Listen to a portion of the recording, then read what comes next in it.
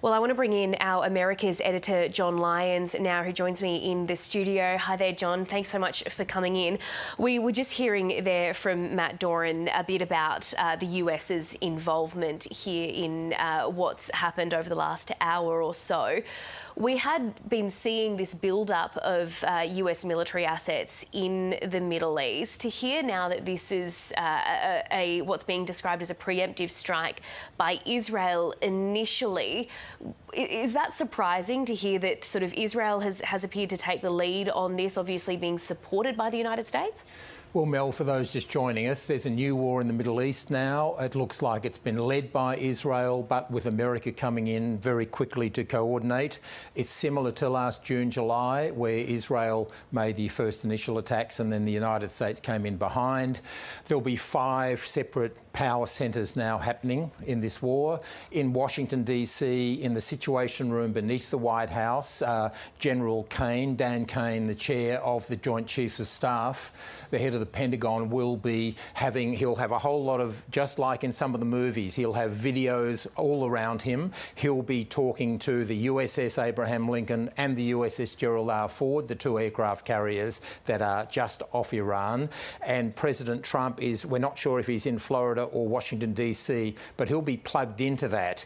Meanwhile, in Tehran, the Supreme Leader, Ali Khamenei, will have gone into hiding without question. He may have already in recent days. We won't see him for some time because he's a major target, and the IRGC, the Islamic Revolutionary Guard Corps, takes over now. They will run this war for Tehran and Iran, and then in Tel Aviv, at a place called the Kiryat, in the heart of Tel Aviv, the Israeli military chiefs will be there, and they'll be coordinating closely with Jordan, and their whole aim will now be, as well as attacking Iran, defensive, because last time Iran fired missiles in towards Israel, the Jordanian planes helped shoot them down. And then those 2 aircraft carriers with Captain Daniel Keeler and Captain David Scarosi, they'll be in constant contact with General Kane, and one of them will be essentially offensive, looking at hitting Iran.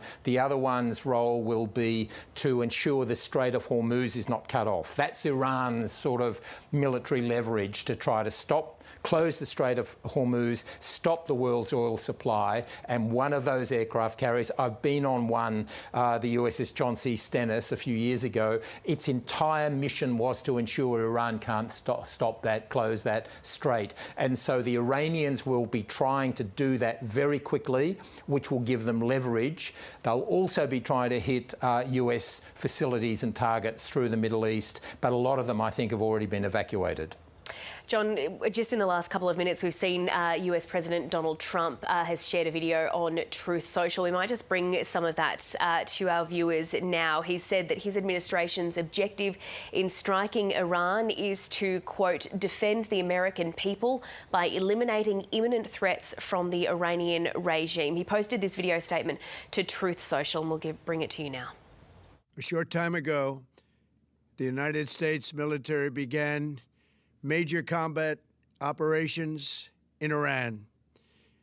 Our objective is to defend the American people by eliminating imminent threats from the Iranian regime, a vicious group of very hard, terrible people.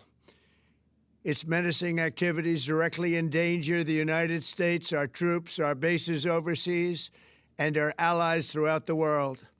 For 47 years, the Iranian regime has chanted death to America and waged an unending campaign of bloodshed and mass murder, targeting the United States, our troops, and the innocent people in many, many countries. Among the regime's very first acts was to back a violent takeover of the U.S. Embassy in Tehran, holding dozens of American hostages for 444 days. In 1983, Iran's proxies carried out the Marine barracks bombing in Beirut that killed 241 American military personnel. In 2000, they knew and were probably involved with the attack on the USS Cole. Many died. Iranian forces killed and maimed hundreds of American service members in Iraq. The regime's proxies have continued to launch countless attacks against American forces stationed in the Middle East in recent years, as well as U.S. naval and commercial vessels in international shipping lanes. It's been mass terror, and we're not going to put up with it any longer. From Lebanon to Yemen and Syria to Iraq, the regime has armed, trained, and funded terrorist militias that have soaked the earth with blood and guts. And it was Iran's proxy, Hamas, that launched the monstrous October 7th attacks on Israel, slaughtering more than 1,000 innocent people, including 46 Americans, while taking 12 of our citizens hostage. It was brutal, something like the world has never seen before. Iran is the world's #1 state sponsor of terror and just recently killed tens of thousands of its own citizens on the street as they protested. It has always been the policy of the United States, in particular, my administration, that this terrorist regime can never have a nuclear weapon. I'll say it again, they can never have a nuclear weapon. That is why in Operation Midnight Hammer last June, we obliterated the regime's nuclear program at Fordow, Natanz, and Isfahan. After that attack, we warned them never to resume their malicious pursuit of nuclear weapons, and we sought repeatedly to make a deal. We tried. They wanted to do it. They didn't want to do it. Again, they wanted to do it. They didn't want to do it. They didn't know what was happening. They just wanted to practice evil. But Iran refused, just as it has for decades and decades. They've rejected every opportunity to renounce their nuclear ambitions, and we can't take it anymore. Instead, they attempted to rebuild their nuclear program and to continue developing long-range missiles that can now threaten our very good friends and allies in Europe, our troops stationed overseas, and could soon reach the American homeland. Just imagine how emboldened this regime would be if they ever had and actually were armed with nuclear weapons as a means to deliver their message. For these reasons, the United States military is undertaking a massive and ongoing operation to prevent this very wicked, radical dictatorship from threatening America and our core national security interests. We are going to destroy their missiles and raise their missile industry to the ground. It will be totally, again, obliterated. We're going to annihilate their Navy. We're going to ensure that the region's terrorist proxies can no longer destabilize the region or the world and attack our forces and no longer use their IEDs or roadside bombs, as they are sometimes called, to so gravely wound and kill thousands and thousands of people, including many Americans. And we will ensure that Iran does not obtain a nuclear weapon. It's a very simple message. They will never have a nuclear weapon. This regime will soon learn that no one should challenge the strength and might of the United States Armed Forces. I built and rebuilt our military in my first administration, and there is no military on earth even close to its power, strength, or sophistication. My administration has taken every possible step to minimize the risk to U.S. personnel in the region. Even so, and I do not make this statement lightly, the Iranian regime seeks to kill. The lives of courageous American heroes may be lost, and we may have casualties. That often happens in war. But we're doing this not for now. We're doing this for the future, and it is a noble mission. We pray for every service member as they selflessly risk their lives to ensure that Americans and our children will never be threatened by a nuclear-armed Iran. We ask God to protect all of our heroes in harm's way, and we trust that, with his help, the men and women of the armed forces will prevail. We have the greatest in the world, and they will prevail. To the members of the Islamic Revolutionary Guard, the armed forces, and all of the police, I say tonight that you must lay down your weapons and have complete immunity, or, in the alternative, face certain death. So, lay down your arms. You will be treated fairly with total immunity, or you will face certain death. Finally, to the great, proud people of Iran, I say tonight that the hour of your freedom is at hand. Stay sheltered. Don't leave your home. It's very dangerous outside. Bombs will be dropping everywhere. When we are finished, take over your government. It will be yours to take. This will be probably your only chance for generations. For many years, you have asked for America's help, but you never got it. No president was willing to do what I am willing to do tonight. Now you have a president who is giving you what you want. So let's see how you respond. America is backing you with overwhelming strength and devastating force. Now is the time to seize control of your destiny and to unleash the prosperous and glorious future that is close within your reach. This is the moment for action. Do not let it pass. May God bless the brave men and women of America's armed forces. May God bless the United States of America. May God bless you all. Thank you.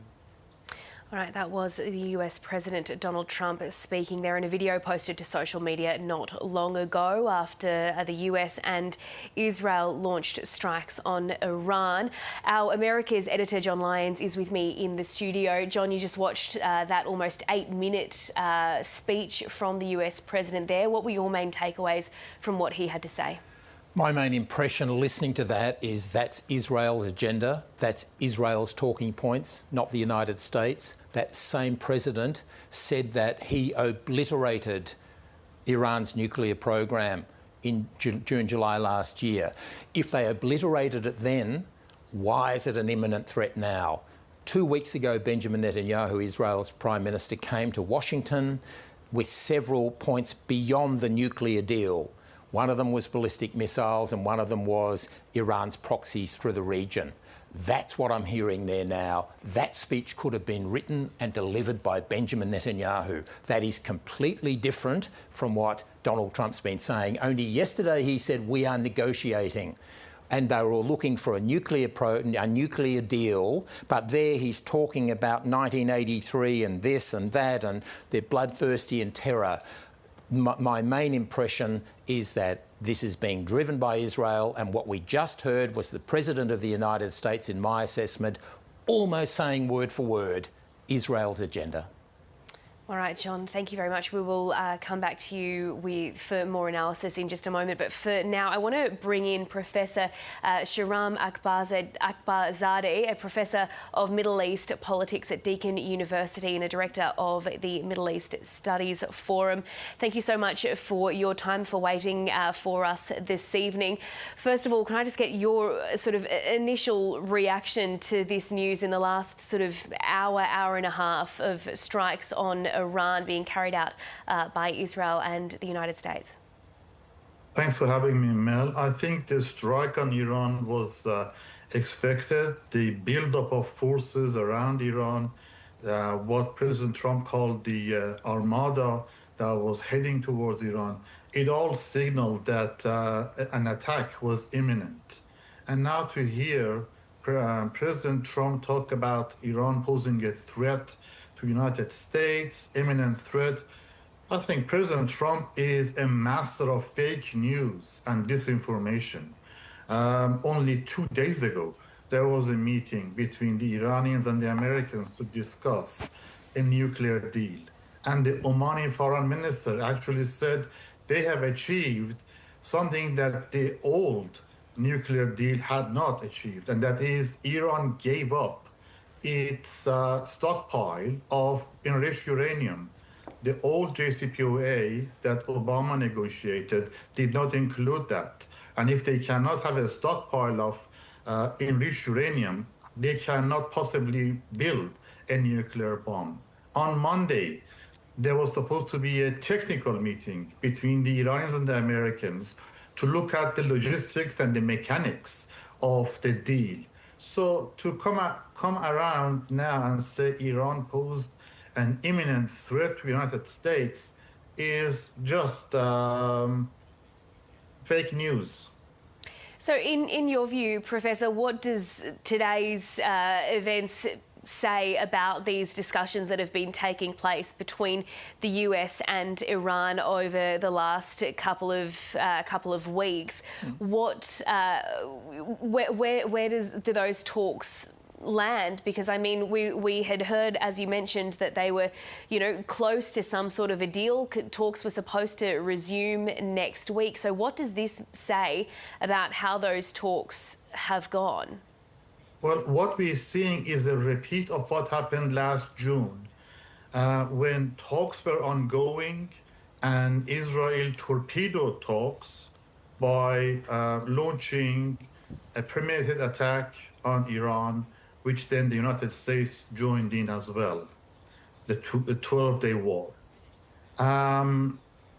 We are seeing the same thing. The US and Iran are negotiating on a nuclear deal, and all of a sudden we see an attack because Iran is presented as an imminent threat, not just to Israel, not just to the region, but also to the United States. So we can't expect these talks to resume anytime soon. I can't imagine anyone even entertaining the idea of returning to nuclear talks. So that's out the window. But I just like to echo a point that John made earlier in the studio, and that is this is really an Israeli agenda. Israel was never interested in talks. Israel wasn't really concerned so much about Iran's nuclear capability. Israel has been pursuing regime change in Iran from the word go. Israel has been lobbying the United States to attack Iran for years. So this is an Israeli agenda to bring the regime down. And I think President Trump has really subscribed to that agenda now and is following suit. So targeting the Iranian leadership, targeting trying to decapitate the regime, as they say, is very much aimed at bringing regime change, a regime that they do not like and they can't get along with. Professor, over the last 2 years, we've seen Israel largely degrade or weaken both Hezbollah and Hamas. In sheer military terms, how much capacity does the Islamic Revolutionary Guard Corps have? How much of a military response could there be? Or could it be like another Hezbollah, where their bark is much louder than their bite? So obviously the IRGC is no match for the might of the United States. Everybody knows that. And they don't expect that they would win this conflict. But they also calculate that the United States, that President Trump, cannot afford to send American troops in body bags. They are very much aware that President Trump has his own domestic audience to respond to and answer to. So as long as they manage to inflict on acceptable levels of casualty and damage to US troops, that is the win. They don't need to win on the battlefield. They just need to inflict enough pain on the United States to make it unsustainable. And the IRGC, of course, is both the outside military force and the internal enforcer of the revolution with its Basiji militia and others. Do you think inside Iran, a lot of people will see this as the chance to have the big uprising, to try to capitalise at a time when the IRGC is trying to fend off the largest military presence since the invasion of Iraq? What President Trump is doing, encouraging rebellion against the regime in a time of war, is disastrous. The IRGC and its local Basij force that basically defend the regime against internal threats, and they were very effective. that's probably the wrong word to use, but they did kill a lot of protesters, and they managed to bring protests under control. So they have demonstrated that they do not shy from using brute force. They have no problem killing civilians protesting against the regime. And they have enough guns to repeat the scenario that they inflicted on the civilians in January this year. So I don't believe that the US attempt at decapitating the regime is really going to bring about a regime change, is only going to make the regime even more hardline, because the IRGC is not giving up power, and its domestic force passage is not going to give up power either. And Professor, do you think that the Iran regime can survive this war? The regime itself, I think, is capable of sustaining the damage and surviving. The leadership, like the supreme leader or the president, they may not come out alive. Professor, it's Melissa McKay back here again. Just explain to us how these attacks will be received more broadly throughout the Middle East. We're seeing other countries shutting down their airspaces. We've just seen other countries overseas in Europe and the US urging their citizens to return home as soon as possible. What are the sort of broader implications here over the coming days and weeks? Well, everyone is sitting on the edge of their seats. We know that the Saudis, Qataris, Omanis obviously have been, before this strike, have been lobbying President Trump not to take the military option, because they are obviously very concerned about the broader regional implications. War in the Persian Gulf is bad for business. If the IRGC manages to close the Strait of Hormuz, that is terrible blow to the economy of the region. So they have been lobbying the United States not to take the military option. Now that the US has, all their territory could potentially be targeted by Iranian authorities. Last June, we saw that Iran targeted Qatari territory to hit a US base in Qatar, near Doha, very much near the capital Doha, and residents in Doha could hear the explosion. So this is extremely destabilizing. And add to this, there are many factions, like the Shia militia group in Iraq, who may take it upon themselves to support Iran. They may not even wait for an order from IRGC or from the Quds Force. They are autonomous actors. They can take it upon themselves if they see the threat against the regime to be existential and serious. And that is, again, extremely destabilizing for the whole region. Professor Shahram Akbarzadeh, thank you so much for your time this evening. Really appreciate your insights and analysis. Thanks for having me. Well, let's just recap this breaking news this evening. Israel and the United States have launched airstrikes against Iran. Iranian state media is reporting explosions in the capital, Tehran. Israel's defence minister has described the attack as preemptive. US President Donald Trump has released a statement on Truth Social saying his administration's objective in striking Iran is to defend the American people by eliminating imminent threats from the Iranian regime. He says Americans may be lost and we may have casualties. An Iranian official has told the Reuters news agency that Tehran is preparing for retaliation, with the response to be crushing. It comes amid high tensions between Iran and the United States over Tehran's nuclear program. The Trump administration has been increasing pressure on Iranian leaders to secure a deal which would reduce the country's nuclear capabilities. Iran insists its nuclear program is peaceful. Our Middle East correspondent Matthew Doran has more details from Israel. The first we learned of this attack by Israel was when mobile phones across the country started screeching, telling people to ensure that they know where their closest public shelter was. And it was soon after that that the Israeli Defence Minister confirmed that these strikes were underway. It comes after weeks of simmering tensions between the US and Iran and talks about curbing the future of Iran's nuclear ambitions there.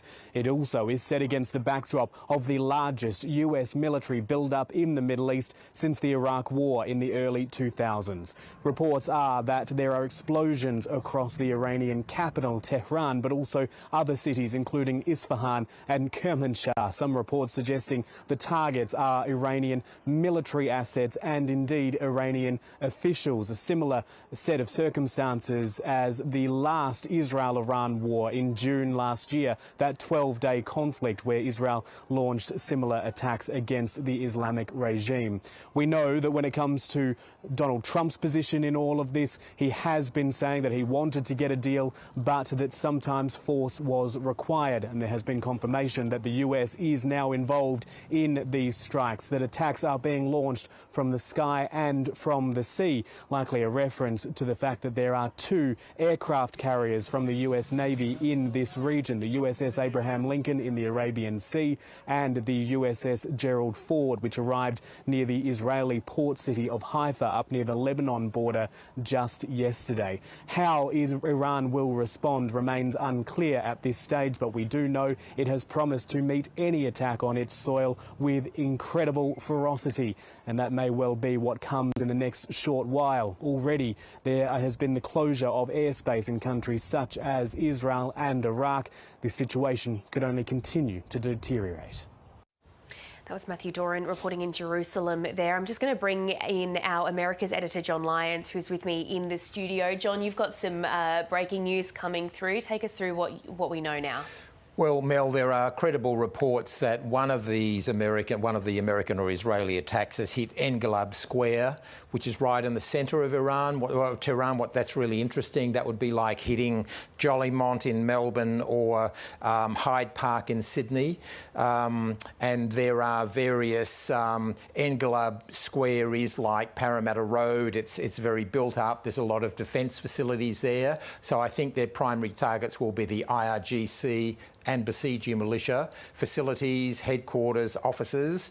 The Israeli Defence Minister, Israel Katz, is warning of imminent drone and missile attacks on Israel after launching what they've called the preemptive strike on Israel. There are 3 explosions have been reported in downtown Tehran, according to Iranian media. The Fars news agency, the Iranian Fars, says it's received reports that several missiles have hit parts of the capital, Tehran. The Israelis are admitting or saying that the strikes are coordinated with the US. Interestingly, Mossad, Israel's secret intelligence service, has put out an address to Iranian citizens saying, "We are with you. Together we will return Iran to its glory days." That's according to Israel's Channel 12. I'm just giving a summary of all the news coming in from different places. And so we can see that the attacks are hitting right in the heart of Tehran. All right, John Lyons, thanks very much. We're going to return to the Middle East now, where our Middle East correspondent, Matthew Doran, is joining us from Jerusalem. Matt, you're hearing sirens going off around you at the moment?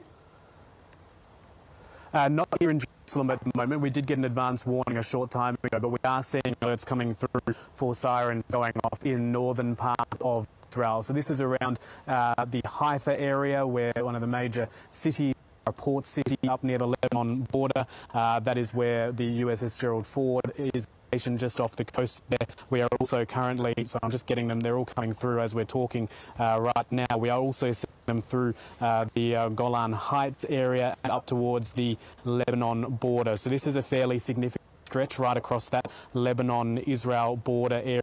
At this stage, no other sirens have gone off across the country.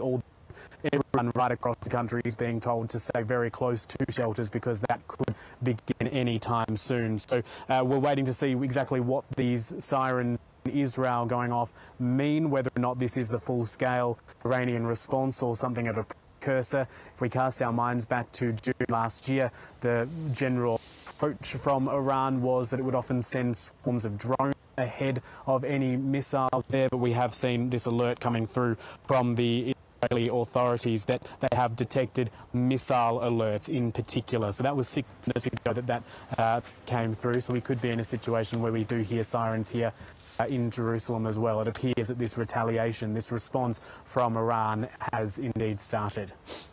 And so, Matt, just give us a bit of an idea of, I guess, what would be happening in northern Israel at the moment, where those sirens are going off. What are people thinking and feeling at the moment as they're getting these alerts?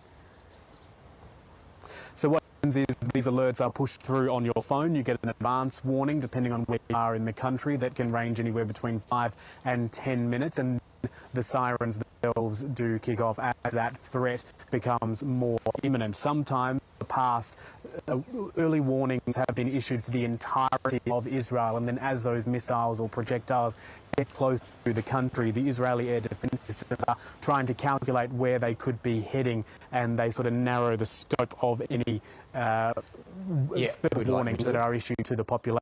Again, while I think we haven't seen that alert come through here in Jerusalem, we must point out we also have not seen alerts issued for Tel Aviv, the major population centre here in Israel, which is regularly the target of missiles coming in from Iran or from the Houthis, for example, in Yemen, when they were firing missiles at the country in solidarity with Hamas and the people of Gaza before that ceasefire came into force in October. So we have not seen come through just yet. But then you start to hear physical signs which are around city areas so that you can hear them even if you are nowhere near your phone, but phones also start to screech at you and to seek shelter. A number of houses or buildings from recent times or more recent times, so post-Gulf War we're talking about in the early 90s, a lot of buildings that have been constructed after then do often have safe rooms, shelters within those buildings, apartment blocks, but a number of older buildings won't. So that is why you'll see people pouring into the streets and going to public shelters that are set up across the country and across city. Haifa is a really interesting place. It is a city that is a big university town. It is built to the side of the Carmel Mountain, and it has an underground funicular which often gets used as shelters for air raids as well. So sending people into sort of underground public transport areas to do that. That's the same as what we sometimes in Tel Aviv, with some of the people there being directed into public transport, underground public transport facilities in lieu of actual shelters there. So that's what they're experiencing there at the moment. Just updating to whether or not those alerts have gone through anywhere else. No, it is still confined to that area along the Lebanon border. So we're stretching from the Golan Heights, the northern area, and north of through to Haifa itself. So it is quite a contained area that is currently under alert here in Israel, even though the entire country has been told to be on notice. Matthew, we know from Israeli Prime Minister Benjamin Netanyahu's visit to Washington 2 weeks ago, Benjamin Netanyahu himself broadened the agenda from not just the nuclear program, which after all the President Trump said had been obliterated, but wanted an end to all ballistic missiles in Iran and an end to Iran's proxy influence through the region. To what extent in Israel is there a view that this is very much driven by Israel rather than the United States? Well, we know that Israel has been agitating, as you say, for some time there, John, and we've just had a video statement sent through from the Israeli Prime Minister's office. It is in Hebrew, so I think to get you a translation of that as soon as we possibly can. But yes, it is right to say that Israel has been agitating in this space for some time. Israel sees Iran as an existential threat to it. It is a very different sort of mindset to the United States, although of course there are some shared views there, but Israel sees Iran as wanting to eliminate it as a state, and that is why it generally takes a much more forceful posture here when it comes to dealing with Iran and demanding that the United States, or indeed asking that the United States does step in and aid that. Certainly Benjamin Netanyahu appeared to have a more friendly on those sort of concerns. those sort of issues from Donald Trump and perhaps other world leaders, although Donald Trump has also shown restraint up until this point, with the exception of those attacks on the Iranian nuclear facilities in June last year, where he authorised those stealth B-2 bombers to fly and drop those bunker-busting missiles on those sites and to destroy those facilities. He has wanted to, certainly said he wants to push diplomacy instead. I'm just going to bring you some of what Benjamin Netanyahu has just said in a video statement, and it is to the local population rather than to the world. He said he thanks Donald Trump for his historic leadership here. 57 years, the Ayatollah's regime has been shouting death to Israel, death to America. It has spilled our blood, murdered many Americans and massacred its own people. This murderous terrorist regime must not be armed with nuclear weapons that would allow it to threaten all of humanity. Our joint action will create the conditions for the courageous Iranian people to take their destiny into their own hands. He goes on to say the time has come for all segments of the Iranian people, the Persians, the Kurds, the Azeris, the Awazis, to throw off the yoke of tyranny and bring about a free and peaceful Iran. And he says to the people of Israel that he appeals to them to listen to the instructions that are going to be coming from the Home Front Command of the IDF in the next short while, as this expected retaliation commences in the coming days. Operation Roaring Lion, that is the name that Israel has given. It likes to give its operations these sort of terms as part of its PR exercise, its propaganda exercise there. In the coming days, Operation Roaring Lion will require all of us to have endurance and fortitude. Together we will stand, together we will fight, together we will ensure the... sorry, I've just lost you on comms there. We will ensure the eternity of Israel. So I'll just go back to you while we establish comms again, and we can bring you more on that. Well, thank you, Matthew, as always, outstanding reporting, and we'll talk again to you shortly. All right, well, let's bring in former Middle East correspondent Ben Knight now, who's joining us from Melbourne. Hi there, Ben.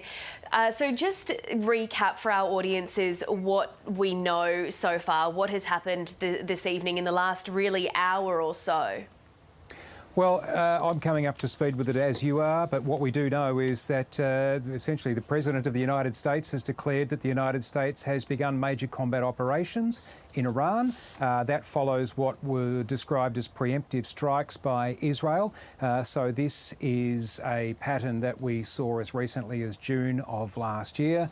This, though, you would think is going to be different. At that time in June, the United States and Israel made it clear that this was an attack on Iran's nuclear facilities, particularly the nuclear facilities that were deep underground. And at that time, it was the United States that essentially surprisingly made a surprise attack on Iran, and at the time we were told had destroyed those nuclear capabilities.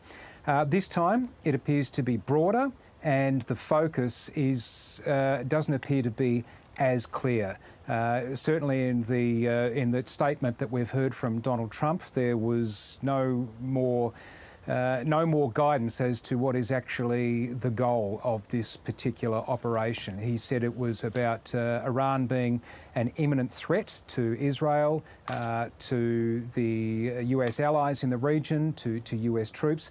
But other than that, there's no end game in sight. Is this about getting a better nuclear deal? Is this about destroying Iran's nuclear capabilities? Is this about regime change, which is something that has been thrown around by the White House and certainly thrown around by Israel? Whatever this is going to be, it is underway. How long it will last, of course, we don't know. But like I say, this is different to the 12-day war that we saw in June of last year.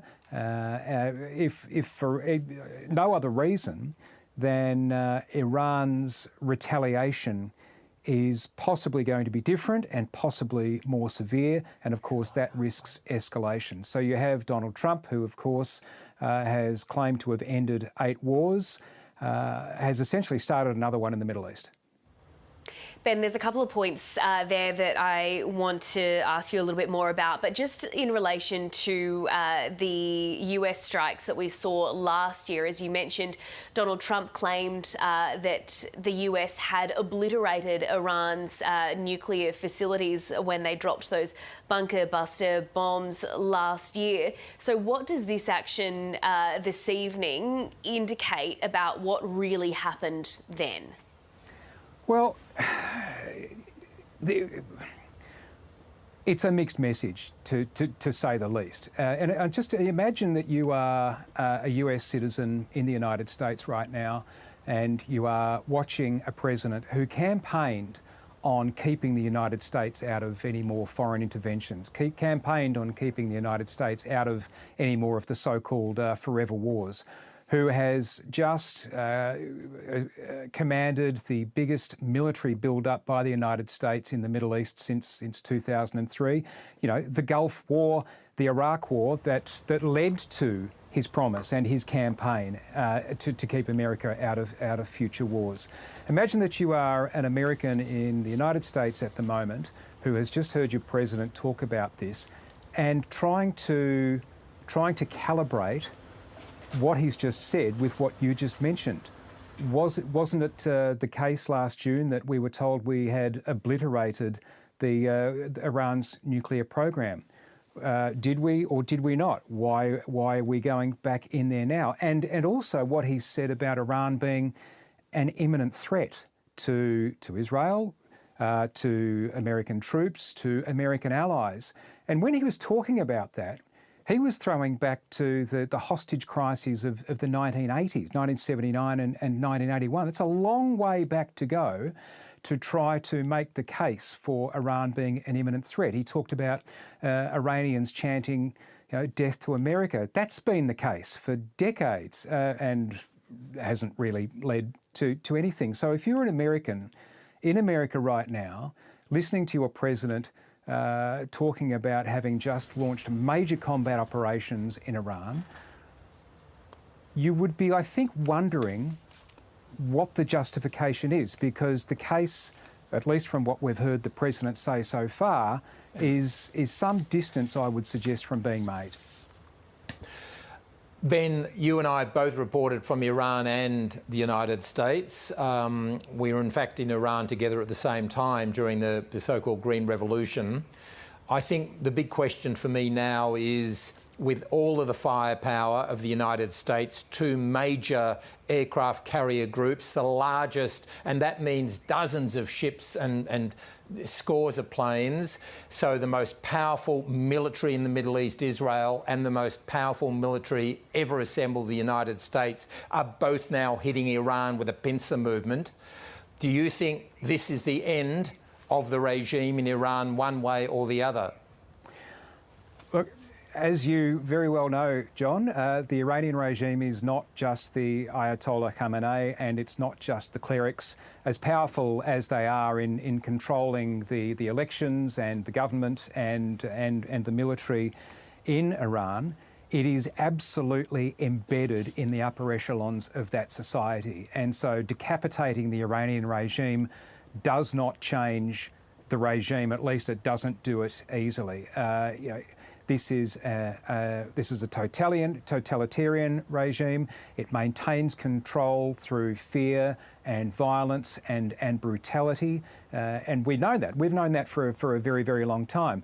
And if you are a young Iranian male in particular, one of the very few ways that you can get ahead is to embed yourself in that regime as a member of the paramilitary forces or the military forces or in the government itself.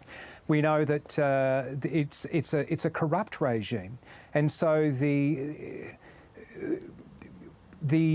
way that people inside the top levels of the government working down and down and down, the idea that you could actually completely restructure that is not likely. I mean, as I say, you can't just decapitate the regime and expect that the people of Iran will come rushing back into the streets and be able to take government, because the government they control everything. They control the economy, they control imports, they control retail, they control the police, of course they control the prisons. They pretty much control everything, and it's a self-perpetuating structure. With the young population in Iran wanting freedom, as we know, more than 70% of Iranians were not born in 1979, the so-called Islamic Revolution, when the Ayatollahs took over. And we know young women in their 20s and 30s have been driving this protest. We know it's been brutally put down, but we know that 70% are not invested in the regime. What happens now internally? Will there be an uprising, do you think? You know, Donald Trump talked about we'll help you. Is this the opportunity now for millions of people to go to the streets and try to bring down the regime while it's trying to fend off Israel and the United States externally? As you say, it was only a matter of weeks ago that when there was one of the most recent uprisings in Iran, which as you know, they happen maybe once every couple of years, when those young people that you're talking about who desperately want change, who desperately want to become part of the wider world, who do not want to live under that regime and want all of the opportunities, economic, social, academic, whatever you can think of, they want those same opportunities. The pressure builds up, and they come out onto the streets, whether it's a spark like the deaths of Mahsa Amini or whatever it might be. Every couple of years you get one of these uprisings, and they last for a week, they last for a couple of weeks before eventually they are put down. You and I have been in the middle of one of them. We've watched the other ones from afar.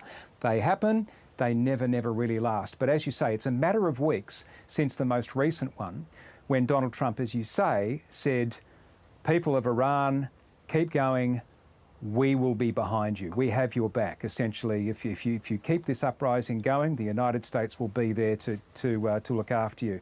And that never happened. Nothing happened, and that uprising itself was put down. Now, it may be the case if, as we've seen, you know, there are attacks on the regime. If indeed, you know, key figures of the regime are killed, major institutions of the regime are removed, and there is deep instability. It may be that people come onto the streets. In fact, I think you could say it's probably likely. But where would the trust be in the United States to follow through? For Donald Trump has launched this military action, but he's also chaotic. He's also someone who can change his mind on a whim, and if he decides that it's time to end it, and all of a sudden we've come to a deal, or we've come to some agreement that he thinks would either be the one he was after, or might be something perhaps face-saving, it will be all over, and they would be left stranded again. So that will be interesting to watch. Ben Knight joining us there from Melbourne. Thanks so very much for your time and analysis this evening. We'll no doubt be checking back in with you a little later on. We're going to bring in our Middle East correspondent Matthew Doran again now, who's in Jerusalem for us. Matt, you've just been saying that we've just been hearing sirens going off in Tel Aviv. What do we know about what's going on there? Yeah, that's right. This is a second wave of alerts coming through at the moment. It is going through Tel Aviv and sort of central parts of Israel at the moment. And apologies, I'm just hearing myself back on that moment, so I'm just going to pull my earpiece out briefly. So yes, these alerts have just started to go through on the public warning system. So there would be sirens going off in Tel Aviv, the major population centre here in Israel. And just standing here on the roof of the ABC Bureau, we can also hear in the last short while popping noises, and that is the indication that Israel's Iron Dome, its air defence system, is engaging. It is starting to fire its own missiles to intercept these projectiles, these missiles coming in from Iran. Now, we don't know specifically if they are missiles and drones. The Israeli Defence Force is saying it is detecting missiles coming through, but we also know that Iran has at its disposal drones as well, so they could also form part of this retaliation in the next short while. But yes, this this is the what we are now seeing. Earlier, those first alerts were up in the north, around the city of Haifa and along that northern Israel border between Israel and Lebanon, the occupied Golan Heights, so that Syrian border area as well. Now we are seeing those alerts waving through, or coming through as another wave further south. They have not reached here in Jerusalem, which is further south again, but we'll continue to monitor that. So that's the latest that we've got from here in Jerusalem. But yes, those sirens going off at the moment in Tel Aviv and in central parts of Israel.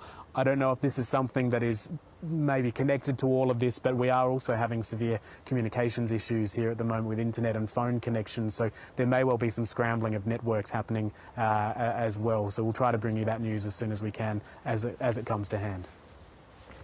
Right, that was Matt Doran in Jerusalem there with us. Matt, if you're still with us, I'll get you to stay with us just for a couple of minutes.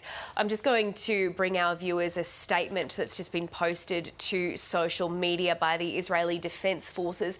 They say that an additional barrage of missiles was launched toward Israel. The aerial defense array is currently identifying and intercepting threats. The IDF says sirens were sounded in several areas across the country following the identification of missiles launched from Iran toward Israel. The IDF says that Israel has a right to defend itself. We appear to have lost Matthew Doran in Jerusalem there for the moment. We'll try to get him back when we can. But we've got John Lyons, our America's editor, with me in the studio here. John, we've just seen that statement from the IDF. You've got some other breaking news you want to bring to us now. Well, yes, Mel, it's a fast-moving story. We know the US and Israel have begun attacks on Iran, but there's news happening all around the region as a result. The CNN's reporting the US is planning for several days of attacks. We know that it's been reported personnel are being evacuated from the US Al Udeid Air Force Base in Qatar.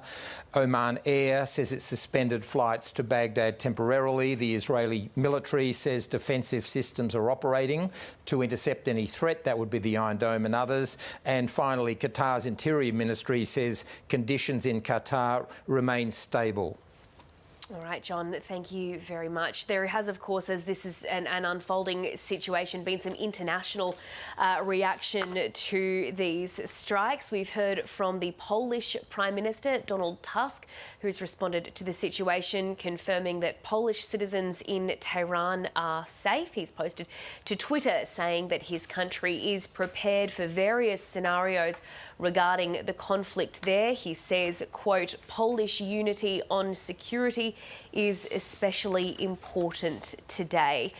We will just recap a bit of this breaking news. This has sort of all come to light in the last hour or so. Israel and the United States have launched airstrikes against Iran. Israeli Defense Minister has described the attack as preemptive. US President Donald Trump has released a statement on Truth Social saying his administration's objective in striking Iran is to defend the American people by eliminating imminent threats from the Iranian regime. He says that Americans may be lost and we may have casualties. An Iranian official has told the Reuters news agency that Tehran is preparing for retaliation, and we have, of course, as we've been hearing, heard sirens going off in Israel. Iran has said the response will be crushing. Air raid sirens have been heard in Tel Aviv and central parts of Israel. Officials there saying that missiles have been launched in their direction from Iran. Israel's Iron Dome defense system is intercepting projectiles.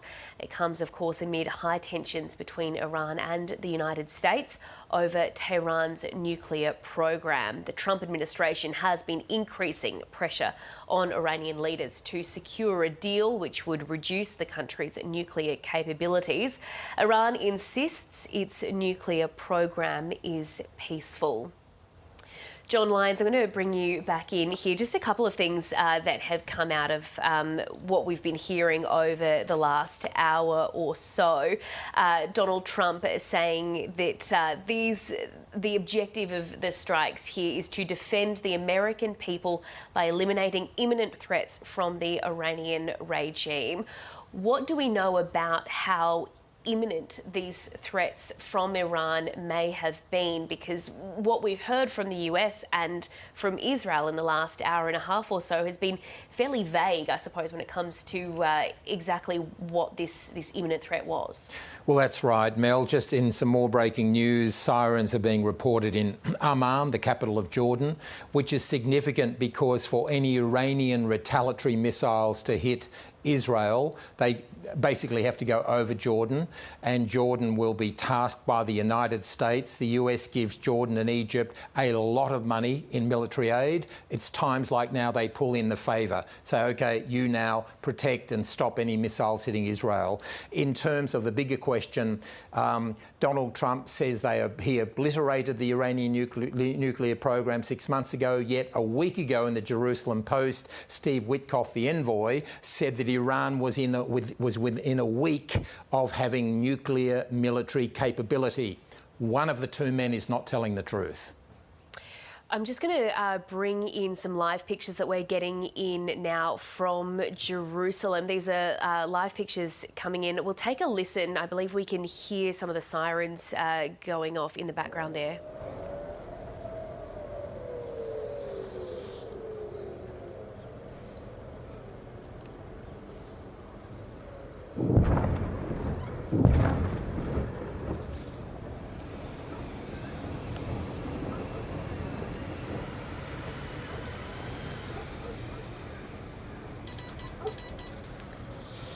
Okay, so there are pictures coming in live from Jerusalem now that we're seeing and hearing in the distance some explosions and sirens. We were just hearing from Matt Doran not long ago, John, that we've seen they've been getting alerts across Israel for people to stay nearby shelters, whereas, particularly in northern Israel, there have been, sirens alerting. Or just take a listen in there now.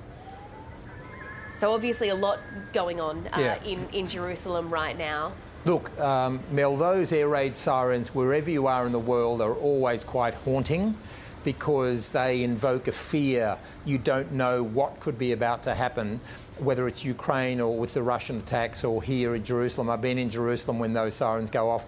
Every new apartment or house now built in Jerusalem has to have a safe room, which is fortified. However, I think Israel's one of the most fortified and protected countries in the world. They have their Iron Dome, they have US technology, they also have the Jordanians and others. The Israeli military and air force will also fly over Jordanian territory if they see missiles coming from Iran. Iran has been very unsuccessful at penetrating that sort of dome of defence. It doesn't mean some won't come through, and it doesn't mean there's not a fear there, but Israel is much better protected than Iran is. John, we've been hearing, particularly over the last couple of years, a lot about Israel's Iron Dome. Can you just explain exactly what it is, how it works, and is it much of a comfort for people in Israel? Yes, the Iron Dome is one of the best technological machines you can have. The way it works is from the moment that a missile is fired towards Israel, the Iron Dome is essentially a missile system, but a huge state-of-the-art computer system as well. And the Iron Dome can track from the moment a missile is fired its trajectory.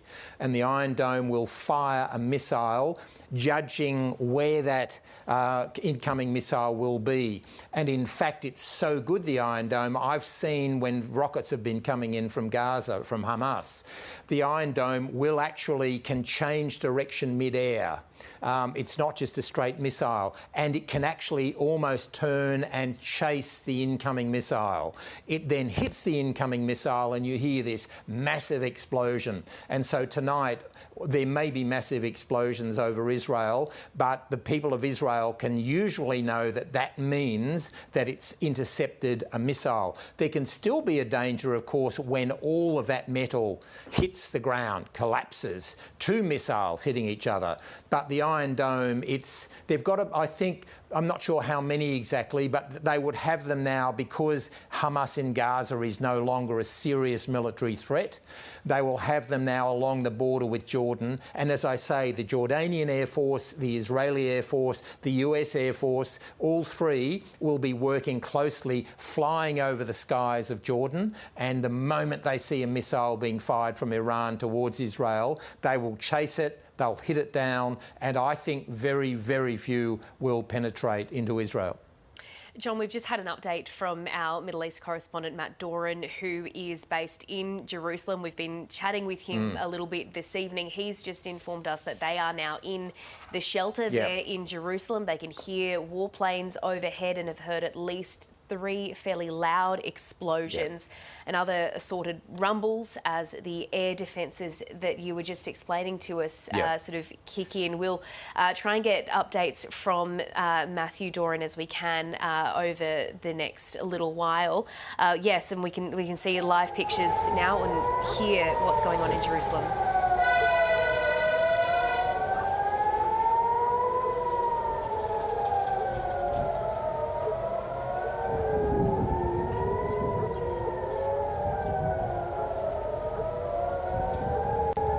Live pictures from Jerusalem with now there's a new war in the Middle East. The US and Israel have attacked Iran. Now, it was before we reported a few minutes ago sirens in Amman, Jordan. The reason I think that's important is it's the canary in the missile mine. When that went off, it suggested to me that there were missiles heading from Iran across Jordan, and that's why they had sirens in Jordan. And now those explosions are likely to be, we're not seeing anything particularly hit the ground at the moment, they're likely to be the huge explosions of the Iron Dome. If you're in an Israeli bomb shelter, although as unnerving as that is, they're used to the fact that the Iron Dome doing its job is a good thing for Israelis because it stops the full fatality of a missile hitting into Israel. We were hearing a little earlier, John, from Matt Doran, who mentioned that, yes, of course, while a lot of new buildings in Jerusalem and across Israel do have these shelters, what about in other areas such as the West Bank? What sort of protections, I suppose, is it like there? Basically no protections, as far as I know. 6 years living there, no bomb shelters. But Iran's target will not be the Palestinians or the West Bank unless a missile goes astray. Iran, like the Israelis, they have mapped all of Israel, as did Hezbollah. And the targets they would ideally want would be in Tel Aviv, military targets. Each side wants to hit each other's military capacity. We mentioned before there's the building called the Curia in the centre of Tel Aviv, one of the most protected buildings in the world. I think there'll be an Iron Dome or two around that. I don't think they'll get anywhere near that. And the Israeli Air Force will probably have planes flying around in a circular area around the Curia in Tel Aviv. They don't want the head of the military hit. They obviously don't want anywhere in Israel, let alone Tel Aviv, hit. But in terms of protections in West Bank, virtually none, except perhaps for the Jewish settlements in the West Bank. But Israel proper is the target. John, we've been hearing, of course, that the United States is well and truly a part of this operation with Israel. I'm just seeing reports now. The US is calling these Iran strikes Operation Epic Fury. The Pentagon has said that's the name of this operation being carried out by the United States and Israel against Iran. John, you've just said, of course, there is a new war in the Middle East. We know that the US has said over the last little while that they're planning for days of attacks. Just how might the next few hours and days unfold for this region? Well, the US has said it's prepared, reported to say, for a few days. The key thing will be now how the IRGC reacts. The Iranian military, the supreme leader, Ali Khamenei, will have gone into hiding. We won't see him. He will have no communications now because he knows he's a target. So he's essentially off the scene. Now it's the IRGC command who will take control and try to decide what they hit. In more breaking news, local media out of Iran is reporting not just that central Tehran's been hit, Engelab Square, which is famous for anyone who's been there. They're also reporting there have been explosions in other cities around Iran, including Kermanshah, Loristan, Tabriz, Isfahan and Karaj, according to local Iranian media. So it's much bigger, it appears, than Tehran.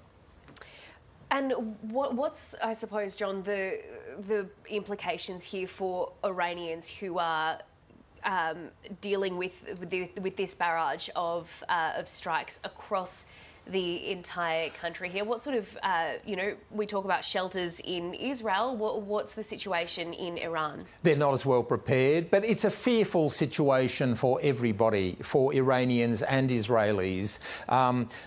A war in the Middle East is something that we all know from history can be horrible, can lead to a lot of casualties. In Iran, I think a lot of people will be worrying about the incoming missiles, but also the younger people will be thinking, is this our moment to try to seize power?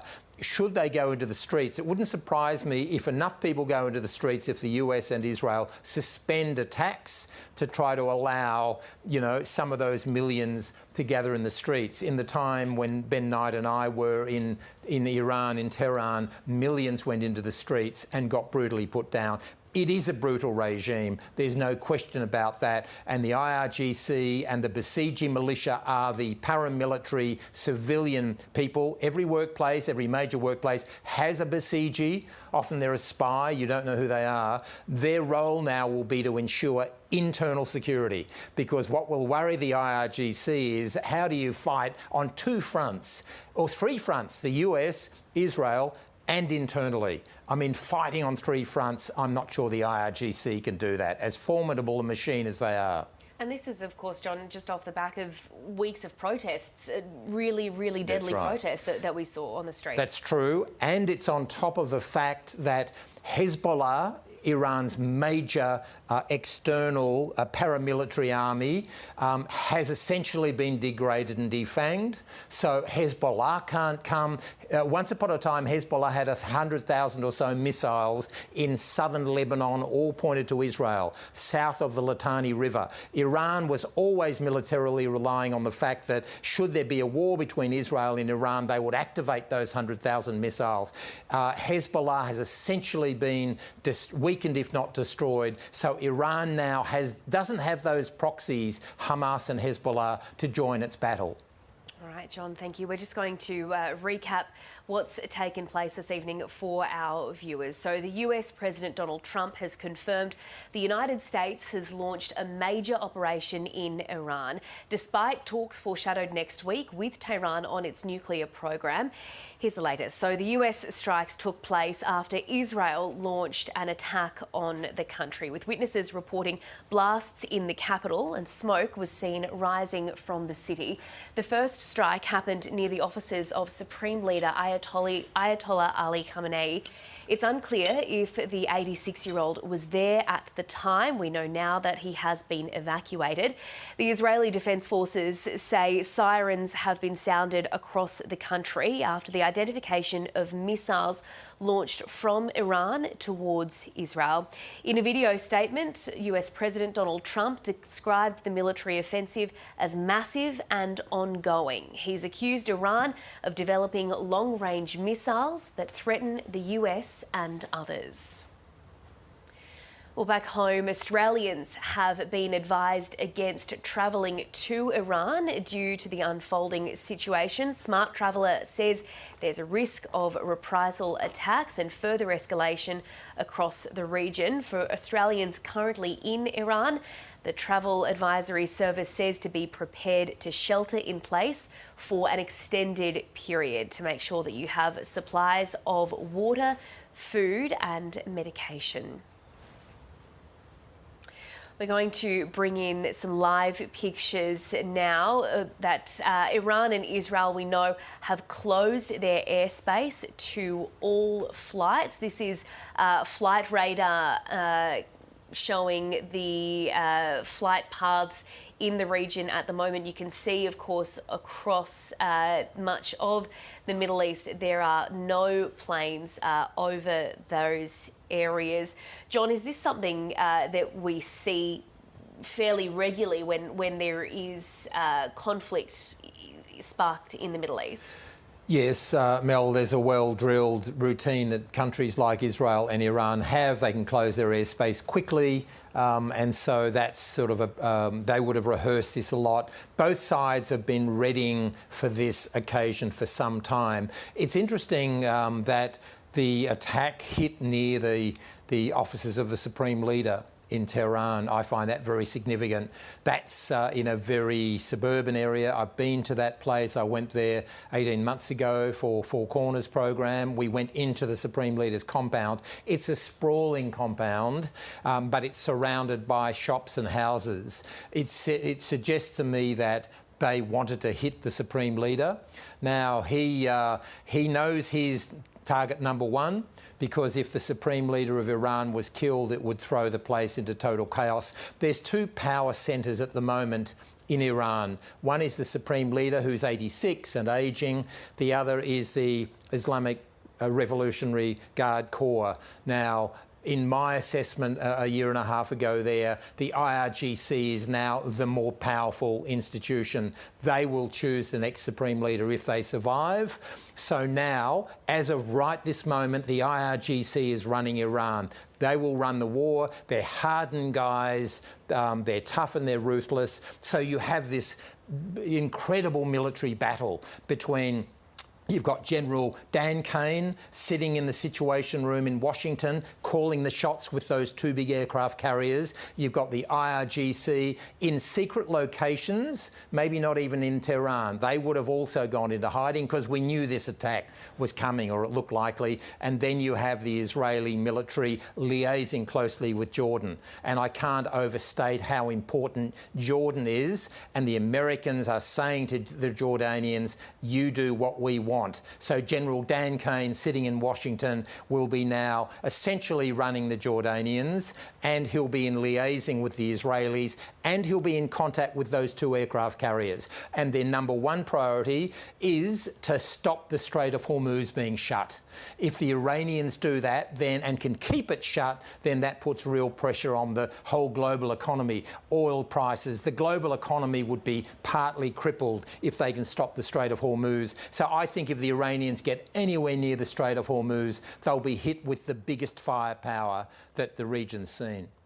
John, we're seeing US embassies across the Middle East urging their staff to either shelter in place, or if they hadn't already evacuated. We've also heard, we know over the last couple of days, Australia urging its diplomats to sort of send their families home from the region. This is clearly something that, we've been anticipating, particularly that the US has been anticipating.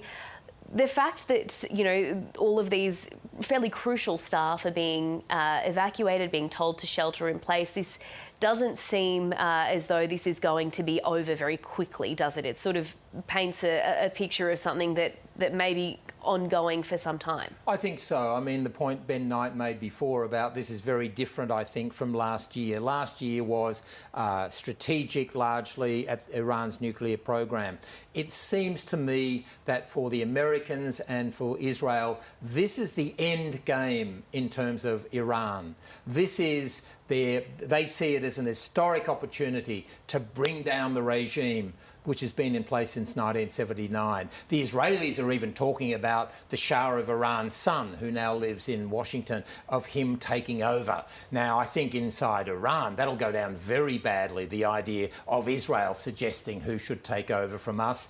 The other interesting thing is, too, whenever Iran's been under attack, it tends to unite people. Iran-Iraq war brings them together. And so this is, I think, the end game for the US and Israel to try to bring down this regime. All right, John, thank you. Let's just to bring our viewers up to speed with what sort of led to this point. Before these strikes, Iran and the United States were taking part in talks on Tehran's nuclear program. Just yesterday, officials met in Switzerland. A mediator said that significant progress was being made between the two sides.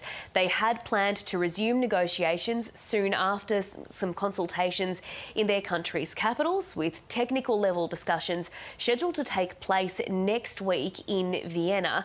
In an interview with Iranian state television just after the talks ended, Iran's foreign minister said it had been one of our most intense and longest rounds of negotiations. There was no immediate comment from the US on the outcome of those talks. US President Donald Trump has been threatening action if a deal isn't reached, with the US military building up their forces in the region over the past few weeks.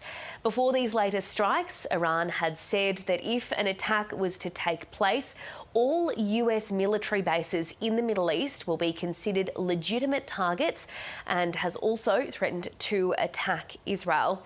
In June last year, the United States attacked 3 nuclear sites inside Iran. The strikes came after years of tension between Israel and Iran descended into aerial combat in June.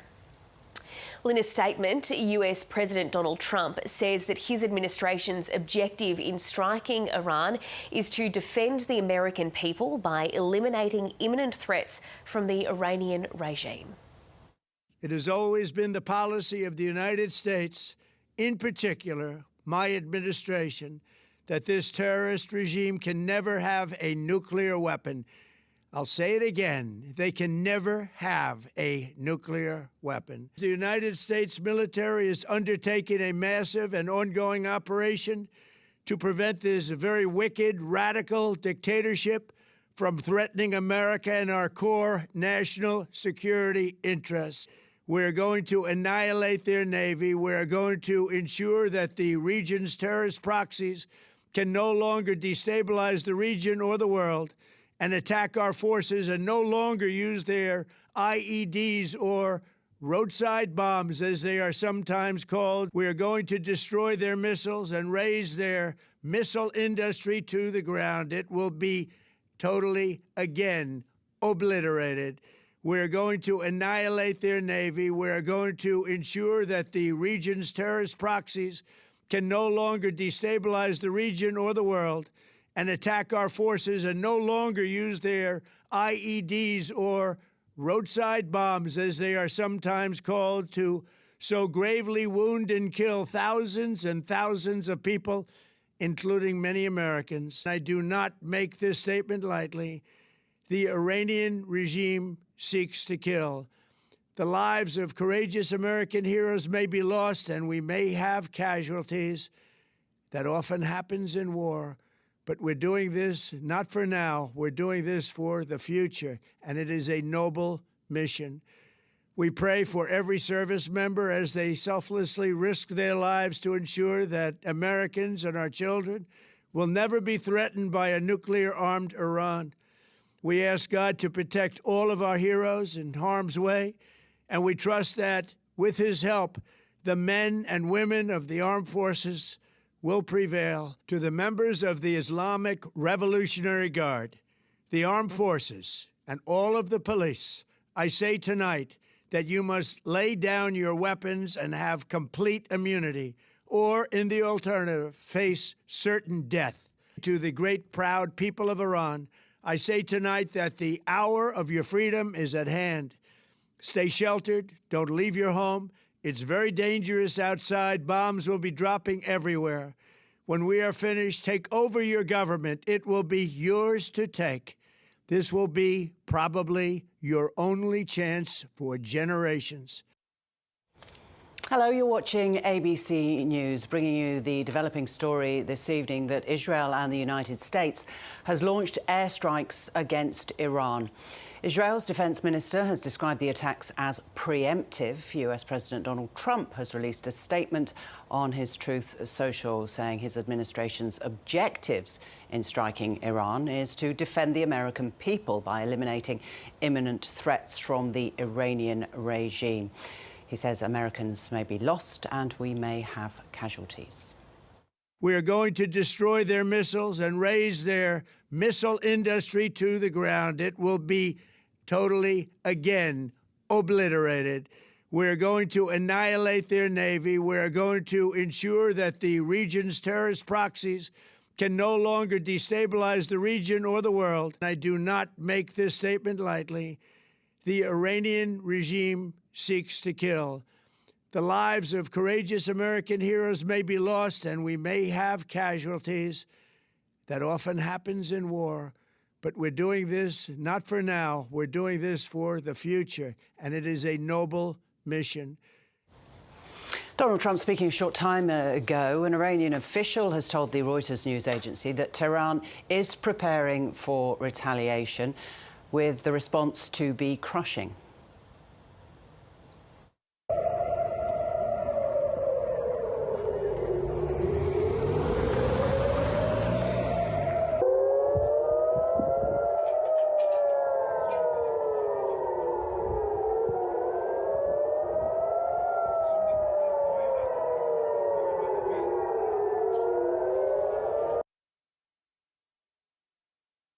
Going off in Tel Aviv and other central and northern parts of Israel, officials saying missiles have been launched in their direction. And we've heard from our correspondent who has taken shelter in one of the air raid shelters, saying that they could hear bangs and noises of aircraft flying overhead.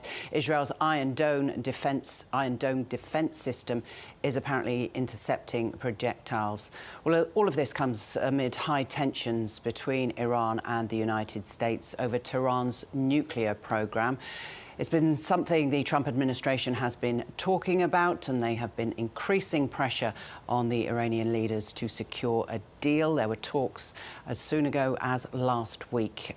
They want to reduce the country's nuclear capabilities, but Iran insists its nuclear program is peaceful. Let's bring in our America's editor, John Lyons, who's here in the studio with us. So, John, bringing right up to date, Matthew Doran, who you've been speaking to throughout the last few hours, he's taken shelter, but he can hear the Iron Dome defence system working as you would expect. I guess the question will be, once Matt comes out, is how widespread this Iranian attack has been.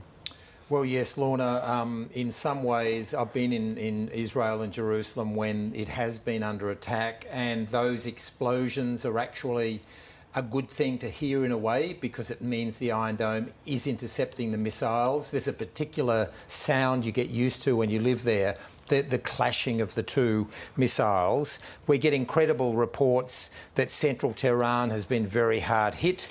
According to the Fars news agency, the Iranian news agency, central Tehran's been hit. Roads around Pasteur Street and President Building are closed. Endgame Square has been hit hard. That's right in the centre, as well as those other cities. We're hearing that explosions are being heard in Amman, the capital of Jordan. The US Embassy in Jordan has told all personnel to take shelter. And the sirens, of course, are going off in Jerusalem. So I think what it means, the fact that there's so many explosions being heard in Jordan, suggests to me that the Iranians are trying to hit back, they're trying to retaliate, and those missiles are getting intercepted by either the Iron Dome or the Jordanian Air Force or the US or Israeli Air Force are shooting them down over Jordan. So that's preventing them hitting Israel. Right, or could it be that that's Israel targeting Hezbollah sites, or in a preemptive way? No, that wouldn't be happening in Amman, in Jordan. It would be very much when Iran wants to hit Israel, they essentially have to go over Jordan. Yeah. And so we saw in previous occasions when Iran has fired missiles towards Israel a couple of years ago that most of those missiles were intercepted over Jordan. And so America, of course, gives billions of dollars to Egypt and Jordan for their military and to keep them afloat. And in return, the agreement between the US and Jordan is that when we need you militarily, we call in the favour. They're now calling in the favour. Is there any US military there? There are US military bases in parts of Jordan. Yeah. In fact, Iranian proxies have tried to hit them. And the Iranian proxies, what they'll be trying to do, Iran, is three things. They'll be trying to hit Israel with ballistic missiles. They'll be trying to close the Strait of Hormuz, and they'll be trying to hit US facilities. They have proxies in Syria and Jordan. They'll be trying to hit these US bases and facilities. A lot of them have been emptied out in recent days. In fact, Mike Huckabee, the US ambassador to Israel, said only a day or so ago, all Americans leave and evacuate. So I think many of those military bases, I think, will have been already evacuated. And so the key question, which we'll find out in the next 24 hours or so, is how strong are these Iranian proxies now? We saw Hezbollah has been largely weakened and beaten by Israel, as has Hamas. Do those Iranian proxies and militia through Jordan and Syria and other places have much firepower? We're going to know in the next few hours. I'm seeing reports on our colleagues on Fox News in America, Iran News now, they're not still based in the country, that these are some of the things that have been hit in the Israeli-US strikes: the Iranian Parliament, the National Supreme Council, the Ministry of Intelligence, Iran's Atomic Agency. There's been cyber attacks on the news agency, IRNA, and the IRGC base in Minab. All of those targets would be targets for the Americans and the Israelis because they weaken the regime. Yes. If that's all true, if that reporting is true, what it means is it's been a pretty comprehensive and devastating attack. It also means it's been really very well choreographed and planned, which of course it has been for weeks and months now. I live in Washington, DC. The White House has made clear that they're preparing for possible military action. The USS Abraham Lincoln has been off Iran now for about 2 months, and the USS Gerald R. Ford, the largest aircraft carrier in the world, went there about 2 weeks ago. So they would have their list of targets. If they've hit all of those targets, then they're hitting the heart of the regime. Also, the reports that they've hit the compound of the Supreme Leader. That'll put the fear of God into the Supreme Leader and the Ayatollahs, but he will be in hiding, there's no question. Lots of reports he's out of Tehran. There's no question, and he'll have no communications. He will trust hardly anybody, and my own theory is that he would have got a member of his family who he trusts implicitly to drive him to an unknown location, because any communication, any phone call he has with anybody, the Israelis will pick up on it, and they'll have no hesitation, in my view, of killing him. Interesting development, the Reuters news agency reporting that loud bangs have been heard in Abu Dhabi. That's they're quoting witnesses on Reuters, but the Qatari government has issued mobile phone alert warning people to stay away from the military installations and to shelter in place. There are US military in Qatar, aren't there? And that was struck back last June in the 12-day war. But this goes to what all the Arab leaders were saying whilst the negotiations with Iran and the US were happening. This will become a wider conflict. Well, it already is a wider conflict. As of now, there's a new war in the Middle East which has spread rapidly. It is spreading while we speak, within hours.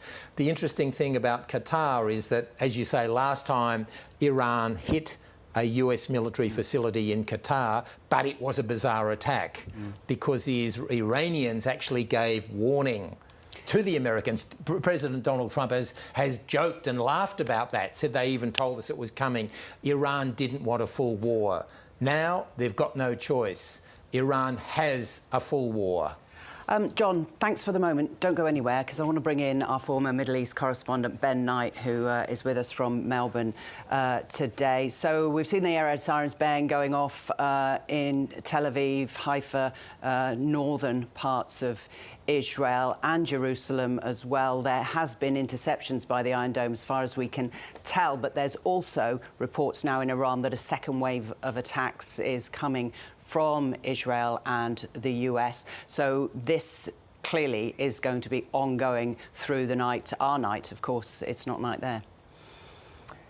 Yeah, and one of the interesting things this time, as I think John alluded to, is how much firepower is left, not just for Iranian proxies like Hezbollah and Hamas and its allies in Syria, but in the 12-day war of last June, there were an enormous number of missiles fired from Iran into Israel, and an enormous number of Iron Dome missiles intercepted them. And one of the things that was talked about when that conflict was drawing to its close was that essentially both sides were kind of running out of ammunition. And for Iran, that would simply have meant that it was no longer able to launch attacks. But for Israel, it's much more serious, because if there's nothing to stop the missile batteries of the Iron Dome system, then it can no longer intercept. Now, obviously, those will have been replenished in that time. But as also John just said, this is different, because what is in the interests of Iran to respond in the same way that it did last time. And one of the things that sort of struck me about this is the parallels between this conflict and the last one when it comes to the negotiations that were underway. Essentially, the last time, the US got involved at a time when negotiations were still going on, when negotiators were still at the table thinking that they were on their way to some kind of agreement, but they were taken by surprise. It's been the same this time. We know that negotiations were planned for next week, and yet, once again, you have what was not perhaps so surprising, but an attack that took place while there was ostensibly peace talks or some kind of negotiations for an agreement underway. So it doesn't, I think, for the future, instill much hope in people or in countries like Iran that are in negotiations with the United States, that those negotiations can be conducted in good faith without an attack being launched. So again, getting back to the Iranian response, last time, as we just heard, it was an attack on a US base in Qatar. The Iranians let the Qataris know and the Americans know that it was coming. The base was evacuated. It was a symbolic response and I guess a way of saving face at a time when the conflict was winding down. What would be the interest in doing that again if the United States is simply going to turn around 7-8 months later and launch another attack? I have no idea what's going to happen, but it's not beyond the realms of possibility that the Iranians this time actually do attack more seriously, without warning, an American target. It was really interesting to hear Donald Trump talking just now in that video that he released, essentially flagging the idea that US service members could die. Now, that's a very, very big thing for a number of reasons. Of course, the main one being that, as we talked about previously, it was Donald Trump who campaigned for president on being the president who would stop the United States from getting into another Iraq, another Afghanistan, another one of the forever wars. No more of these foreign interventions where American service members die for reasons that a portion of the United States population might say were not worth it. Now, he did have his recent venture into Venezuela, of course, with the removal of Nicolas Maduro, and a lot of the commentary at the time was suggesting that Donald Trump got pretty lucky there. There was one American service member who was wounded in the leg, but other than that, there were no US casualties. And it was widely considered that if there had been, it really would have made a big difference to the way that operation was viewed in the United States. Donald Trump has flagged, as we said, that there could be US casualties in this conflict. If that happens, it will be really interesting to see what the reaction is in the United States. This is a country that still remembers the Iraq War and the enormous loss of blood and treasure that took place, the same in Afghanistan. And will it be prepared for a president who is at the moment unpopular, he's got low approval ratings, as some have said, Herbert Hoover in the depths of the United States depression, and as someone who, as we say, has promised to keep America out of these wars, if all of a sudden he has launched another Middle East war, has failed to make the case convincingly to the US people that the threat from Iran is imminent. And let's face it, that's something that's been talked about for many, many years. For years, Benjamin Netanyahu has been warning that Iran was on the verge of creating nuclear material that would allow it to create a nuclear bomb. We've heard the same thing from the United States last week. And of course, we all know that 7 or 8 months ago, the United States claimed to have obliterated the Iranian nuclear weapons program. So if Donald Trump is unable to have successfully made the case that this is a war that needed to happen to protect the United States, to protect United States citizens, and US service people die, that is probably going to be the biggest challenge he's faced in either of his 2 terms as president, I would suggest. All right, Ben, thanks very much for that. A couple of other breaking news to bring you. The shot there of Jerusalem, if we can take a look at it. The Iron Dome for Israel is working at the moment. Incoming missiles of some sort are being shot down. There's pops heard on this, which is effectively as the defence missiles go up into the air and target the incoming Iranian missiles. Very sporadic at this stage. A couple of other lines to bring you. Bahrain says that the headquarters of the US Navy's 5th Fleet has been targeted by a missile attack. Smoke was seen rising from this US Navy base in Bahrain. Most US Navy ships left the port earlier this week, but officials confirming that Bahrain has been struck. That's according to Bahrainian government officials. There is also indications, as I said earlier, that Abu Dhabi has seen some explosions and that Qatar is controlling internet and media access there at the moment. So it's clearly becoming much wider. John, can I just get you to comment on that? And I know you've got some other news for us, but Bahrain now as well, because it's got the American military base there. Well, that's right, Lorna. This is major breaking news on this story. Is the Iranians, according to Associated Press, the Iranians have made a missile attack on the US Navy's 5th Fleet headquarters in Bahrain. Now, this is major because it suggests this is Iran's military strategy, not so much to try to hit into Israel, because they've realised it's pretty hard to break through the Iron Dome and everything else. But it's really important strategically. We can hear the siren. Let's listen to this. Where's this one coming from? It's coming from Jerusalem again. So, yeah. This will be, what, the 3rd or 4th in the last hour and a half? So this is what war in the Middle East looks like. Fear right across the region tonight. The US and Iran have attacked, the US and Israel have attacked Iran. Iran is now, according to Associated Press, retaliating with a missile attack on the US Navy's 5th Fleet headquarters. The reason that's important, well, let's just listen to this for a minute. Yeah, John, I want you to stay there. I want to say as well that Qatar has halted all its air traffic as a temporary precaution measure. And this as well from the Reuters news agency. Sirens are now sounding in Kuwait as well. So we've got Abu Dhabi, Bahrain, Kuwait. I want to bring in Dr. Dara Conduit, Middle East analyst from the University of Melbourne. Dara, thanks for your time this evening. This would seem to be escalating further afield in the Middle East. Yeah, it does. These are really, really concerning developments. Why do you think America and Israel struck now? I mean, I think there are a lot of people in the Israeli and American political establishment who have wanted to see the end of the Iranian regime. And I think there have been assessments that the Iranian regime is at a particularly weak point in its history, which it is after the protests that took place last month. And I think they have decided strategically that now's the time to move. And what do you think their intention is? Look, I mean, it's very hard to say. This is all happening really,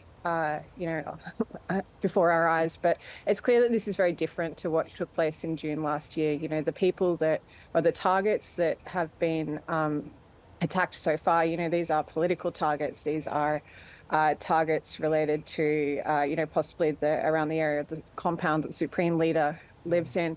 The intelligence ministry, they're targeting, the institutions of the Iranian state, whereas previously they've been targeting, military interests, they've been targeting, air defense systems and that sort of thing. So it's quite clear this is a much broader attack with much broader objectives. How much, Dara, do you think the civil uprising that there was a couple of months ago has played into this move today?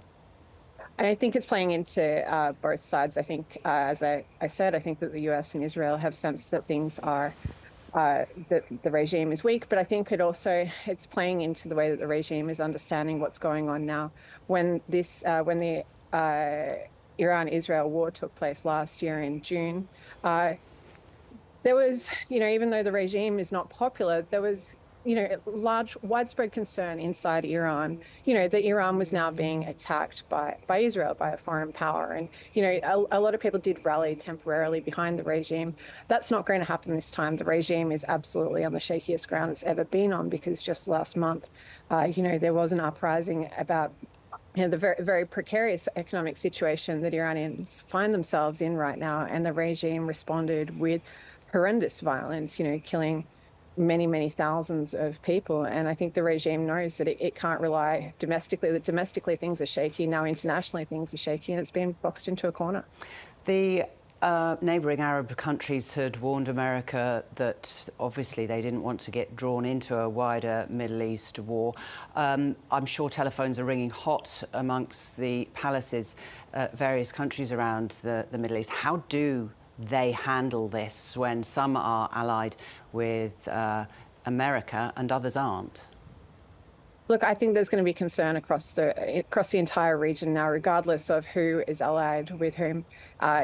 These are really complex times, as you've just shown. Iran is now attacking U.S. interests across the region, and remember, U.S. interests aren't just U.S. military bases. It includes embassies. There are U.S. companies, operating across the region. The U.S. has economic interests across the region. So, the U.S. is actually very vulnerable to being targeted all across the Middle East, and of course. Every country is concerned about this. And I mean, every country has been speaking to the US in the lead up to this, saying, don't strike. And I mean, there was actually an incredible interview earlier today with the foreign minister of Oman, who was involved in the nuclear negotiations that wound up on Thursday. And he was urging, the United States and to be patient, that, progress was being made in the nuclear talks, and the patience was needed because this was something that could be peacefully resolved. And he argued that was the only way that this would be resolved, would be peacefully through diplomatic processes. Just hearing the Israeli military have sent out a notification that it's currently conducting a large-scale attack on a series of military targets in western Iran. We know there was a huge carrier group, American carrier group, that made its way, the final aircraft carrier arriving, only a day or two away. I'm framing it like that because we talk, as you look at these maps, about the Strait of Hormuz, which Iran effectively controls but is very important in times like this. It shut it for a while a couple of days ago. Does Iran have the capability to shut it again? Iran has the capability to do that, or to do other things. I mean, I think that US forces would respond very strongly to shutting down the Strait of Hormuz, but it's certainly something that's within its reach. Just one final thought, Dara, on the connectivity, if you like. Something like in Iran, there's one analysis that it's down to 4% capacity for internet and mobiles. Other Arab countries are possibly indications, but no confirmed reports, that they are restricting it. How important will that be in the flow of information around these countries?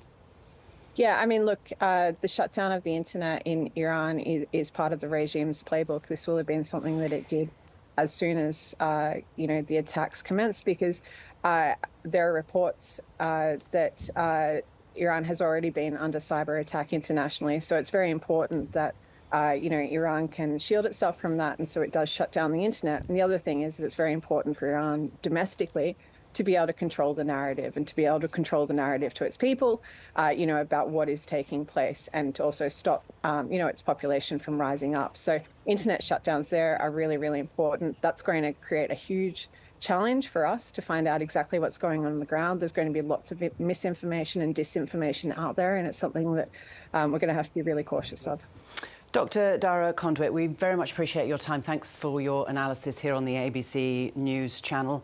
A couple of other bits of information to bring you. Iran's foreign ministry has just released a statement and it says this renewed military aggression comes while Iran and the US were in the midst of a diplomatic process, something that was taking place last week. And indications, although Donald Trump came out and said, and I quote, he was not happy with how those negotiations had gone, all the indications were from his State of the Union address last week were that he wanted there to be a diplomatic solution. Iran's foreign ministry also says that the US and Israel have attacked a range of military and defence targets, and Iran's foreign ministry claiming that, as well as that, civilian infrastructure across various cities in Iran has been hit. John Lyon's still with us here in the studio. We've been talking about the wider impact on this. So the German Foreign Office now saying that it's in close and constant contact with its embassies in Iran and Israel. Of course, not many countries have embassies inside or not in presence in Iran. Airstrikes on Iraqi Hashid Shab headquarters, that is south of Baghdad. So that would be another interesting development. The only confirmation there is from the Reuters news agency, so we'll have to wait on that. So on a headquarters south of Baghdad. And Qatar suggesting that there has been a bomb there on a US military base. The defence minister saying it has downed all missiles targeting the country. So that then, John, is Qatar launching defensive weapons as well. It's going to be very hard to keep across the various aspects of this. Well, yes, Lorna, there's no evidence yet that any of Iran's missiles have penetrated into Israel or anywhere else. What we do know is that sirens are going off or have been going off in Jerusalem, Amman, Abu Dhabi, Kuwait, Bahrain. We know that the Iranians have tried to target the US Fifth Fleet in Bahrain, which is interesting because that Fifth Fleet's main mission at the moment is to stop the Strait of Hormuz being closed. So it's showing that the battleground has moved towards the Strait of Hormuz. According to Iranian media, there have been explosions in central Tehran, Englab Square in particular, also out of Tehran, Bushehr, Tabriz, Dezful, Nahavand, Kark Island, Kangvahar, Isfahan, Ilam and Qom. And so you can see it's pretty clear that the Americans and Israelis are pounding Iran. They are clearly trying to hit a lot of military targets. We know they've been targeting a lot of the main parliament and those sorts of buildings, according to credible reports. We know that the Air France has cancelled all flights to Tel Aviv and Beirut. We know, and the other interesting breaking news at the moment is the Iranian-backed Houthis. We talked about this spreading through the region. The Houthis are saying that they are going to resume attacks on Israel and on shipping routes. So that adds to the chaos of those shipping routes. Now, if the Houthis do hit any other targets, Donald Trump brokered that deal with the Houthis about 8 months ago. We know that the Americans and the Israelis will respond with huge force against targets in Yemen. So the conflict, this war in the Middle East, which has only been going 3 hours, is spreading. Yeah, and you've got the Shia militia in Iraq, potential to target military bases there. Hezbollah in Lebanon, as you say, and Houthis looking at the Red Sea. A Houthi military official quoted on Reuters as saying the leader has decided we will intervene on the behalf of Iran. So, John, stay there. I want to bring in our Middle East correspondent, Matthew Doran, who's in Jerusalem and took cover as the air raid sirens began blaring across that city and many others in Israel. Hi, Matt, what happened? Good evening. We're actually getting more sirens coming through at the moment in our phones. If you start hearing them chirping in the background, that is the Israeli advanced warning systems telling people to take cover. So in the last maybe 10 to 15 minutes or so, there have been successive waves of these missiles coming through and successive alerts coming through to Israelis to take cover. And we have heard some explosions from where we are here in our shelter in the ABC Bureau. We have been hearing some explosions clearly over the size of Jerusalem. You would have to say that Jerusalem generally isn't the target of these sort of missile strikes. It's more so an area where missiles are flying over the top en route to other locations, specifically Tel Aviv or perhaps further south to where there are Israeli military bases there. So that is what we have heard, and some quite significant explosions as well, because we do know, and there's some more actually just there now, we do know that these air defence systems, the missile batteries, are located across the country, sometimes in residential areas, to try to take out any threats. And we can see some vision there coming through. I'm not sure the exact location of that, but some puffs of smoke in the sky as those missiles are being intercepted. So yes, this is still a very much an ongoing situation.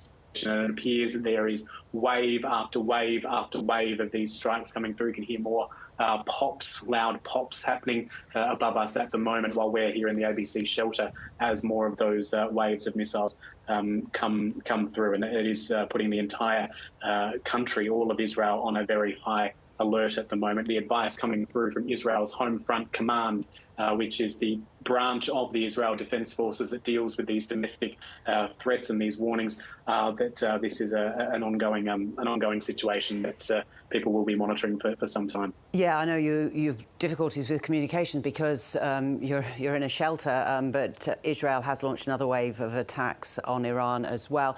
Matt, you'll be interested to hear this from Dubai, the United Arab Emirates. Explosions heard in Qatar as Iran launches counter-attack.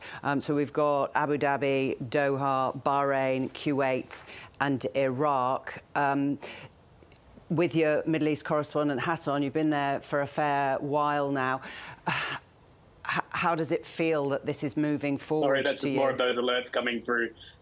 Yeah, sorry, that's just more of those alerts coming through. That's what that trilling sound is. I mean, that gives a sense of where Iran is trying, or how Iran is trying to respond. It had long said that any attack by Israel and the United States, or indeed the United States in particular, would result in a broad response, because the US does have such a large presence in this part of the world. If we talk about Doha, the Qatari capital, just outside of there is the Al Udeid military base, the largest US military base in the Middle East. That was always going to be a target. It has been a target in the past as well.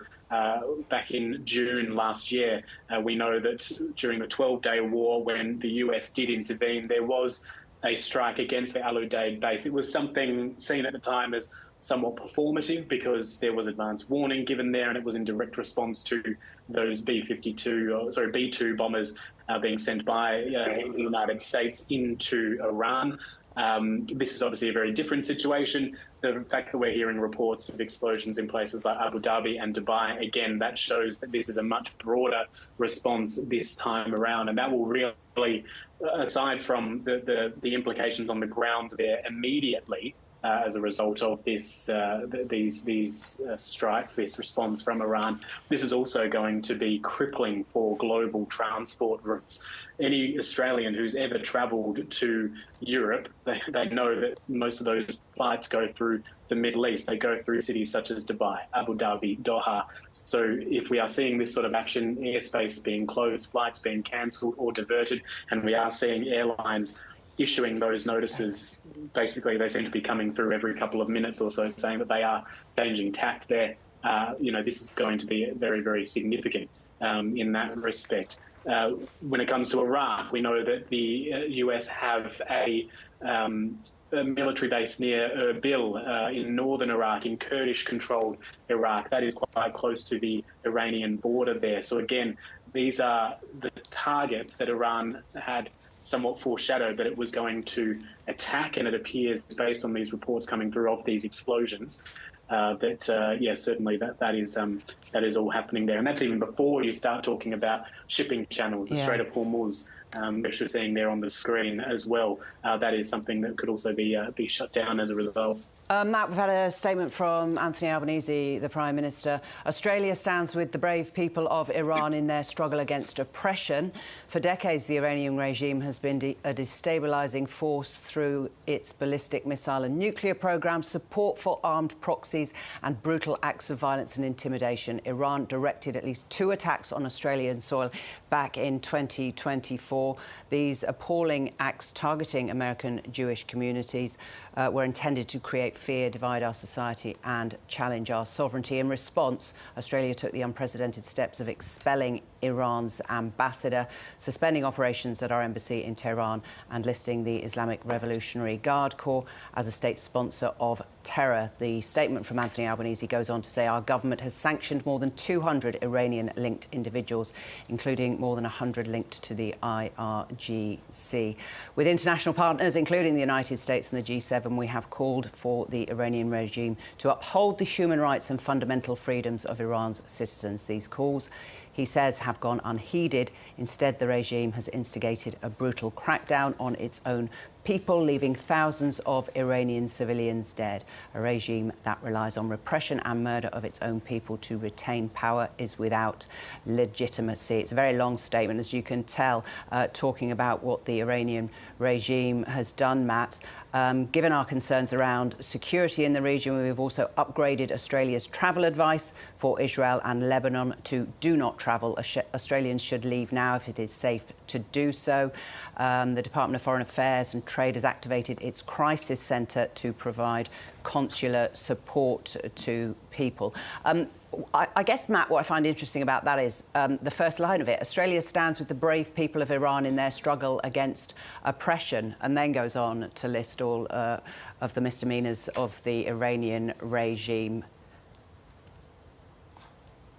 Yeah, that's right, Lorna. I mean, certainly the Albanese government has been ratcheting up its rhetoric around Iran since last year, when it did, in conjunction with ASIO, the domestic spy agency, point the finger at Iran for directing at least two anti-Semitic attacks on Australian soil, and then as a result of that, announcing that Iran's ambassador to Australia would be expelled there. We also know that Australia shut down its diplomatic operations in Tehran shortly after that. So Australia does not have any diplomatic presence there, despite the fact that it has done for many, many years throughout a variety of conflicts in the past there. So we know that this is something that it's not necessarily surprising. I guess that's what I'm trying to get at with regards to Anthony Albanese's rhetoric there, but certainly locking in behind the US in that statement and saying that saying that this is something that Australia supports in terms of trying to without expressly saying it, sort of trying to topple the Iranian regime and show support for the Iranian people. So it's, again, not super surprising, that sort of rhetoric, considering what we've heard from Anthony Albanese in the past as well. We do know, with regards to Australia's official travel advice to this part of the world, Israel clearly now Australians being told do not travel, Lebanon as well, because of the threat that country could be drawn into this due to the presence of Hezbollah, the Iranian proxy there. We know that as recently as the middle of last week, Australian officials within DFAT were not only pre-organising the departures of the families of Australian diplomats and officials posted in places like Israel and Lebanon, but also Jordan for that matter, Qatar, the United Arab Emirates as well, and then Bahrain shortly after that. But there was also a warning at that point to Australians who were in Israel and Lebanon to consider leaving at that point while commercial flights were still available. Commercial flights now in Israel are not available. The airspace has been shut down, multiple airlines cancelling their services in and out of Tel Aviv's Ben Gurion Airport, and there will also, because of this ongoing response from Iran, these strikes back from Iran, that will also impact transport routes elsewhere in this region. We're hearing from colleagues at the moment in Amman, the Jordanian capital, that there are also explosions being heard there. Now, that may also be interceptions, considering its proximity to Israel. Standing on the roof of the ABC Bureau on a clear day, you can actually see Jordan just beyond the first line of hills, to give you a sense of how close things are there. But Israeli airspace now closed. You would have to think that that's why this warning has been put out there for Australians not to travel to that part of the world. All right, Matt, I'm going to let you go for a minute or two. A couple of other breaking news lines to bring you. The Israeli military issuing an evacuation warning for all residents near military installations in Iran. That would go along with what we're hearing about the potential sites that have been hit, and would not be of any great surprise, but the Israeli military saying everyone should evacuate residents around military installations in Iran. Iran's foreign ministry saying, and I quote this, "Time has come to defend the homeland." So a ratcheting up of the rhetoric and what is coming out. The Iranian National Security Council saying, while maintaining calm, please travel to other cities where possible to remain safe. So this incoming barrage from Israel is still hitting targets in Iran. Perhaps it's a good moment to take a pause and remind you of the main developments from the last couple of hours after a joint mission began from the US and Israel to target Iran. Well, the US President Donald Trump has confirmed that the United States was part of this major operation in Iran. Cool, no worries, thank you. If you need me, talks just message me and I can dial in again. Thank you. The US strikes took place after Israel also launched an attack on the country, with witnesses reporting blasts in the capital, Tehran. Smoke was seen rising from the city. The first strike, we're told, happened near the offices of Supreme Leader Ayatollah Ali Khamenei. It's unclear if the 86-year-old was there at the time, but many reports from Iran coming suggest he has left Tehran.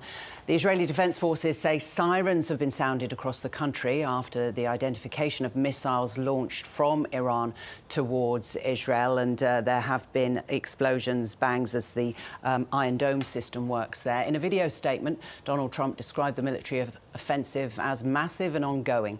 He's accused Iran of developing long-range missiles that threaten the US and others. Well, the Israeli Prime Minister Benjamin Netanyahu has also spoken tonight. He said that Israel and the US have launched this operation to remove the existential threat posed by Iran. In the United States launched a joint campaign, Operation Lion's Roar. The objective of the operation is to put an end to the threat from the Ayatollah regime in Iran. At this time, the IDF is attacking targets of the oppressive regime, facilities of the Revolutionary Guard, along with the United States military, targeting ballistic missile sites that threaten both Israel and US forces. In recent months, the tyrants in Iran have been plotting to rebuild their nuclear and missile capabilities and to bury them underground, where we won't be able to strike them. If we don't stop them now, they will become invulnerable. To that end, their representatives in negotiations are trying to buy time, attempting to buy time in fruitless and deceitful negotiations with our American friends. Who's speaking earlier on this evening. I want to bring in Our America's editor, John Lyons, with me in the studio still. Update us, if you can, John, with what's happening around the Middle East right now. Well, Lorna, this is a war. It's only a few hours old, but it's spreading quickly. This has been the fear of many people. This was the reason some of the military brass in Washington did not want a war. with Iran for fear that it would spread. It's clear the Iranians are trying to target the US Fifth Fleet in Bahrain. It's clear the Iranians are trying to close down the Strait of Hormuz. The two aircraft carriers, the Abraham Lincoln and the Gerald R. Ford, will try to stop that. Major breaking news, the Agence France Presse is reporting now loud explosions heard in Riyadh in Saudi Arabia. That's a major escalation of the war. As we know, Iran and Saudi have long been enemies. Iran is the world leader, the spiritual leader, if you like, of Shia Islam. Saudi Arabia is the leader of Sunni Islam. Those two branches within Islam has always meant that these two countries have sometimes been close to war. Ideologically, spiritually, they don't have much in common, although they're all Muslim. But in Saudis, it's the Wahhabi tradition and others that they regard as important. So the fact that there are explosions in Saudi Arabia suggests that Iran might be trying to broaden this into a Shia-Sunni war. No confirmation, only one source for this, but a loud bang heard in Dubai. Now, that would, again, be a major escalation. We'll wait for confirmation on that. Reuters is quoting witnesses saying that at least 2 loud bangs have been heard in Dubai, that safe Middle East country that lots of Westerners like to visit. And a lot of these, we should stress, a lot of these loud bangs don't mean missiles are hitting.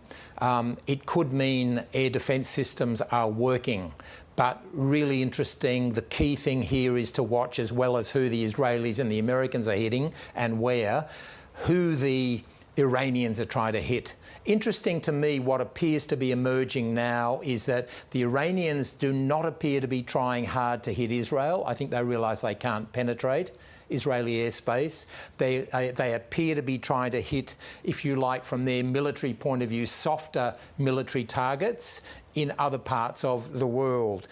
We know that we're hearing explosions in Abu Dhabi, Kuwait, Bahrain, Iraq. So it looks like that's what Iran's strategy is now. I'm looking at images of an Iranian ballistic missile slamming into the headquarters of the US Navy's Fifth Fleet in Bahrain. It takes a while for us to verify these pictures and get them to air. But we should point out, John, that while some of the images that we've seen from Tehran have come out of explosions there, it will become increasingly difficult for people to get out this sort of footage. So you won't get a perspective visually of what is happening inside Iran at the moment. If Iran manages to close the Strait of Hormuz, then the world faces a major global economic hit from this.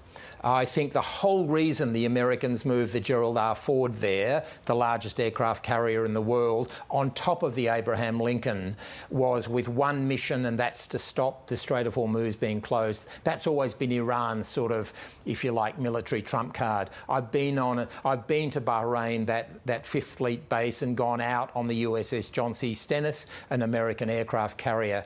17, 18 levels. They are cities moving, 9,000 people. So the moment they see an Iranian boat or jet or anything near that Strait of Hormuz, that could be where the new battleground moves quickly. It's interesting to me strategically that the Iranians appear to be moving their battle towards the Strait of Hormuz, not towards Israel. The UK government, it's the first thing in the morning there in the UK. UK government spokesman saying our immediate priority is the safety of UK nationals in the region. Iran must never be allowed to develop a nuclear weapon, and that is why we have continually supported efforts to reach a negotiated solution. The interesting thing, John, about the UK government, it says it stands ready to protect their interests there. We do not want to see further escalation in a wider regional conflict. As part of our long-standing commitments to the security of our allies in the Middle East, we have a range of defensive capabilities in the region, which we have recently bolstered. Now, the Americans often use UK military bases for their operations, and certainly in the last few weeks there's been a lot of opposition to that in the UK. So it will be interesting to see whether allies, NATO allies, are drawn into this in some way. Well, that's right, because a lot of those bases are shared. The other interesting thing about Anthony Albanese, Penny Wong and Richard Marles' statement, that first sentence, Australia stands with the brave people of Iran in their struggle against oppression. To me, that is political propaganda. What they actually mean, they don't say it, but what that sentence should say, if they're being accurate, if the Prime Minister of Australia is telling the truth, it should say Australia stands with Israel and the US in their new war on Iran. So that is absolute, in my assessment, political propaganda. And then they go on to talk about, you know, Iran directed at least 2 attacks on Australian soil in 2024. These appalling acts targeting Australia's Jewish community were intended to create fear, divide our society and challenge our sovereignty. The whole point of America and Donald Trump in the last few months has been this is about Iran's nuclear program. Yet suddenly the United States, Israel and Australia have completely changed their rhetoric, and it's now everything Iran's done. In 1983 they did this. This is not about the nuclear program in my assessment. This is about an attempt by Israel and the United States for regime change, and really interesting to see Australia put out a statement echoing the US and Israel. In the UK, they have stressed that they did not take part in the strikes on Iran. The government spokesman, the Prime Minister there, Keir Starmer, has called an emergency COBRA meeting. That's where he brings together all of his cabinet. John, I want to, if we can, take a look at the flight radar situation across the Middle East. We don't have it as yet, but we are getting lots of reports of other Middle Eastern countries shutting their airspace. Qatar Airways says temporary suspension of flights due to the closure of airspace there. Turkish Airlines has cancelled flights to Qatar, Kuwait, Bahrain, UAE and Oman. So, you know, again, the wider impact. And also, I was just reading, we were talking about Abu Dhabi and bases there, and there have now been many different sources for reports suggesting that missiles had struck the UAE. The state news agency has confirmed that now, and also said that it has intercepted several Iranian missiles. I mean, you do wonder, John, because this has escalated so quickly, whether some of these countries that are now engaged in war were pre-warned that the US and Israel was about to do this. Well, it's interesting. Poland, of all countries, actually said it knew it was going to happen. I mean, you know, how do you sort of figure that?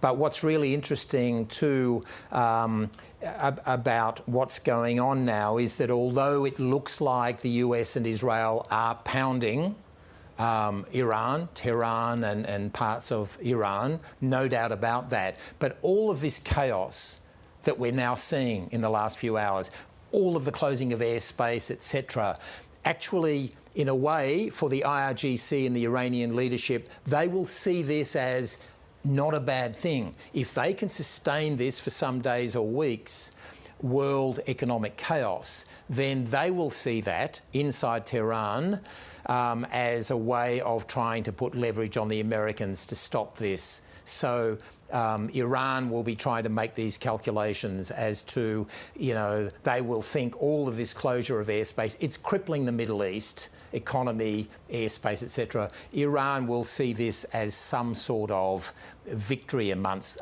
the chaos.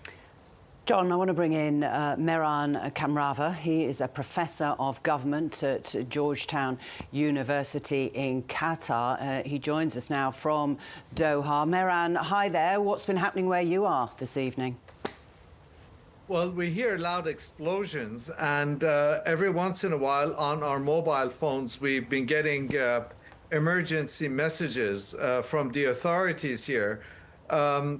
Obviously, the Iranians are staying true to their word. They're hitting the U.S. military base here, which is Al Udeid, probably the largest in the Middle East. And they've also hit Abu Dhabi and Bahrain. And there are also reports that there have been explosions in Kuwait and Dubai as well.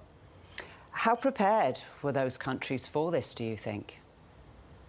Well, over the last couple of days, satellite images have shown that the Al Udeid American military base here in Qatar has been extremely well prepared with Patriot defense missile batteries.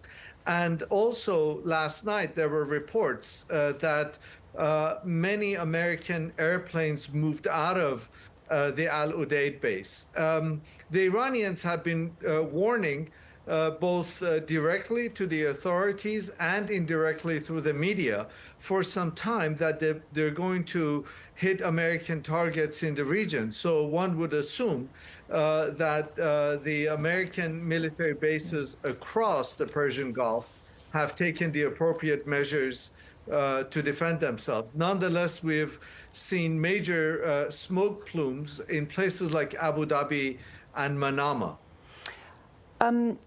Mehran, we've just heard from the state news agency there, which says that one person has died in Abu Dhabi after the UAE intercepted Iranian missiles. The statement from the news agency goes on to say that this attack is a flagrant violation of national sovereignty and international law, and the UAE reserves its full right to respond to this escalation. How much fear is there in the region at the moment?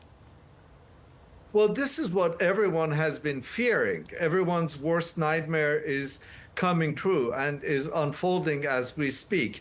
The Iranians have said that any American attack on Iran would not be able to be possible without coordination from American military targets across the region, American military bases across the region. And they've been saying that they will hit. No one really expected that the Iranians would cross that red line despite repeated warnings. And we saw last June when the Iranians hit Al Udeid, there was a sense of absolute shock in the region.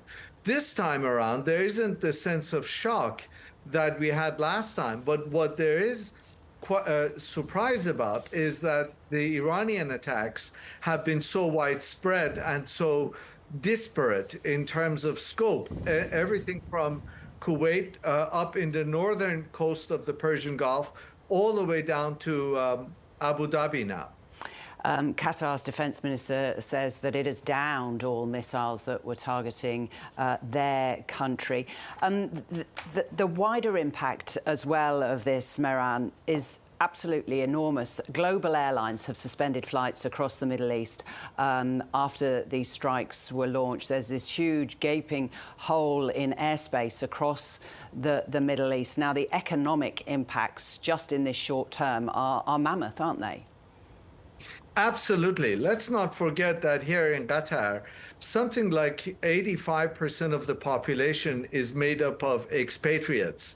Same thing in places like Abu Dhabi and Dubai. And if expatriates leave because of fear, then it's going to have major economic repercussions, not just here in the Persian Gulf region, but globally. As you say, I, for example, am quite concerned about the safety of my family. I live about 30 kilometers away from the American base here, and I can hear the explosions. And imagine I study this sort of thing and I study and teach it. Now, those who are not in the business of studying warfare and conflict, I imagine there's tremendous fear and anxiety among large swaths, not just of the expatriate population, but of the local population as well. My wife, I should add, just took an Uber, and as she was on her way, the Uber driver said they were told they need to go home. So this cuts across different economic strata of society. The makeup of Iran, we've seen lots of things play out over the past few years. I mean, obviously, this goes way, way back in history, some 37 years that Khamenei has reigned as the supreme leader in Iran. Do you think, Mehran, that what the US and Israel want is a civil uprising? Well, there's no doubt. In fact, for the second time now, President Trump has sent a social media message encouraging Iranians to take charge and to overthrow their institutions, their political institutions. And of course, we just had the long statement that was televised by Prime Minister Netanyahu of Israel, and he said the same thing. Now, the question is whether so-called regime change is a feasible objective, and whether or not, even if the Americans and the Israelis were successful in killing the person of the supreme leader Khamenei, whether the Islamic Republic itself would collapse. That's a question that I don't think anyone can answer definitively. But all objective indications are, for the time being at least, that the institutional strength of the Islamic Republic remains robust, and that even if its leadership is quote unquote decapitated, the government itself would not necessarily fall. Thank you so much for joining us on the ABC News channel. Mehran Kamrava, who's there in Doha. Stay safe. Thank you very much.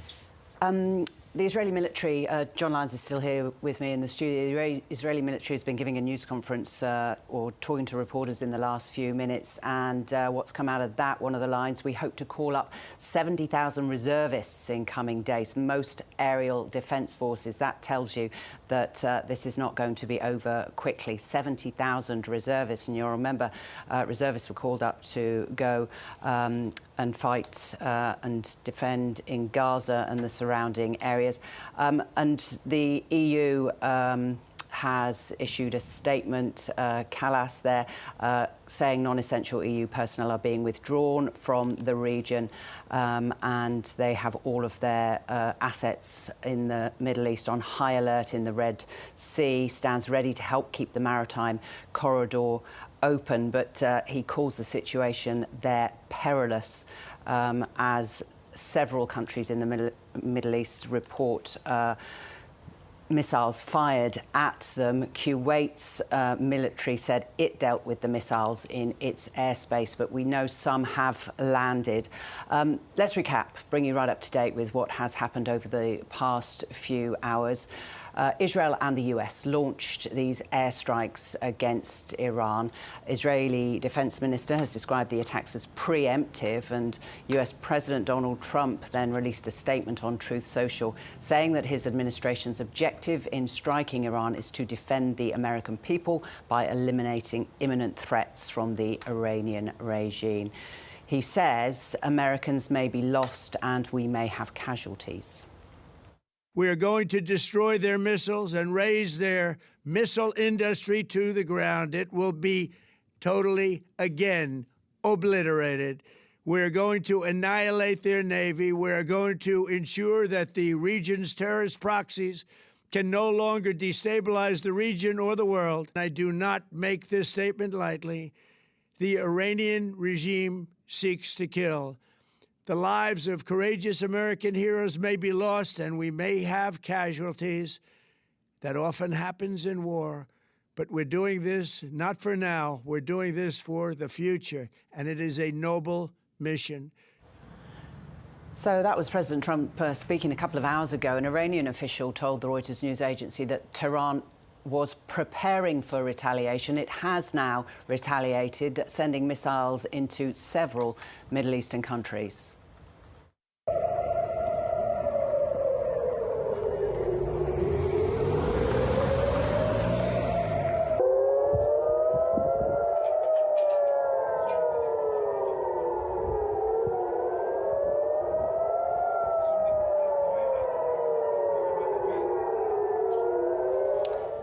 Well, that was the sound in Tel Aviv earlier on. It was replicated in several parts of Israel, including Jerusalem, where 3 or 4 times the air raid sirens were blaring.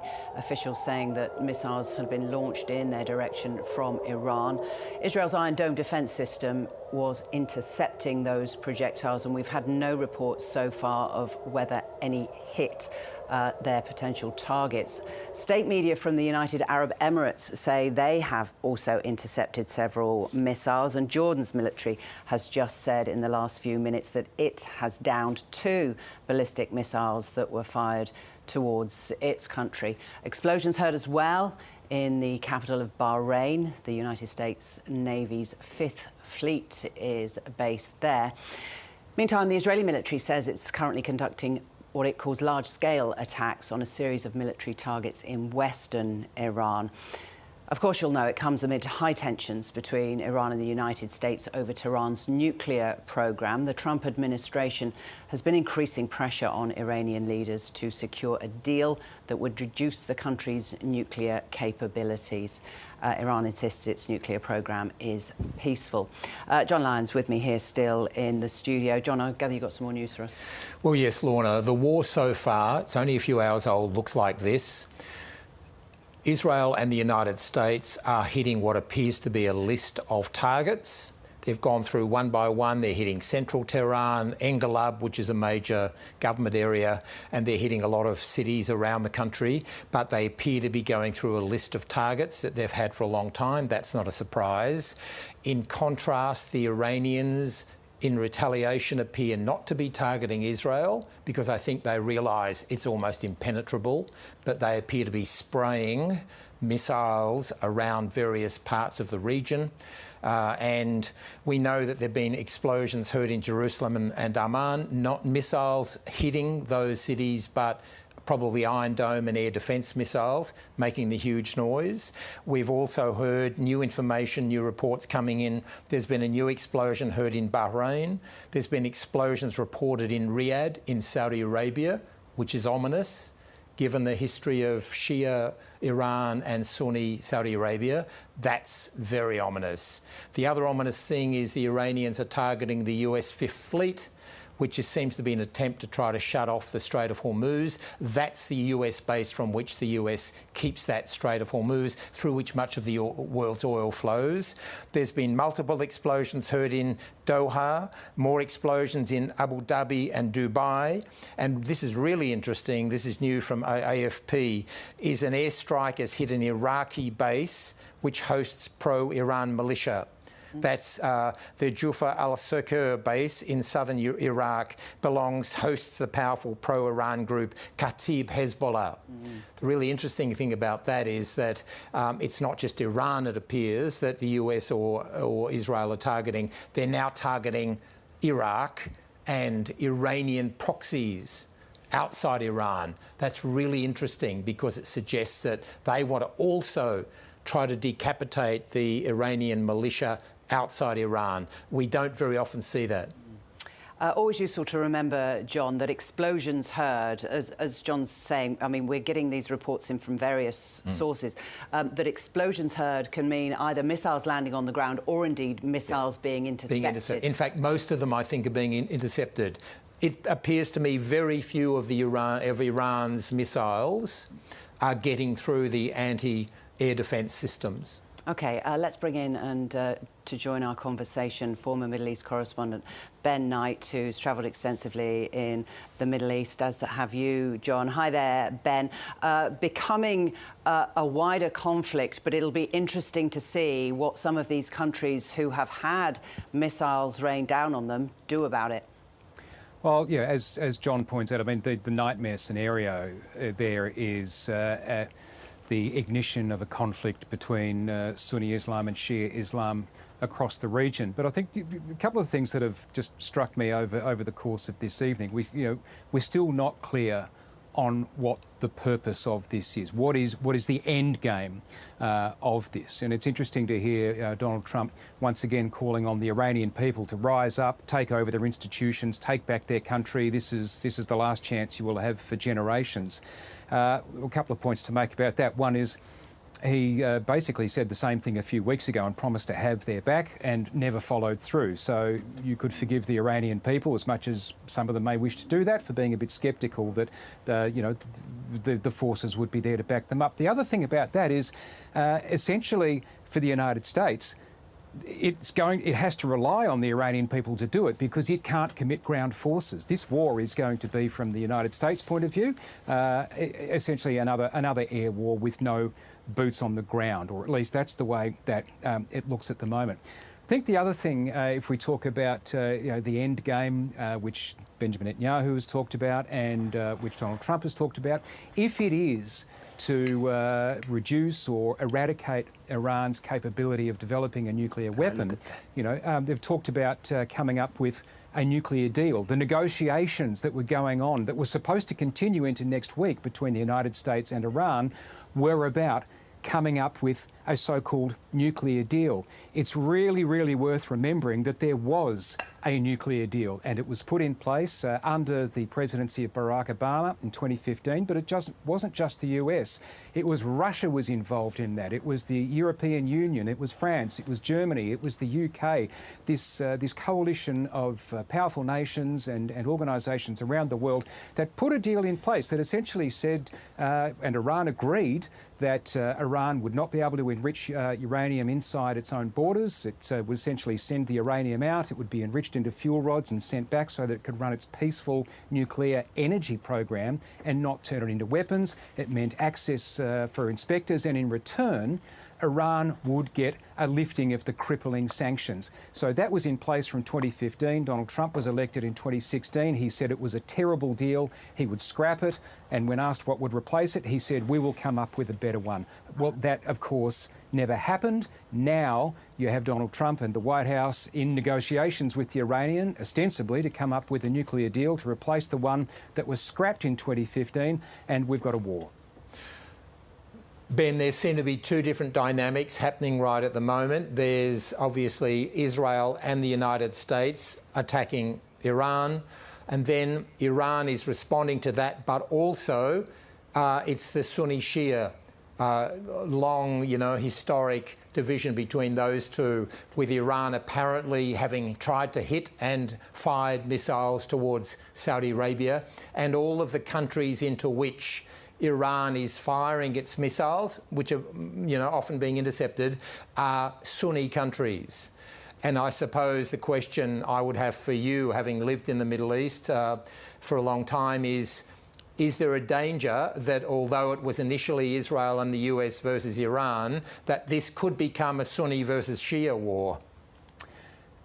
Absolutely. And as you point out, Iran has been on the outer, not just on the outer, but really a cold enemy of particularly Gulf countries for many, many years. There have been a couple of rapprochements over the years, but they don't last long, and the tension is always there and it's always simmering. And once you add that element to it, it goes well beyond what the sorts of things that Donald Trump's talking about.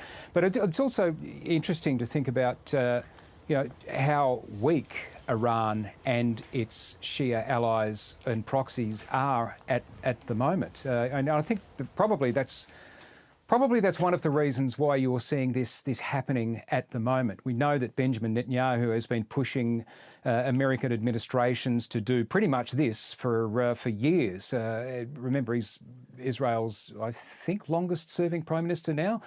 He's been doing this through American administrations for many, many years, and he really, really feels clearly that the moment is right for a couple of reasons. One is that Iran is weak, particularly after that 12-day war. Hezbollah has been very, very badly hit. The same with Hamas. The same in Syria. Iran essentially capitulated after that war. But you also have a window of opportunity that's closing in the United States with the midterm elections coming for Donald Trump, when he will potentially no longer control the White House, the House of Representatives and the Senate. So Donald Trump's ability as the US president to conduct this kind of operation is the clock is ticking on that one as well. So potentially that's why you're seeing this, but also, John, as you point out, because it's the second time that this has happened in 7 or 8 months, the retaliation is different. The retaliation certainly appears to be more widespread and more severe, and does go into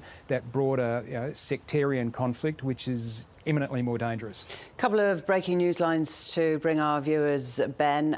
We're hearing that Donald Trump is most likely to address the nation tomorrow morning, American time. It's about 2:15 in the morning there at the moment, because what he's released so far has been recorded. So Trump is expected to address the nation again. And also Israeli officials saying, and this is one source, so it wouldn't come as any great surprise, but not confirmed except for one source that the Reuters news agency is quoting, that Iran's Supreme Leader Khamenei and Iran's president were both targeted in the US-Israeli attacks. The results of the strikes in which they were targeted is unclear at this stage, John. No great surprise in that. No, that's right. And the other interesting thing to watch will be very closely will be China's role in all of this. If we have these increasing tensions, possible war within sectarian war between Shia and Sunni, Iran and Saudi Arabia, and the fact that Iran has apparently fired missiles into Riyadh is hugely significant. It was 2 years ago that China actually brokered a peace deal between Sunni and Shia. It's not the United States playing that role. Once upon a time, the United States would have been. The United States is no longer seen as independent. They are seen from the Gaza war and others as, we will support Israel whatever they do. Even when Joe Biden said that Israel was indiscriminately bombing Gaza, killing civilians, in other words, America kept supplying the bombs. So they're no longer seen as objective. But China was the country that brought together Saudi Arabia and Iran and essentially said, stop it, and had the clout to do that. So China will be watching this with great concern, because this also affects global trade, which China doesn't want. The other breaking news is that, according to Reuters, several senior Revolutionary Guard commanders and political officials have been killed in the US-Israeli strikes. That's an Iranian source saying that. And also that Iran's Supreme Leader, Khamenei, and Iran's President Pezeshkian were both targeted in the attacks. The results of those strikes are unclear. What that says is that, to me, the US and Israel want regime change. This is not about bombing nuclear facilities like last July. They want to kill the Iranian leadership. They want to kill the regime in Iran. Ben, information comes out sporadically. We get more from Israel and its Western allies than we do from Iran. Of course, we remember as soon as a conflict like this starts, so does a propaganda war as well. I mean, what do you expect, or what does history tell us about what comes out of Iran at times like this? Well, as you would expect, extremely tightly controlled. The internet we saw recently with the uprisings was essentially shut down, and the information comes from only one source, and that is the Iranian government, and that's I guess one of the other reasons why Donald Trump and Benjamin Netanyahu talking about the Iranian people rising up and taking control of their own country is optimistic at best, I would say, because the resources are all in the hands of the Iranian regime. It's not just the information, but also all of the weapons, all of the power, all of the institutions. And while you might see, as we've just heard, some senior figures being killed, some institutions being attacked and being even destroyed, it's a very, very, very long way from a popular uprising taking control of those institutions. I think that is extremely unlikely to happen, and really it's why when you look at this and say, what is the end game, and they're talking about regime change, it just doesn't seem feasible. You've also talked about the son of the former Shah, Reza Pahlavi, who's ready outside the country, ready to come in and take power. That's not regarded as being a particularly realistic proposition either. So, what we may see is some kind of uprising from the Iranian people, as we've talked about. You do see them from time to time. They're brutally put down. We saw it in the 12-day war. And even though that 12-day war in June last year ended, and the uprisings have continued since then, they have not gone anywhere. The Saudi Foreign Ministry has released a statement condemning the Iranian attacks, it says, on UAE, on Bahrain, Qatar, Kuwait and Jordan. That statement from the Saudi Foreign Ministry. I want to go back inside Tehran. These pictures that we're watching now, Ben, came into us quite early on, within the first hour and a half of the strikes being launched. But it strikes you they are residential areas. What sort of protection does the Iranian population have at times like this?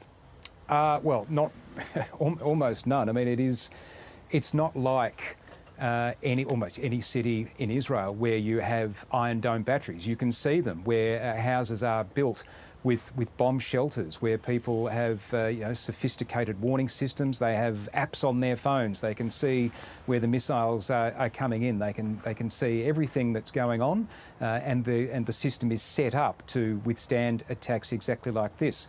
Tehran is not that, and nor are any of the other cities in Iran where hearing might have been hit. They're residential areas. There are obviously military installations there, but they're part of that city. So, and without those air defences, and really, one of the things that happened in the 12-day war last year was one of the first things that the Israelis hit were the existing air defences. Now, some of those may have been replaced, repaired, replenished, but you would have to think that if they have been, they wouldn't last long anyway. So no, it's an extremely dangerous time. It's not like Iranians can rush into their basements because they live in multi-storey apartment buildings. It's extremely dangerous. Ben, thanks for now. Don't go anywhere, though. I just want to alert our viewers to the barcode on the screen there. If you want to keep across everything that's happening, just get that on your camera, on your phone, and it's our live blog, which has minute-by-minute analysis of what is going on and the latest pictures that are coming in to us. John Lyons here with me in the studio. Rocket attacks have targeted a US military base in Iraqi Kurdistan, so that's a different area. Another bit of news just coming in. Operations at the Khor Mor gas field have shut down as a precautionary measure, given the heightened escalation in the region. That's come to us from the company, which brings me on to my next point, John, is that while at the moment this is a military operation and we're seeing tit-for-tat strikes, it will be felt economically right across the Middle East and elsewhere. That's right. This is a huge shock to the Middle East, to the world economy. If it goes on for days or weeks, then there'll be some very nervous people, not just in the Middle East, but in the global supply chain, the oil, the world's energy supplies, etc. And it's worth thinking and now picturing the three different power centres now, what's happening right now. There's Washington, Tehran and Tel Aviv. And in Washington, in the United States, President Trump will be with his General Dan Kane, the chairman of the Joint Chiefs of Staff, is his major military advisor, and he'll have with him as well the Secretary of Defence, who now likes to call himself the Secretary of War, Peter Hegseth, and probably more importantly, Marco Rubio, Secretary of State, who's also National Director of Intelligence. Donald Trump listens, Marco Rubio has probably become his closest confidant. The politics inside the US is a whole different story. Essentially, it looks like Donald Trump's pushing Marco Rubio as his successor over J.D. Vance. J.D. Vance will be in the room, but Donald Trump will be listening to General Kane and Marco Rubio primarily.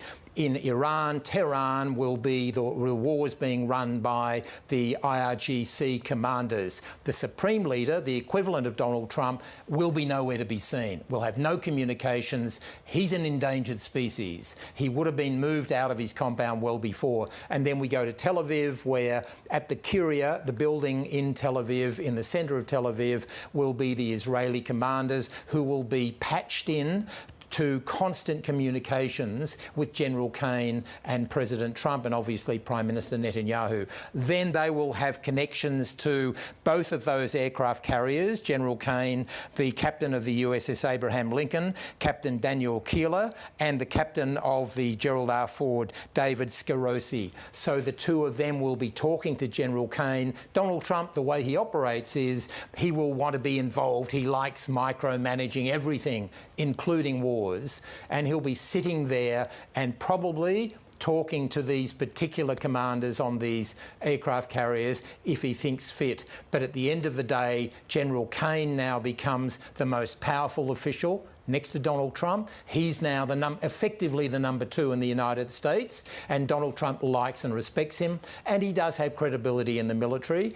And in Iran, it's the IRGC have taken full control, not the supreme leader.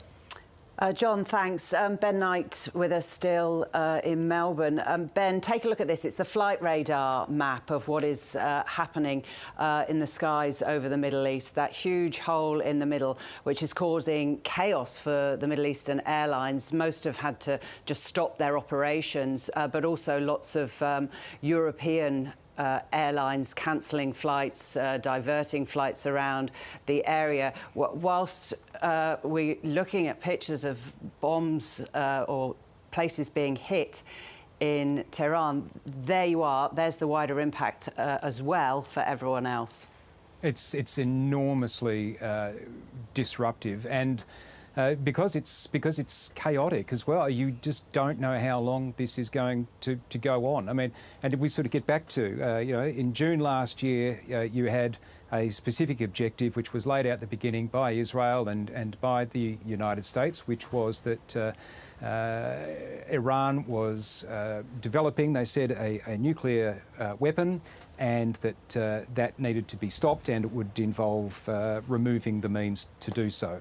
And so you had Israel attacking Iran, attacking the government of Iran, the institutions of Iran, but it basically ended when that criteria was met, when the United States came in with its bunker buster bomb, the only country that has the capability to do so, and it dropped it down deep below the ground and told the world that Iran's capacity to build nuclear weapons-grade material had been obliterated.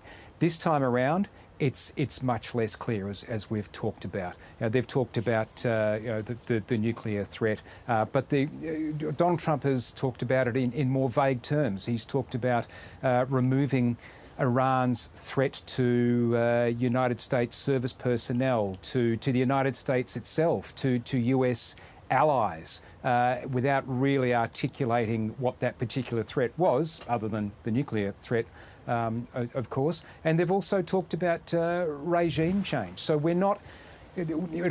Donald Trump, when he does speak to the American people tomorrow morning US time, will need to make the case more clearly than he has done in his 8-minute long pre-recorded video message he put out on his own social media network.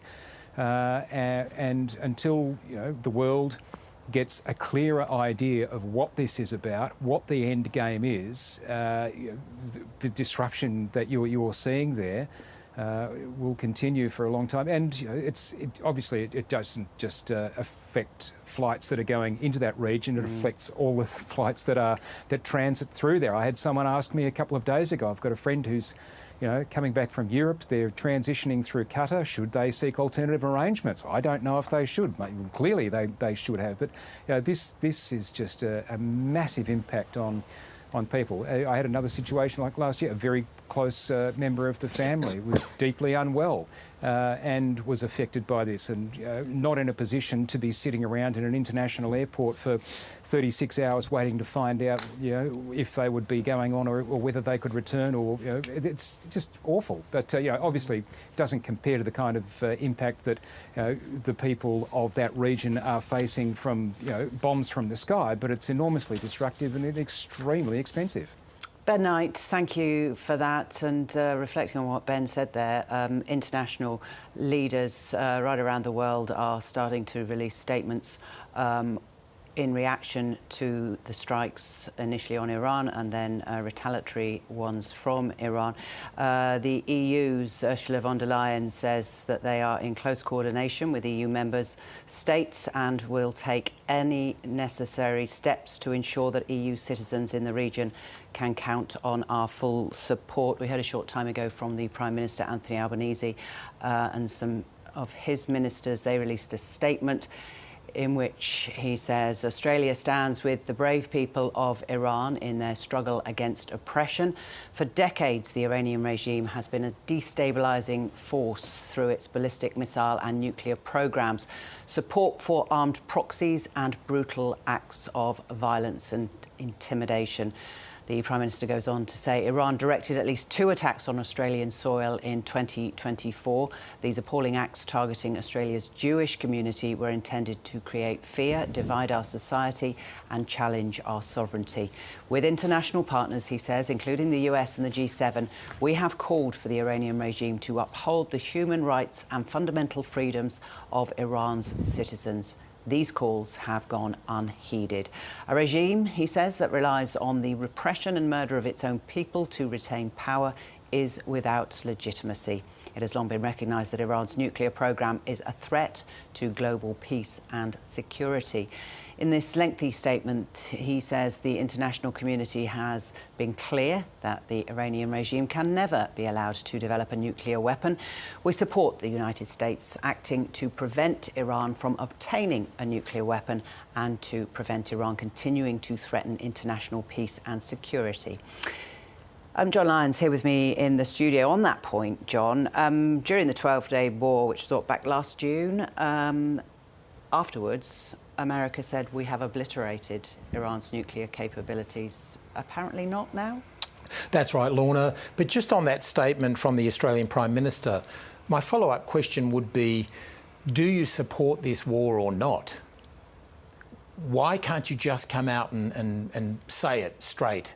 You support it or you condemn it. There's a major new war in the Middle East now, which could cripple the global economy for some time. Do you support it or not? He puts out that 2-page statement and you'd have no idea from that. He's just talking about the sins of the regime of the past, which is the Trump line and the Netanyahu line. And I think really a major new war, and the Americans will probably be relying on intelligence from Pine Gap in Australia, so will the Israelis. I think the Australian public deserves a straight answer from the Prime Minister. Do you support this war or not? Yeah, I wonder what sort of ministerial high-level meetings will be taking place. We know that the Prime Minister in the UK, Keir Starmer, has convened a COBRA meeting. It's essentially an emergency meeting to bring together his cabinet to decide what their responses might be. I wonder if that's Anthony Albanese's thinking as well. We need to get all of our thoughts together. Perhaps, but there's 3 of the most senior ministers in the Australian government here, the Prime Minister, the Minister for Defence and the Minister for Foreign Affairs, and not one of them can give a straight answer. Do they support this war or not? I think that's important for Australians to know. You could argue, obviously, both ways, but does our government support this new war? But in terms of your point of obliteration, you're right. 6 months ago, President Trump said we obliterated Iran's nuclear program. A week ago, Steve Witkoff, the envoy, gave an interview to the Jerusalem Post saying that Iran's within a week of having nuclear-grade enriched uranium. One of those 2 men is not telling the truth. Breaking news. I was beginning to think, John, that things had calmed down a bit because we hadn't seen any air raid sirens go off in Israel. We hadn't seen any reports from other Middle Eastern countries. But the Israeli military has just confirmed a new wave of missiles has been launched from Iran towards Israel. Not just there either. Several booms heard in Doha, whether that's missiles being shot down or missiles reaching their intended target. So Doha clearly feeling this new wave of missiles launched from Iran. So this is the second tit for tat, if you like. We had Israel and the US launching missiles. Then we had a barrage from Iran.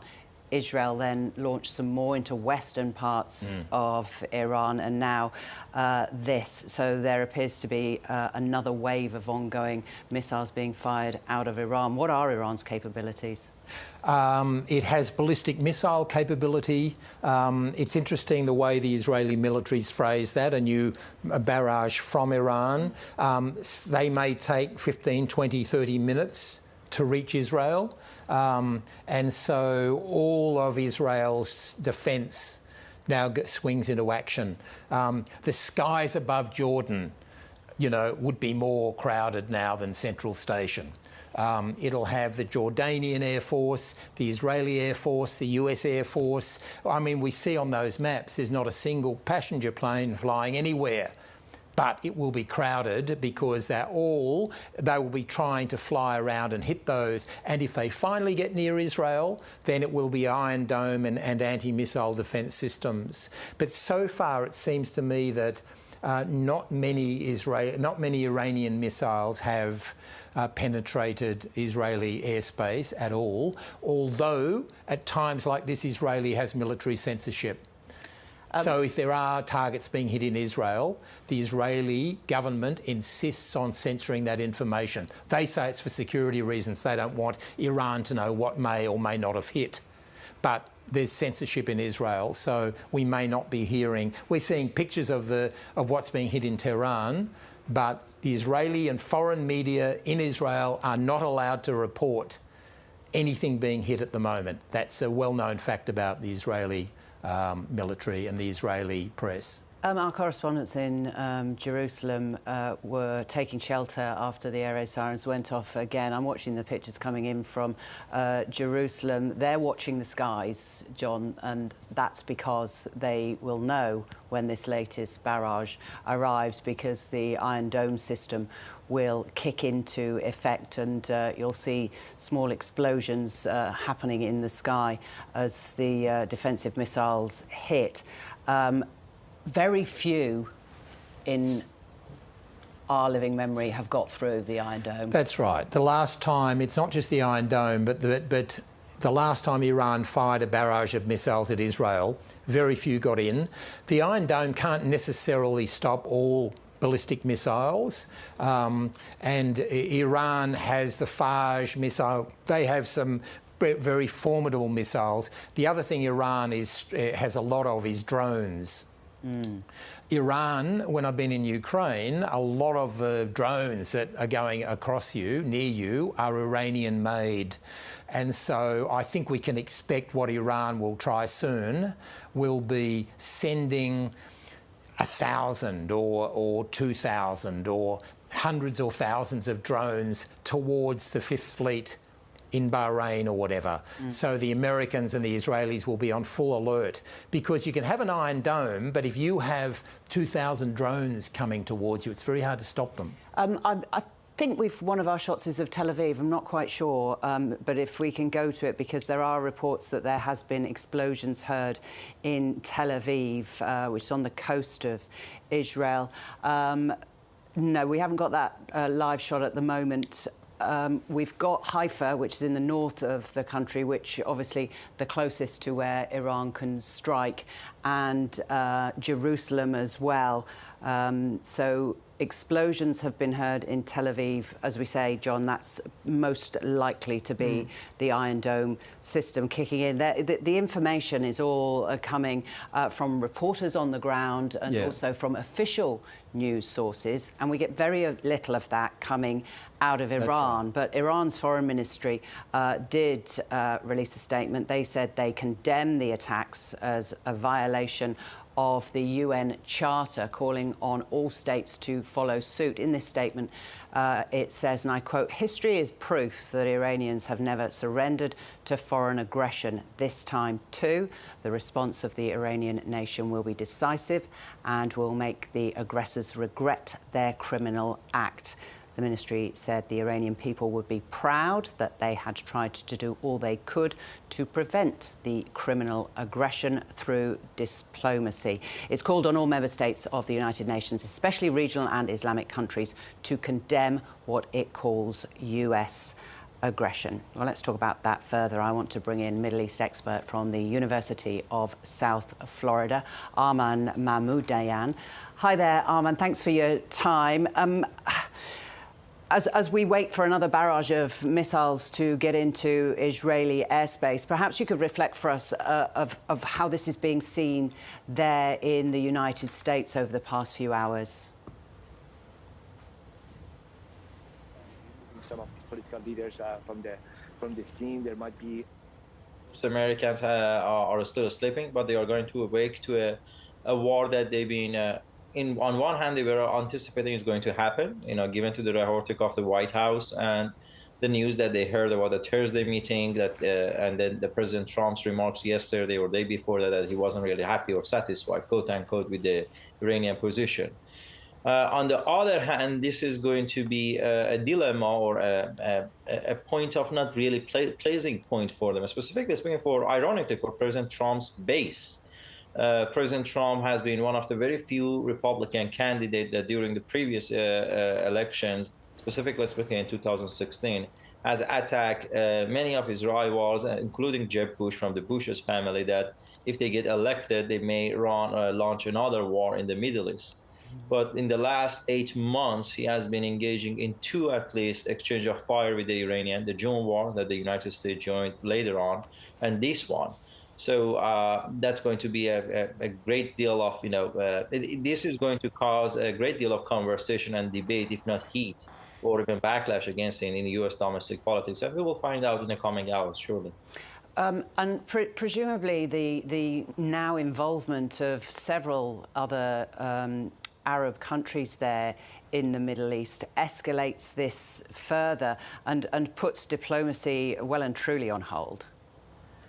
It sure does, but still, this is also not really unexpected or surprisingly. The Iranian rhetoric, specifically speaking, Ayatollah Khamenei, the supreme leader of the Islamic Republic, was that this war, meaning the one that we are facing right now, is not going to be a calculated one. It's not going to be a limited war or managed escalation, like that happened in the June.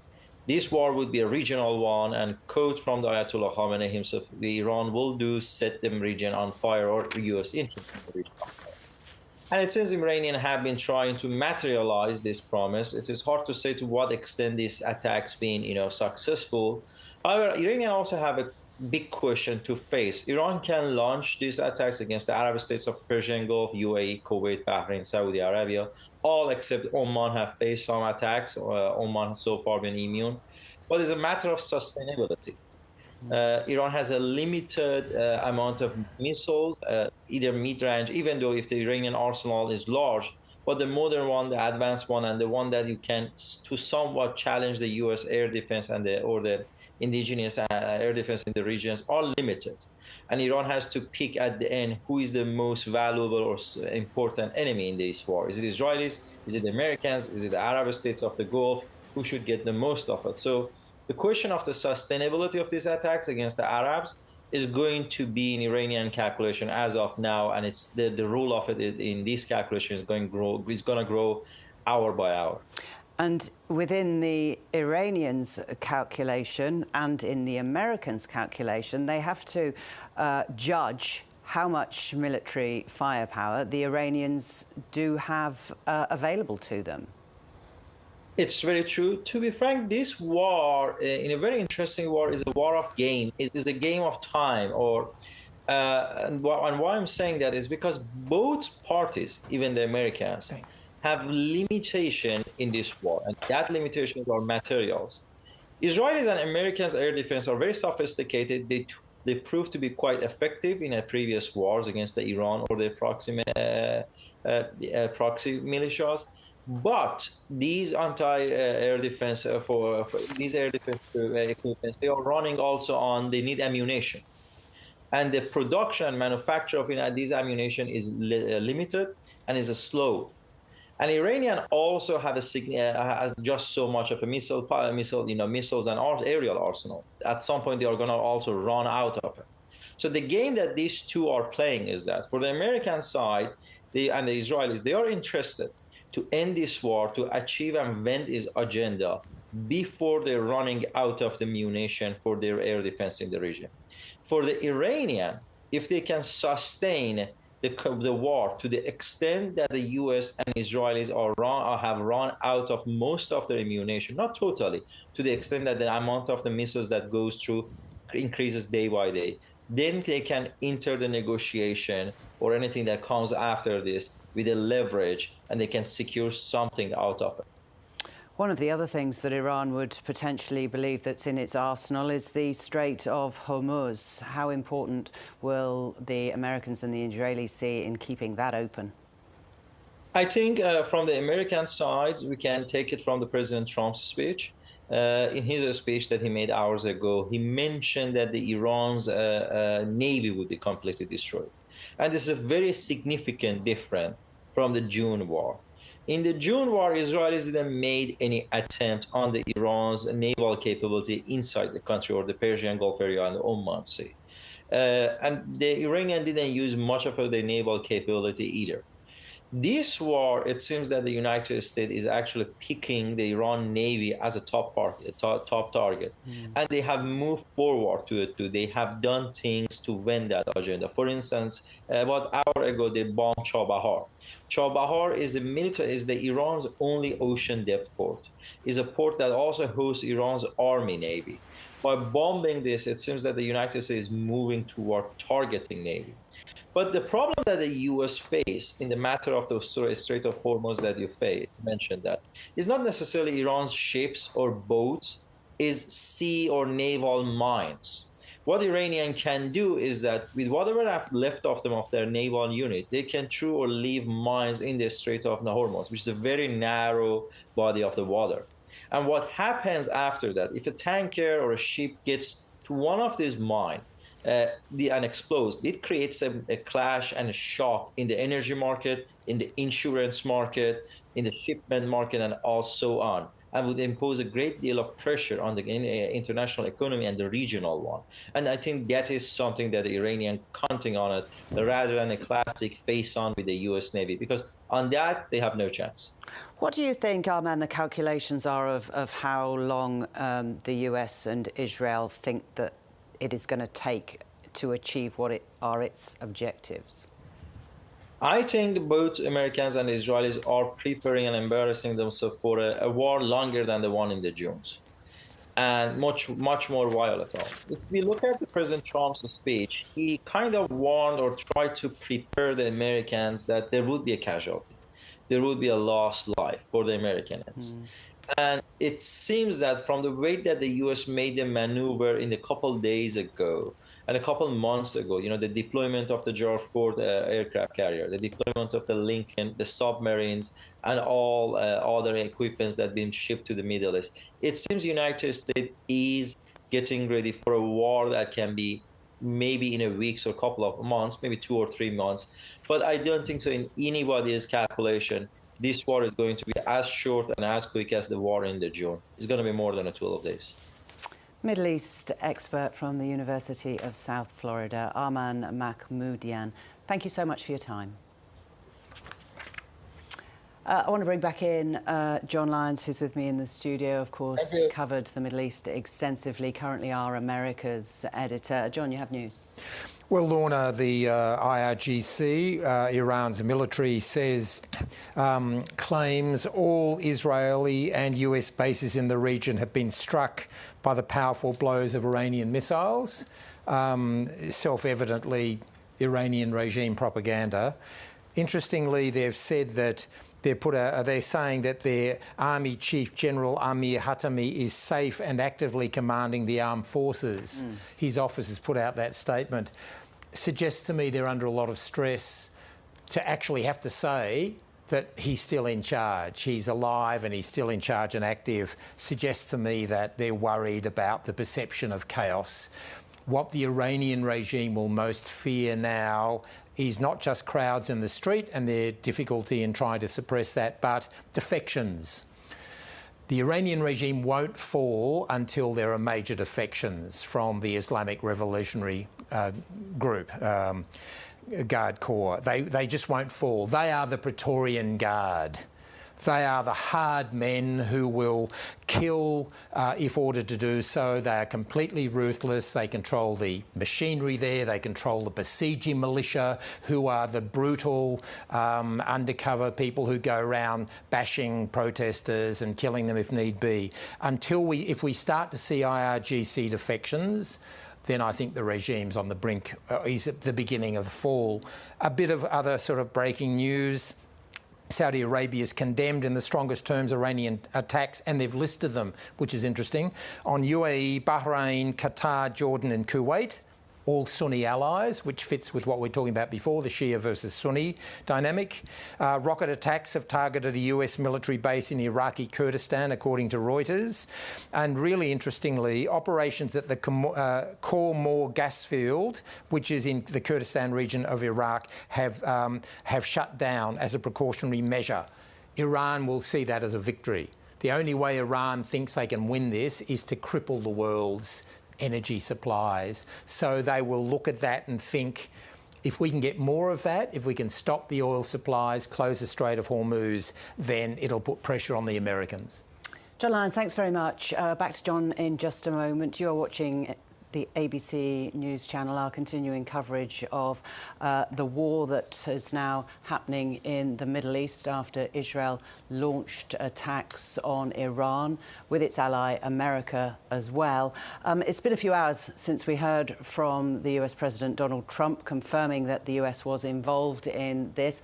We're expecting to hear from him again Saturday morning US time, so 4 or 5 hours time from now. After the strikes were first reported, though, he released a statement on Truth Social saying that his administration's objective in striking Iran was to defend the American people by eliminating imminent threats from the Iranian regime. Here he is. It has always been the policy of the United States, in particular, my administration, that this terrorist regime can never have a nuclear weapon. I'll say it again. They can never have a nuclear weapon. The United States military is undertaking a massive and ongoing operation to prevent this very wicked, radical dictatorship from threatening America and our core national security interests. We are going to destroy their missiles and raise their missile industry to the ground. It will be totally, again, obliterated.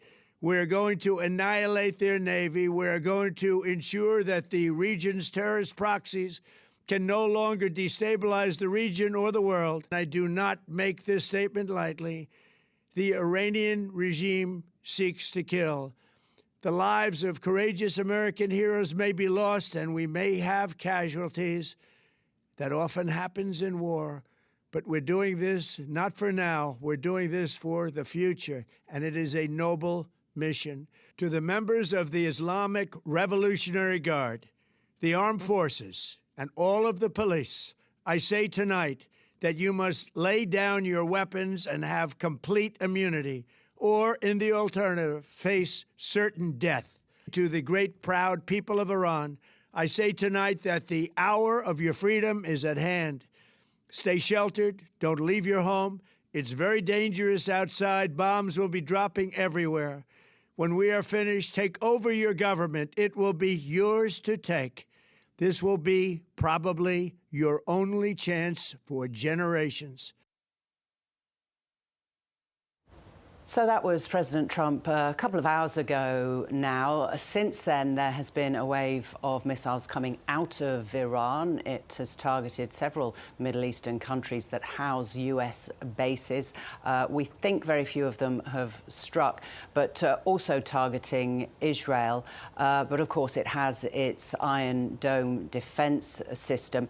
We've heard that another barrage of missiles have been launched out of Iran, but so far the Tel Aviv skyline has not shown any evidence of incoming missiles, and we certainly haven't heard the air raid sirens there as we did a few hours ago. So a few hours ago, when the first barrage of missiles headed towards, of course, the Israeli military intelligence is the best in the world, and they knew that the missiles were coming. The air raid sirens rang out.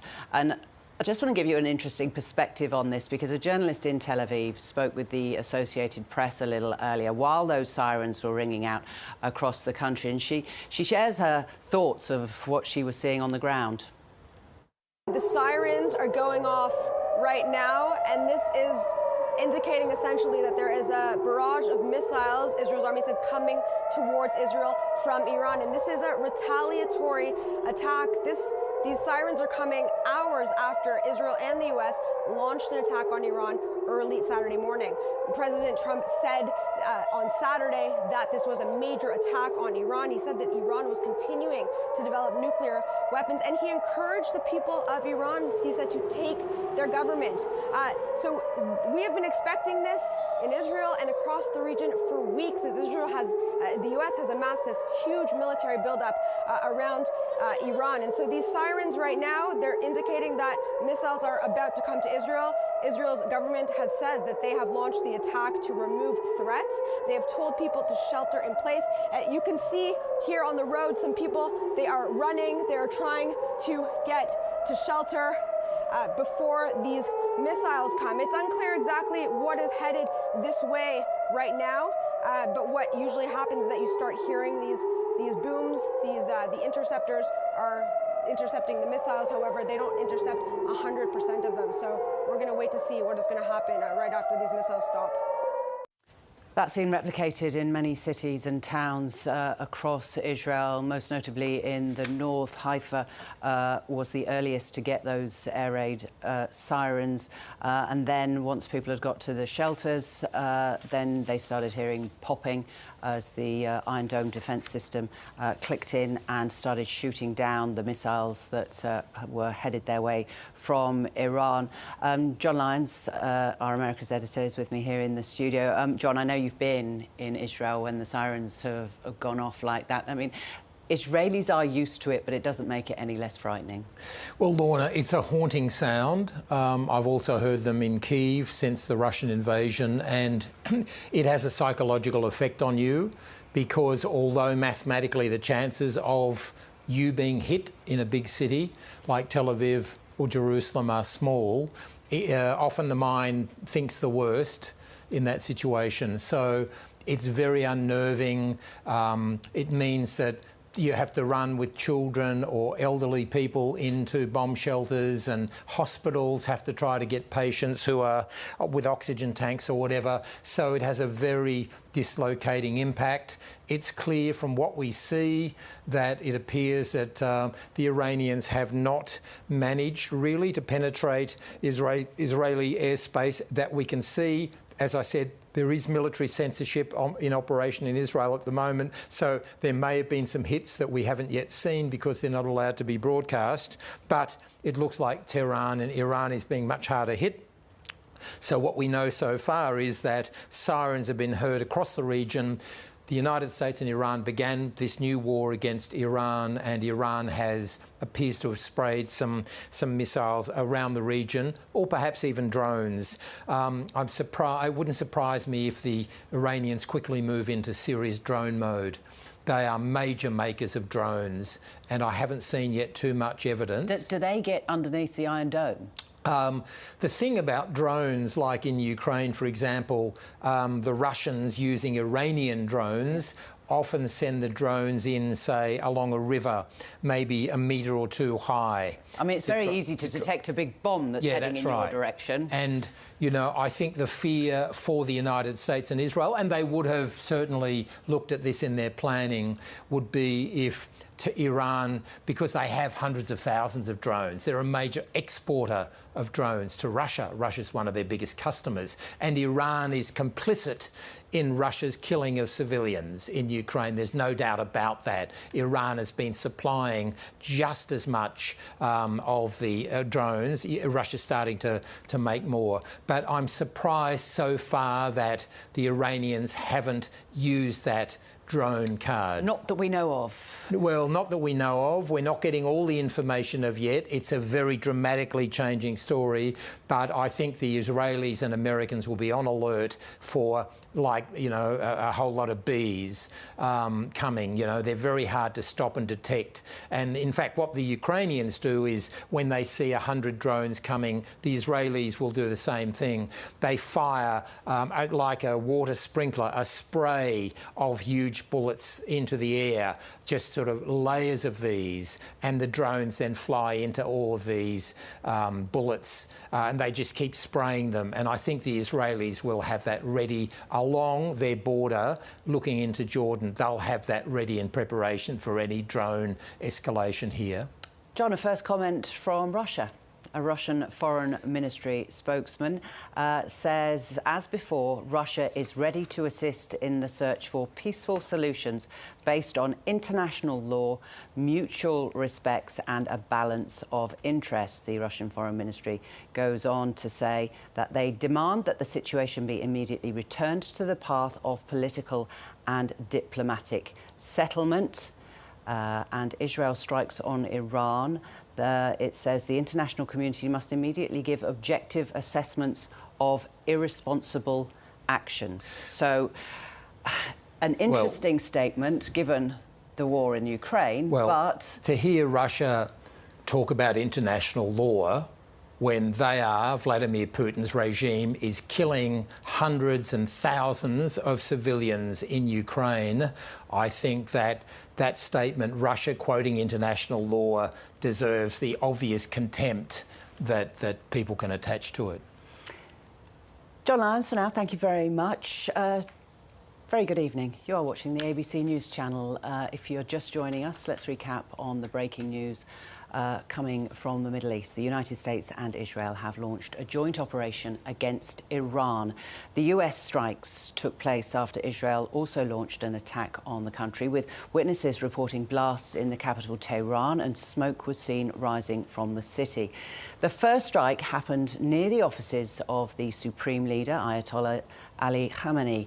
It is unclear if the 86-year-old was there at the time, but we believe he is now out of Tehran. Iran says 5 students have been killed at a girls' school, the first confirmed fatalities in Iran in the operation. US President Donald Trump has released a statement on Truth Social saying his administration's objective in striking Iran is to defend the American people by eliminating imminent threats from the Iranian regime. He goes on to say Americans may be lost and we may have casualties.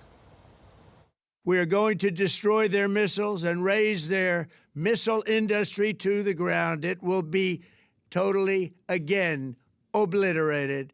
We're going to annihilate their Navy. We're going to ensure that the region's terrorist proxies can no longer destabilize the region or the world. I do not make this statement lightly. The Iranian regime seeks to kill. The lives of courageous American heroes may be lost, and we may have casualties. That often happens in war. But we're doing this not for now. We're doing this for the future, and it is a noble mission. We also heard from Israel's Prime Minister, Benjamin Netanyahu. He says the operation's aim is to remove the existential threat posed by Iran. At this time, the IDF is attacking targets of the oppressive regime, facilities of the Revolutionary Guard, along with the United States military, targeting ballistic missile sites that threaten both Israel and US forces. In recent months, the tyrants in Iran have been plotting to rebuild their nuclear and missile capabilities and to bury them underground, where we won't be able to strike them. If we don't stop them now, they will become invulnerable vulnerable. To that end, their representatives in negotiations are trying to buy time, attempting to buy time in fruitless and deceitful negotiations with our American friends.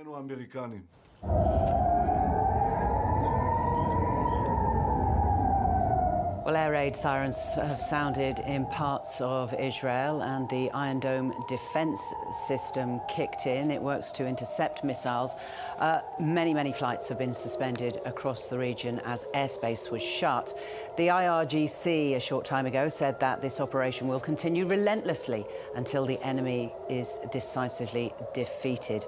Multiple countries in the Middle East have reported intercepting projectiles. Explosions have been reported in the capital of Bahrain, where the United States Navy's Fifth Fleet is based.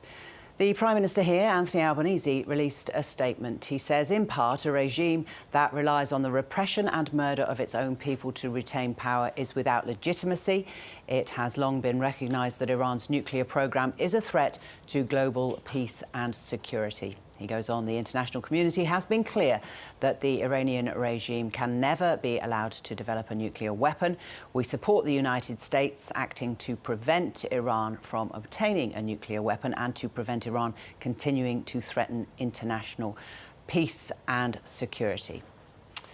The Trump administration has been increasing pressure on Iranian leaders to secure a peace deal and also a deal that would reduce the country's nuclear capabilities. Talks between the US and Iran took place just days ago and they were set to resume again next week. Iran insists its nuclear program is peaceful. In Tel Aviv, Israelis have expressed support for Israel's attack on Iran. I feel good, I feel safe, everything is going to be okay. It's about time.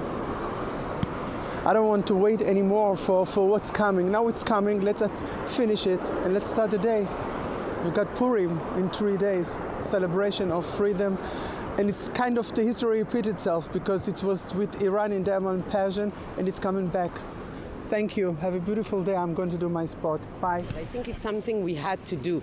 We see our enemies trying to get us back into war and to attack and threaten us, and they didn't have enough, and we need to protect ourselves. And I think with the Arab enemies, we noticed, I'm 43, I've knew some wars in my life, that we have to be the first. We have to establish that we are strong, we are not scared, and we are here to protect our land. I was expecting the United States to attack first. I'm not sure that it's good for Israel to be the first one, but once it's taken and once it's done, I think and the hope for a great change in the Mediterranean. Let's bring in Maryam Alamzadeh, who is an associate professor in the history and politics of Iran at Oxford University. Maryam, thanks for joining us this evening. Gosh, what a vast subject that is that you cover there. I mean, the history of Iran has been potted with conflicts like this. Does this one come as any great surprise right now at this moment in time? Hi, thank you for having me. I don't think it's important whether or not it's a matter of surprise. I think it's more important how much a matter of pain and suffering it is, and it will be. For the people of Iran, for the people of the region, to my count, I think at least 8 countries are affected already. Yes, the Iranian regime is at fault. They have been combative through their 47-year history, but mostly through words, and less so through actual military threat. Iran actually has been the recipient of military attacks, as you know very well, recently pretty heavy ones. And this time around, it promises to be bigger, more devastating, and it comes at a moment where Iran is mourning the loss of thousands of lives by the hands of the government and is kind of collecting the anger and the sadness caused by that to mobilize for democracy, for grassroots change. But war is very, very likely to kill that motivation and kill that sort of collective mindset that has formed. That's interesting you should say that, because you certainly get the impression from the statements coming out of America that they would like there to be a civil uprising. And we've talked over the past few weeks many times about the different makeup of Iran now, a very young population, seeing more of what is happening in the outside world. But you actually think that this will dampen it, do you? Wars always have. This is not my opinion. This is like what history has shown us. It usually creates a rally around the flag effect. Even if not that, it creates an existential threat and anxiety that pushes any agenda of resistance further and further down. Yeah, a population under bombs is less likely to mobilize, has less opportunities to meet, to decide, to ponder what is possible. That's quite obvious if you look at similar historical examples. What does the regime, its leaders, the Revolutionary Guard, what do they do in historical context, as I know you've studied it, when they feel their backs are against the wall and that their complete existence is being threatened? Before the moment of the attack, they are doing everything they can to half-heartedly negotiate, and the other half of the heart is trying to just like buy time. When the attack happens, as you mentioned, they do have the pattern of increasing domestic repression, calling it an existential threat as it is, which would then justify any and every measure to resist against it. And that usually will end up costing ordinary civilians a lot, not just their lives. I mean, people will be killed under bombs, innocent people, but it's also the crushing it, the collapsing economy, the again, as I said, the repressive measures that will be introduced. There are already reports of the Basij militia strengthening its presence on just like ordinary streets, patrolling, putting up checkpoints to control the movements of like ordinary civilians in the fear of sort of either an uprising or maybe like collaborating with the other warring parties. We know from various sources that the Ayatollah Khamenei and the president in Iran were targeted in the first wave of strikes. What do you think would happen should Israel and America decapitate the regime, if you like? Does it die with them? That's a great question. If they are successful in doing that, and we still have to wait and see if that happens, because there are reports that Pezeshkian at least has survived the attack. There's still no news of Khamenei, as far as I know. But if they are able to do that, I think it's very hard to tell, unless there are sort of behind closed-door negotiations with lower echelons of the regime in place, the IRGC, the political, stratum. Unless that has happened and they have sort of made some kind of a political deal who will take up power, it will lead to a power vacuum that very stratum can come in and fill, but it's not going to be smooth. It's going to be a lot of complex like power play happening, if not violence, because the IRGC and Basij are so penetrated through this capillary network that they have throughout the society and throughout the country's political establishment, that decapitation doesn't mean much. And they are also not a unified and homogeneous system. There's a lot of dissent happening within the within the IRGC embassy itself, dissent not in the sense of we want democracy, but in the sense of the repression, the anti-Americanism is not good for business.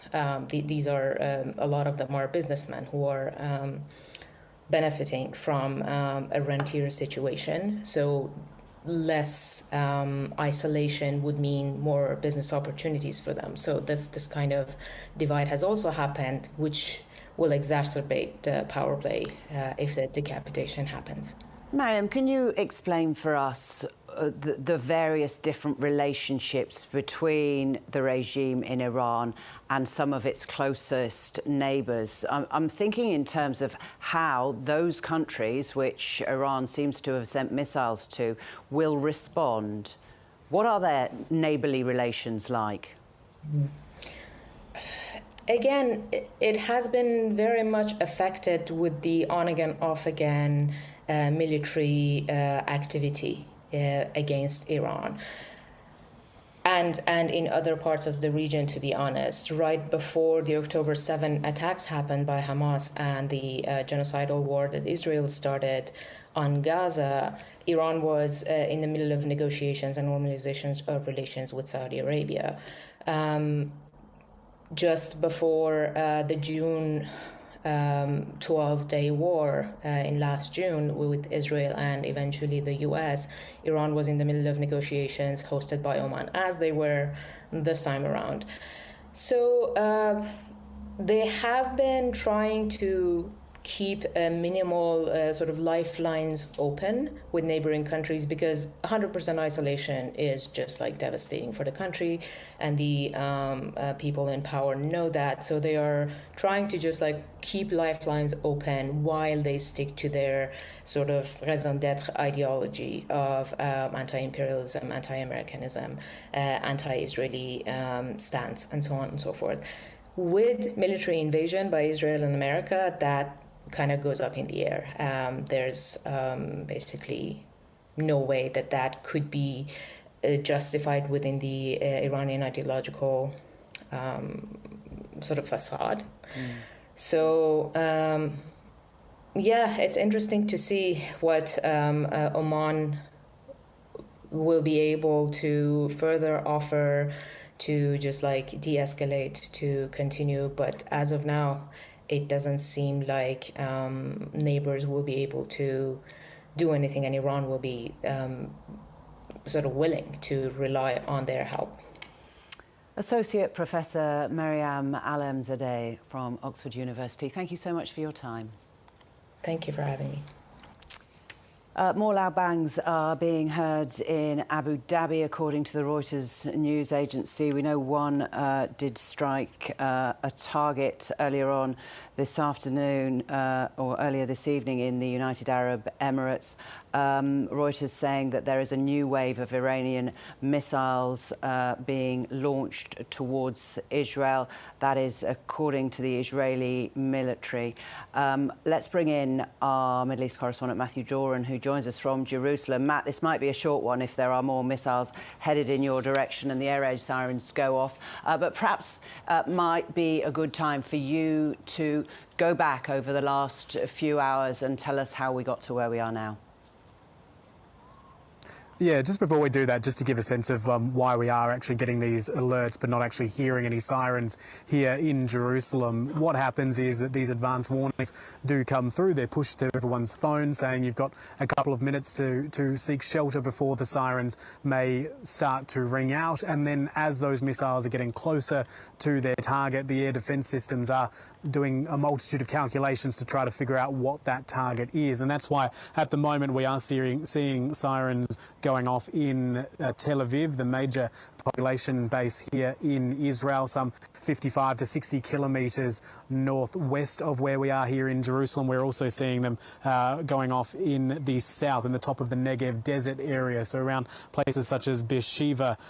Just looking at the map there, that's one of the areas where it is going off. And just while we were waiting to come on air, we actually heard some quite loud explosions to the south of where we are here. So clearly interceptions are being carried out, but it is sort of in areas around Jerusalem Jerusalem at the moment, not here where we would be hearing the sirens. So that's just to explain to our audience why we're talking about more missiles coming in, and you're seeing my mug on the screen coming from the roof of the ABC Bureau. Now, yes, let's jump back a couple of hours to how we actually got to this point. We learned just after 8:15 local time here in Jerusalem that Israel had started attacking targets in Iran. And it wasn't just in the capital, Tehran, it was other cities as well, including Isfahan and Kermanshah there as well. Soon after, we received confirmation that this was not an Israeli operation alone, that the United States had also started to join in, and that it was launching missiles from the air and from the sea, pointing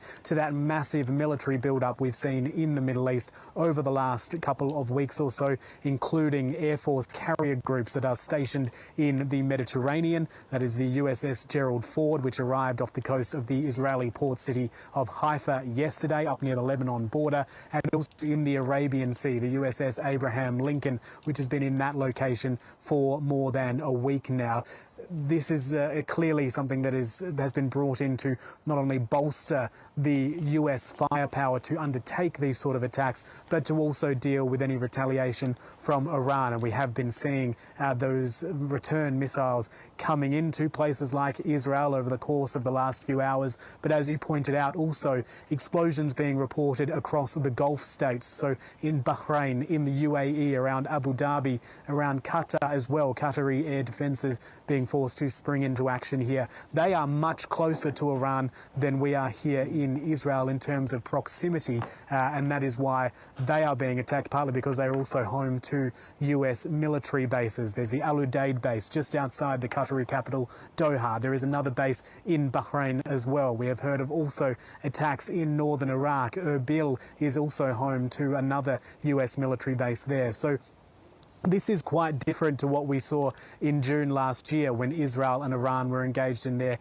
12-day war. Again, a war that Israel started by launching a series of strikes. That was much more between two countries until the moment that the US decided to intervene and drop those bunker-busting bombs on the Iranian underground nuclear facilities. This time around, it is much more broad in terms of the Iranian retaliation because the Americans have been involved from the get-go here, and that is why we are seeing this situation deteriorating somewhat. We have heard from Israeli military officials in the last short while about how they are viewing this situation. They have said that these attacks on Iran were designed to take out things such as Iranian missile defences, so effectively clearing a path for future attacks, but that they were also targeting key Iranian personnel. I think we can read into that the Israelis and the Americans have been trying to take out senior members of the Islamic regime in these strikes, be it the Supreme Leader Ali Khamenei, be it the President Masoud Pezeshkian there as well. I think it's safe to say that they would have been targets as well as senior military commanders within Iran. In terms of whether or not they have been killed in these attacks, we do not have that confirmation. We wouldn't necessarily expect to have that confirmation so quickly, but it is still fairly early in the day here. It's only almost 1:30 in the afternoon. This is going to continue on for a number of hours, and that sort of information will continue to trickle out of Iran and also from the US and Israeli establishments as well as they get a firmer picture of what's happened on the ground there. Matt, stay with me. I just want to bring our viewers up to date with a couple of breaking news lines that have just come into us here on the ABC News channel. We've just got word that the Prime Minister Anthony Albanese will hold a meeting with the National Security Committee of Cabinet tomorrow morning following the US-Israel attacks. The committee operates within the Prime Minister's department to advise on foreign policy and defence strategy. That meeting will kick off tomorrow morning, so the National Security Committee of Cabinet will meet tomorrow morning to discuss the situation here. Matt, I'll get your thoughts on these other breaking lines that I've got to bring our viewers. Russia's foreign ministry condemns US-Israel strikes on Iran as, and I'm quoting here, pre-planned and unprovoked acts of armed aggression. I guess that would be expected from Russia. A couple of others. New wave of booms heard in Doha, that according to witnesses being quoted on Reuters. And on the economic impact of this, Matt. Emirates, as you know, a massive airline, due to multiple regional airspace closures, Emirates have temporarily suspended all of its operations to and from Dubai. So that's a massive impact that will be felt around the world. Where should we start, Matt? International reaction then, the latest one from Russia. Yeah, not surprising to hear that sort of rhetoric coming out of Moscow, considering the ties that do exist between Russia and Iran, and also Moscow's relationship with countries such as the United States there. So it's not surprising to hear Moscow describe it in those sort of words. However, I guess something to pick up there is that they have described this as pre-planned and unprovoked. Now, yes, this is pre-planned. Obviously, you don't just wake up in the morning and decide that you're going to launch significant strikes like this. This has clearly been in the works for a number of weeks, and Israeli military officials have confirmed that in the last hour or so, saying that there has been this planning happening between Israel and the United States for a number of weeks now. In terms of unprovoked, this is going to be an issue which I think will be debated at length in coming days and weeks, because the way that Israel is describing this, it described its attacks as preemptive strikes against Iran. People would argue that Iran wasn't necessarily about to launch attacks against Israel, although Israel always perceives that there is this existential threat coming from the Islamic regime in Tehran. And considering that these negotiations had been underway between the US and Iran, trying to come up with some sort of a deal on Iran's nuclear ambitions, the Omani foreign minister, who was acting as the mediator there, was saying as recently as last night, local time here, that he believed a deal was within reach. This idea of whether or not it was provoked or not, that will be subject to a lot of debate there. So not surprising rhetoric coming out of Russia, but certainly food for thought, I guess, as we continue to deal with this unfolding crisis. I mentioned about Emirates suspending all flights in and out of one of its major hubs in the Middle East. Although this won't be known for a great length of time, the economic impact being felt around the world, Matt. Yeah, absolutely. Airspace being shut down, but also where airspace remains open, the safety concerns there about flying any aircraft through those regions when there is this issue of missiles being fired in both directions is why you're seeing big players like Emirates suspend all of their operations through Dubai. Now, that is going to impact routes coming through Europe and also through the Asia-Pacific region. Think how many Australians jump on an Emirates flight as they're trying to go through to the Middle East and beyond through to Europe. That is going to be crippling in terms of global air travel. Talking about Emirates, we've also seen other airlines saying that they are suspending their operations. If we're dealing with booms being heard over the skies of Qatar, over the skies of the Doha capital there, you would have to say that also Qatar Airways would have been looking at this very, very closely. This is going to cripple global transport for the foreseeable future while this is happening. And this is, again, very different to what was happening back in June last year during the 12-day Israel-Iran war. That was missile fire that led to the closure of Israeli airspace for the duration, Iranian airspace, but also intermittently Jordan, the country that sits in between those two countries. It had tried to, or been forced to close its airspace and reopen it and close it depending on the situation. This is far broader because that Iranian response is targeting those Gulf states, Bahrain, Qatar, the United Arab Emirates, and that is why we're seeing big players like Emirates saying that it is simply not safe to fly at the moment while this situation's unfolding. Latest we have, Matt, is that air raid sirens are being heard in Doha. As we heard from the Israeli military, they pre-warned us that another wave of attacks was coming from Iran. So air raid sirens in Doha and potential missiles going into Abu Dhabi. Again, no indication of whether they have struck anything or whether they have been shot down. I'll get your thoughts on this, Matt, as well, actually. The Reuters news agency reporting that an Iran-aligned Iraqi group, Kataib Hezbollah, I know Hezbollah, I don't know the Kataib link there, says it will soon attack US bases. Now, this would indicate that Iran's proxies are ready to move. Well, this is certainly what many people had been fearing, that groups such as that one in Iraq, the Houthi rebels in Yemen, Hezbollah in Lebanon could be drawn into this. Now, over the last couple of days, there has been an intense bombardment by Israel of southern Lebanon, effectively trying to, I guess, warn Hezbollah not to join in on this, and that if they did, then Israel would start its attacks against Lebanon again. There has been a ceasefire in place between Israel and Lebanon, so Israel and Hezbollah in Lebanon since November 2024, but that certainly hasn't stopped Israel from launching dozens and dozens and dozens of attacks into Lebanese territory during that entire period, and there are many people who have been killed as a result of that.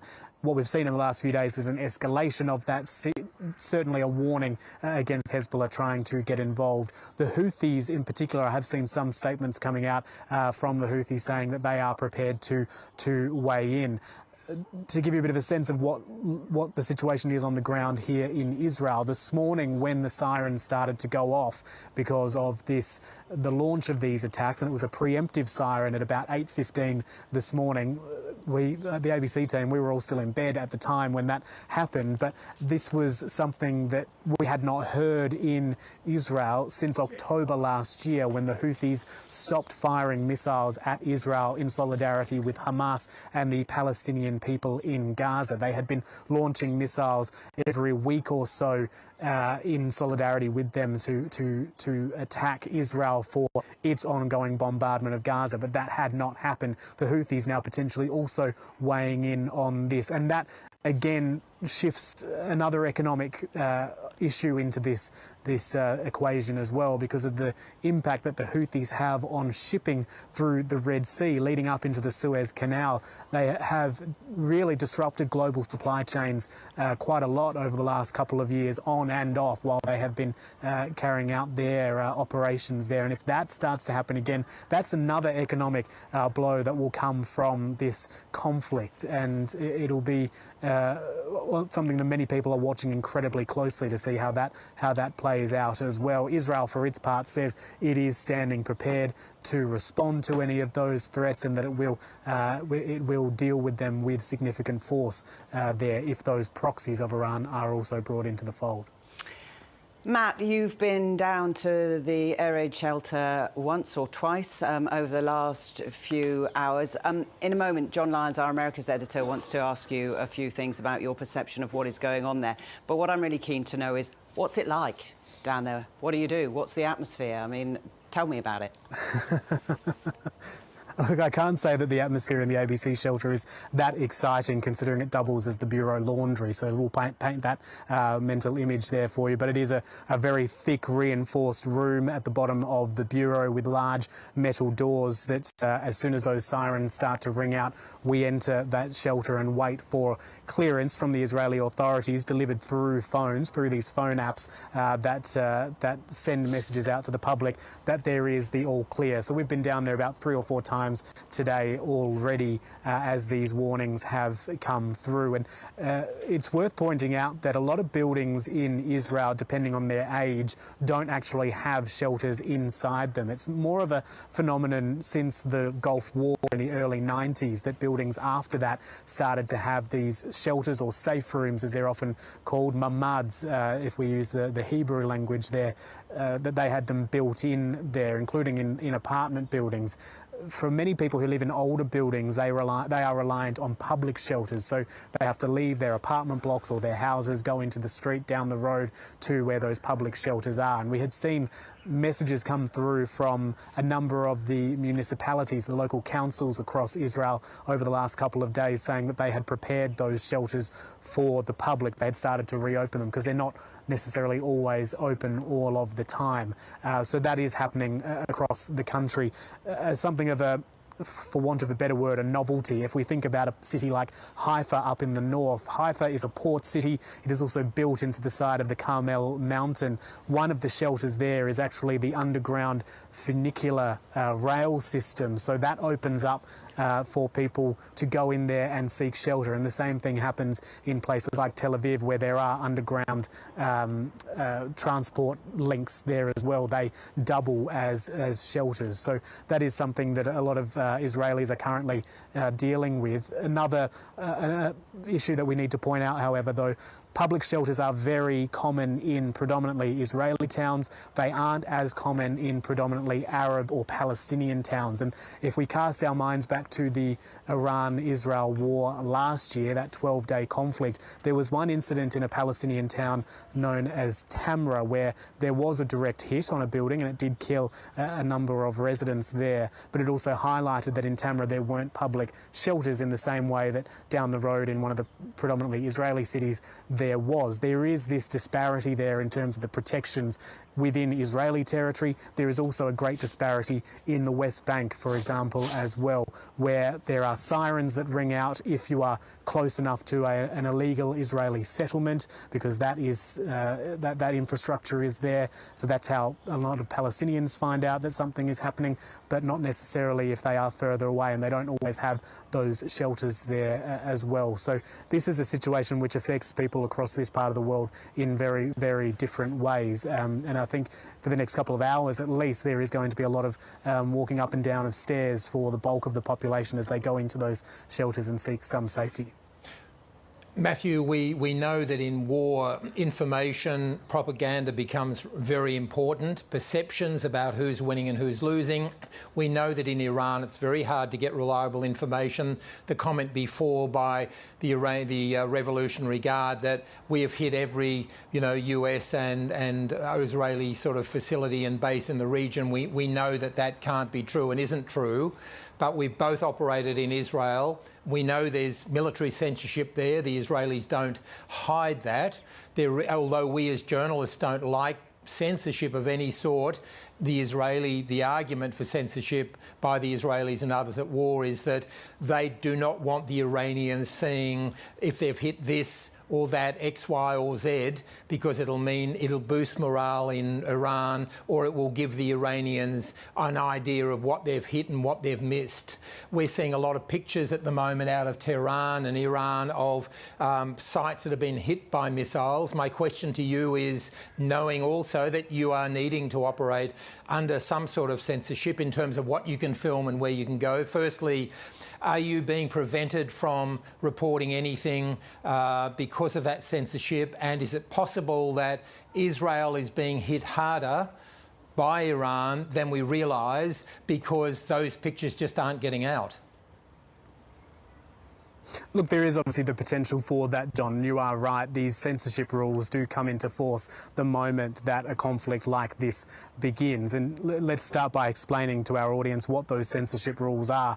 Effectively, the media on the ground are barred from reporting on any direct hits, for example, on Israeli military facilities, be they facilities that are, everything from office blocks through to, advanced military bases, research institutes, anything like that. We are banned from being able to report on that here on the ground. But we do need to stress to our audience that if that information is getting out of the country and can be verified elsewhere, we and many other, if not all other news organisations around the world will be able to bring that news to you. It may just not be coming from my mouth here on the ground in Israel. So that information can still get out, and it did get out last time around during the 12-day war in the middle of last year.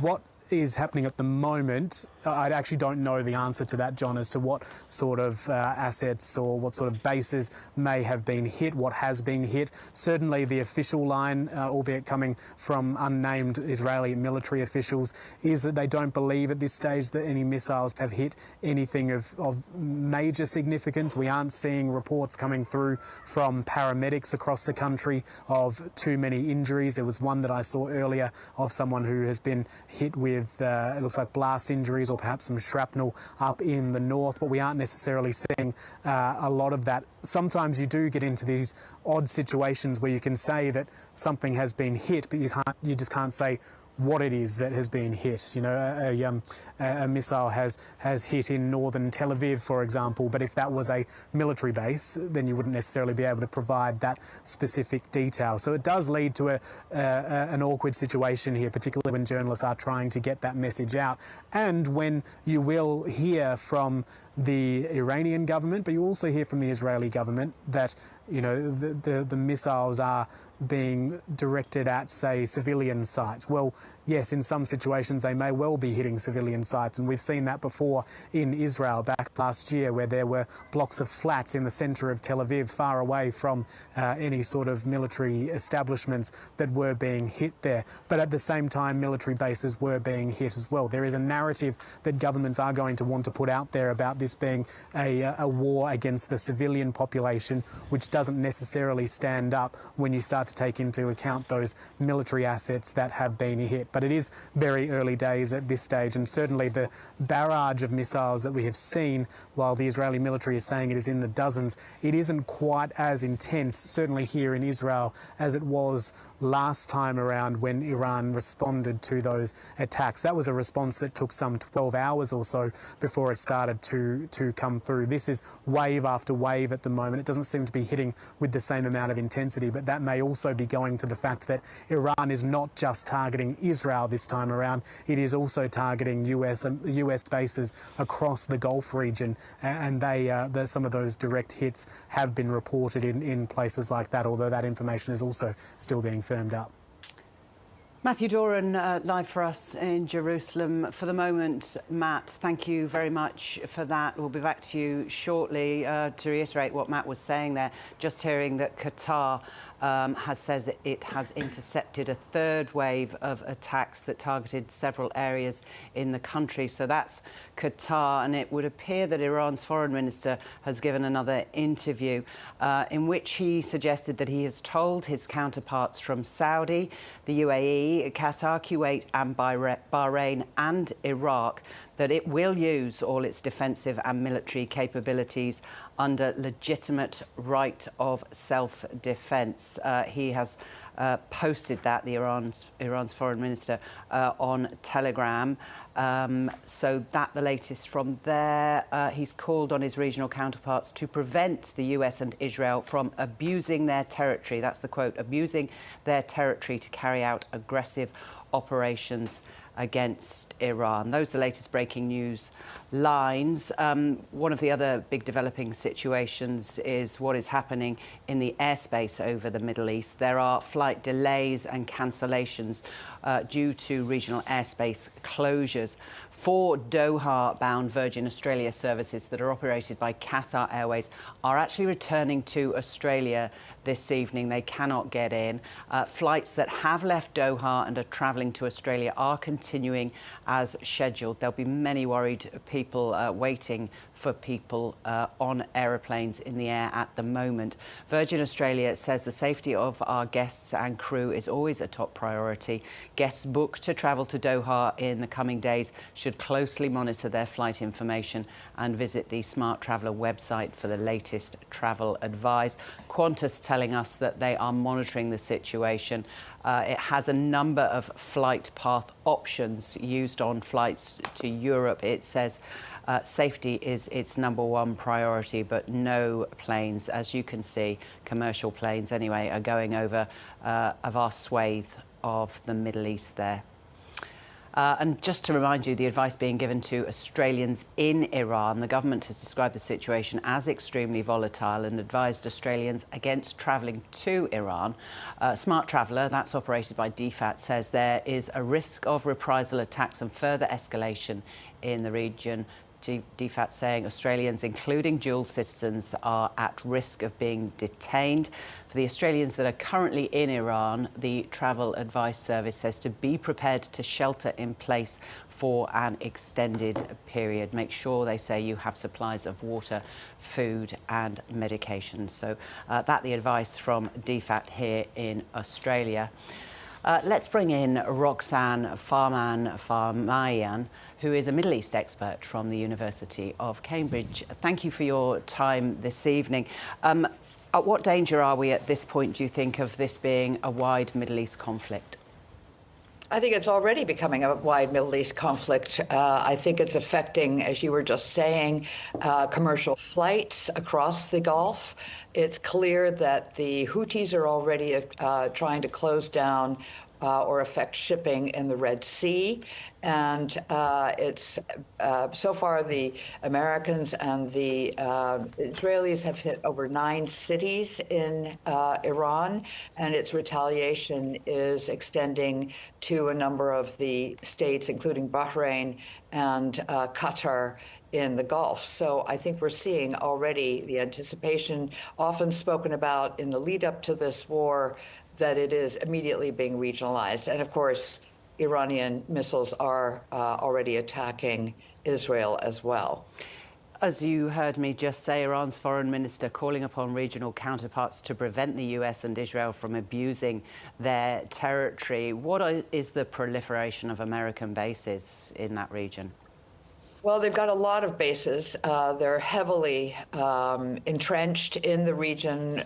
They've got bases in Kuwait and in Iraq. They've got, of course, serious naval buildup in the Mediterranean, as well as having a aircraft carrier off the coast of Iran down by the Gulf.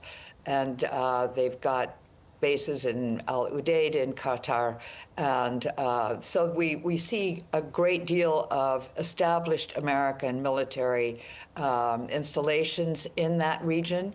At the moment, we're also seeing both Chinese and Russian shipping, naval shipping that has intelligence capabilities and underwater tracking that are located inside and outside the Strait of Hormuz. So there's a great deal of combined installations that we're seeing there from different countries. That's really interesting. Just another news line coming from Iran's army. In a statement, they said Iran's army has sent a wave of tens of drones launched towards Israel. We've been talking about drones because we hadn't seen them used as yet. If this is the case, we have to take everything with a bit of cynicism until we wait and get proper confirmation.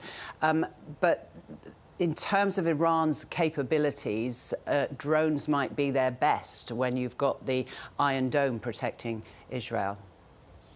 Well, and one of the things that Iran practices is swarming techniques. So it'll send many rather than just one or two.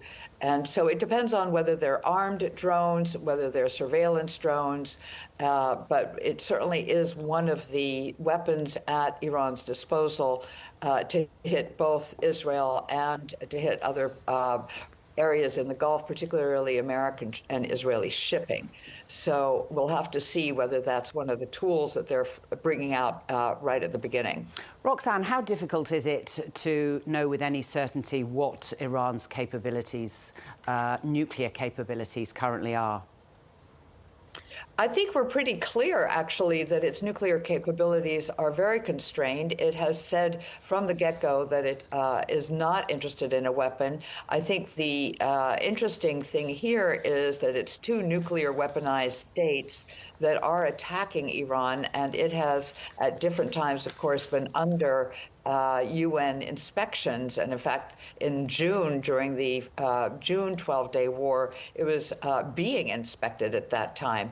So I think that we can safely assume it will not be pulling out any nuclear weapons. What we don't know is if that is possibly on the agenda of the Israeli military eventually. But what we also do know is that the attacks so far are quite different than during the June war, in that they have not been against Iran's military installations so much as against its leadership installations, particularly the Justice Department, the Parliament, the different offices of governance that imply that there's an effort to be decapitating the government again.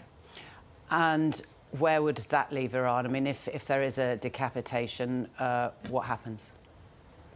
Well, it's a very different situation than it occurred during Venezuela and the American program there, operation there. In Iran, it's a very diffuse system already.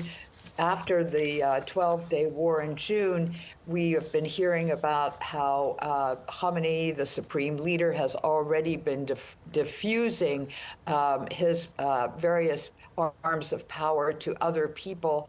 I think there has been some news that the head of the judiciary has been killed in this first round of bombings in Tehran.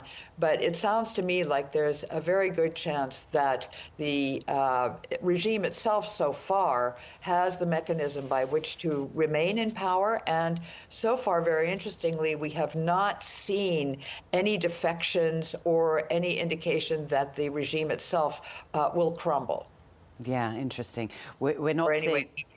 Yeah. Sorry. No.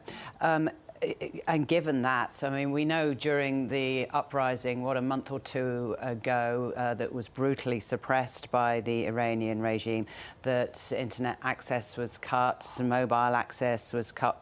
It has happened again, so getting information out is very difficult. And I guess, Roxanne, the most important point of that, it limits any internal resistance. It does and it doesn't. I think that there is a loyalty, a patriotism about supporting Iran by Iranians, not necessarily the regime, but there is a rally around the flag effect, I think, that we need to expect to some degree. And I think that they're used to the blackouts, and still there's a great opportunity for people to communicate via family, by visitation, by getting onto the streets. We didn't find, even during the blackouts of the last round of protests in January and February, that people were not going into the streets because of the blackout. I think communication is not the first thing that we will be seeing affecting the response of the people. Just finally, we were talking just on Friday about the diplomacy efforts between America and Iran. Yes. We were talking about the different things that were on the table and whether concessions would be made. Is that all completely ripped up now? Well, according to the statement by the Foreign Minister Araghchi, it sounds very much as though that's on hold, just as it was at the time of the June 12th war, 12-day war. They had been in negotiations just like they were this time. And I think this has two implications. One, there is really waning hope on the part of the Iranians that the Americans are taking this seriously as an option, as diplomacy being a solution. And second of all, I think it certainly gives pause to other states as to the reliability of the U.S. when it says it's interested in a diplomatic solution to things, because clearly in both cases they have interrupted the negotiations in order to attack directly. Roxanne Farmayan, thank you very much for joining us there from the University of Cambridge. Thank you. We were just showing you the latest pictures that are coming from the IDF. This is what they do. We've seen it many times before from them. They release some video of them hitting some targets in Iran. We'll get that analysed. It looks to be a pretty remote area. Our America's editor, John Lyons, with me in the studio. John, that looks remote, as I say. Military, potentially? Look, hard to tell, Lorna. These videos can often look very much like, a video game, etc. The fact the Israelis are releasing it suggests that, they want it released. It's a military installation. Probably, if they hit a civilian target, they wouldn't be releasing it. I can give an example of that in a moment, of a strike that they've made, which I'm sure they're not going to be so happy to hand out.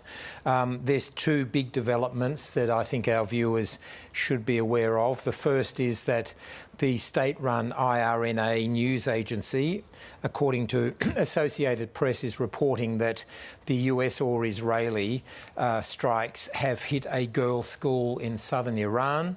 in the city of Minab, and according to the state-run news agency, that has killed 40 people. So that's the first major fatalities of this war so far. As I say, it's the state news agency. It's not confirmed. We're unable to independently verify it, but we are reporting what the state agency is saying. Doesn't mean it's not true, but we can't get in there. They don't allow a lot of independent media, just as Israel doesn't allow foreign journalists into Gaza. So at a time of war, many countries in the Middle East censor and prevent access, so we can't independently verify. But according to the state-run IRNA, 40 are killed in a US-Israeli airstrike on a girls' school in Minab. The second piece of important news, I think, is we talked before about the whole Sunni-Shia schism.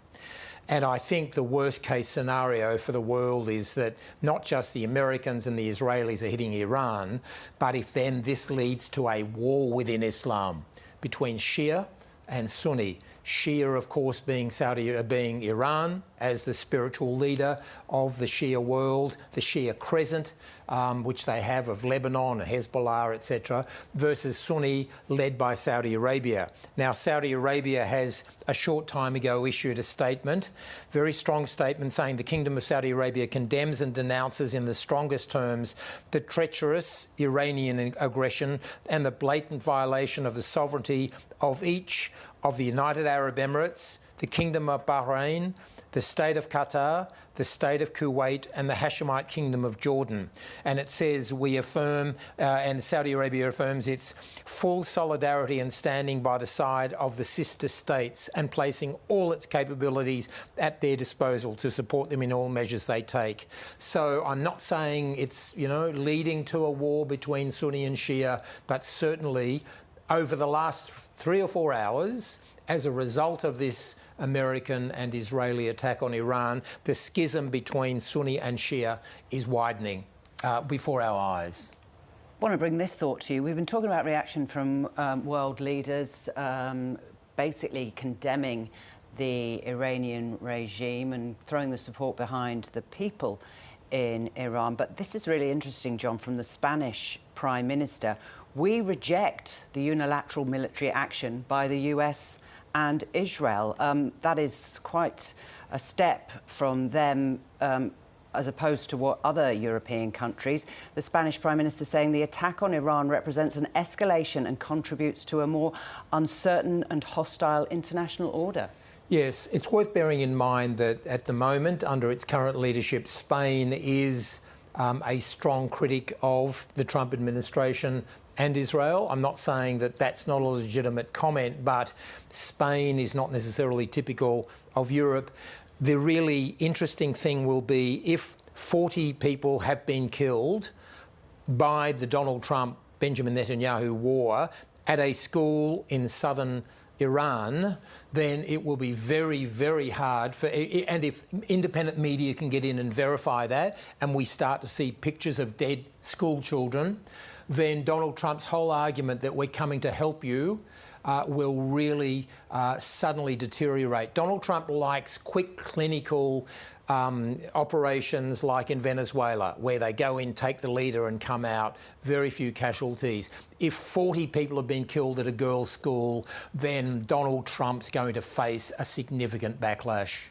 Our colleagues at Fox News in America, as we know, right-wing media and very big supporters of Donald Trump are quoting a US official as saying the strikes on Iran will last days, not hours.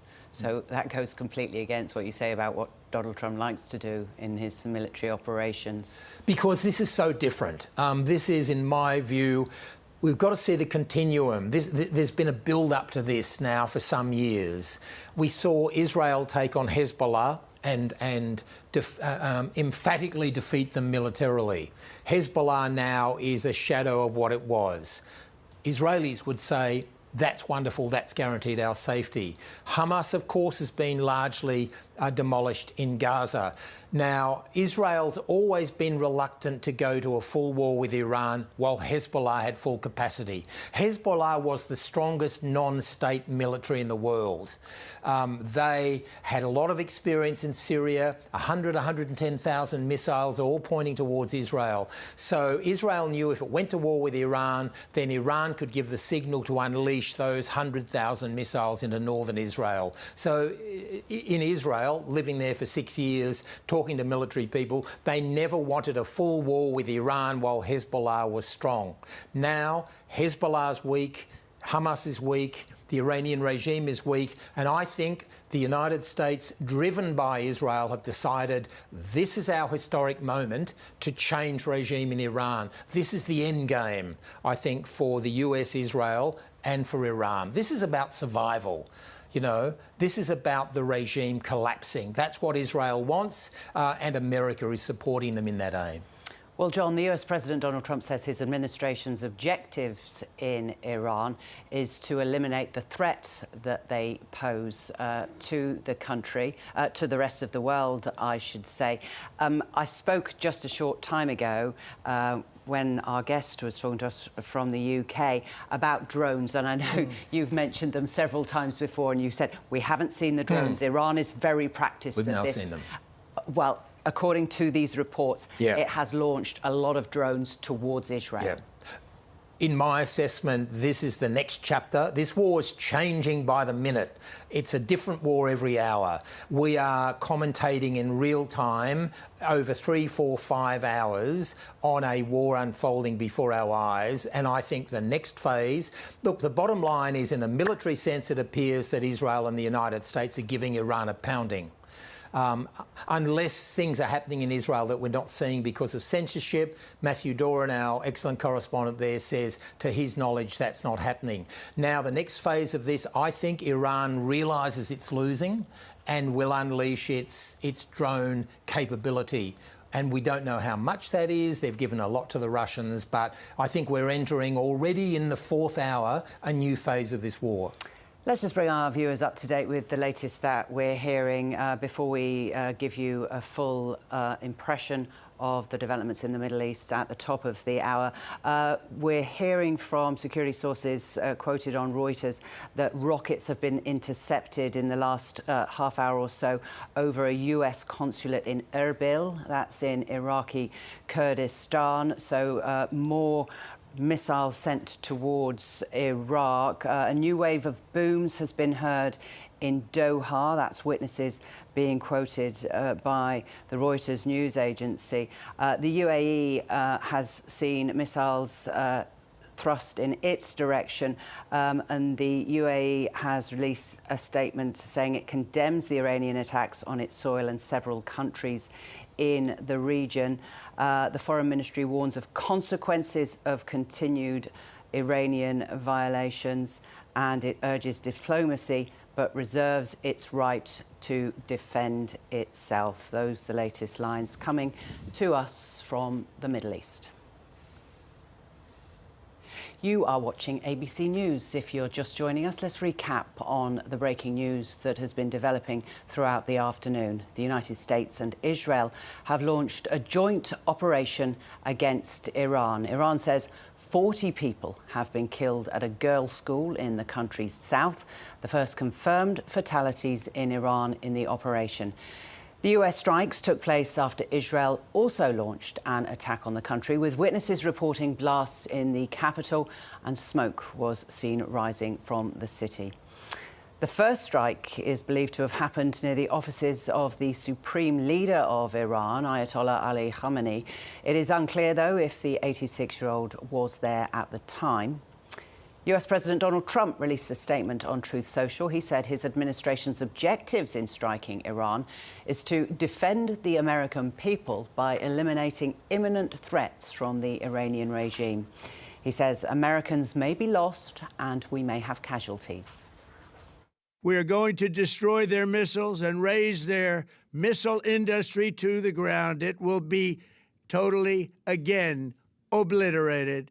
We're going to annihilate their Navy. We're going to ensure that the region's terrorist proxies can no longer destabilize the region or the world. I do not make this statement lightly. The Iranian regime seeks to kill. The lives of courageous American heroes may be lost, and we may have casualties. That often happens in war. But we're doing this not for now. We're doing this for the future, and it is a noble mission. We've also heard from Israel's Prime Minister Benjamin Netanyahu. He says the operation's aim is to remove what he calls the existential threat posed by Iran.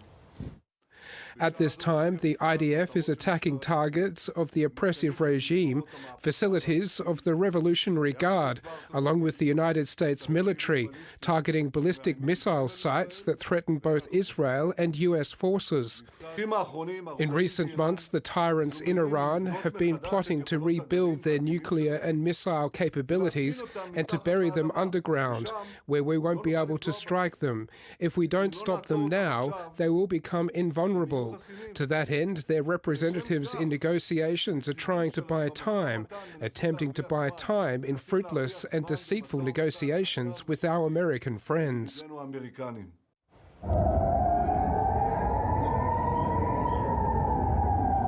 Air raid sirens have sounded in many parts of Israel as the Iron Dome defence system works to intercept missiles.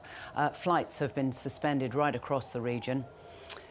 Well, these the live pictures from Israel. Authorities say another wave of Iranian missiles have been launched in their direction. As of yet, though, no air raid sirens going off. The IRGC earlier said that this operation will continue relentlessly until the enemy is decisively defeated.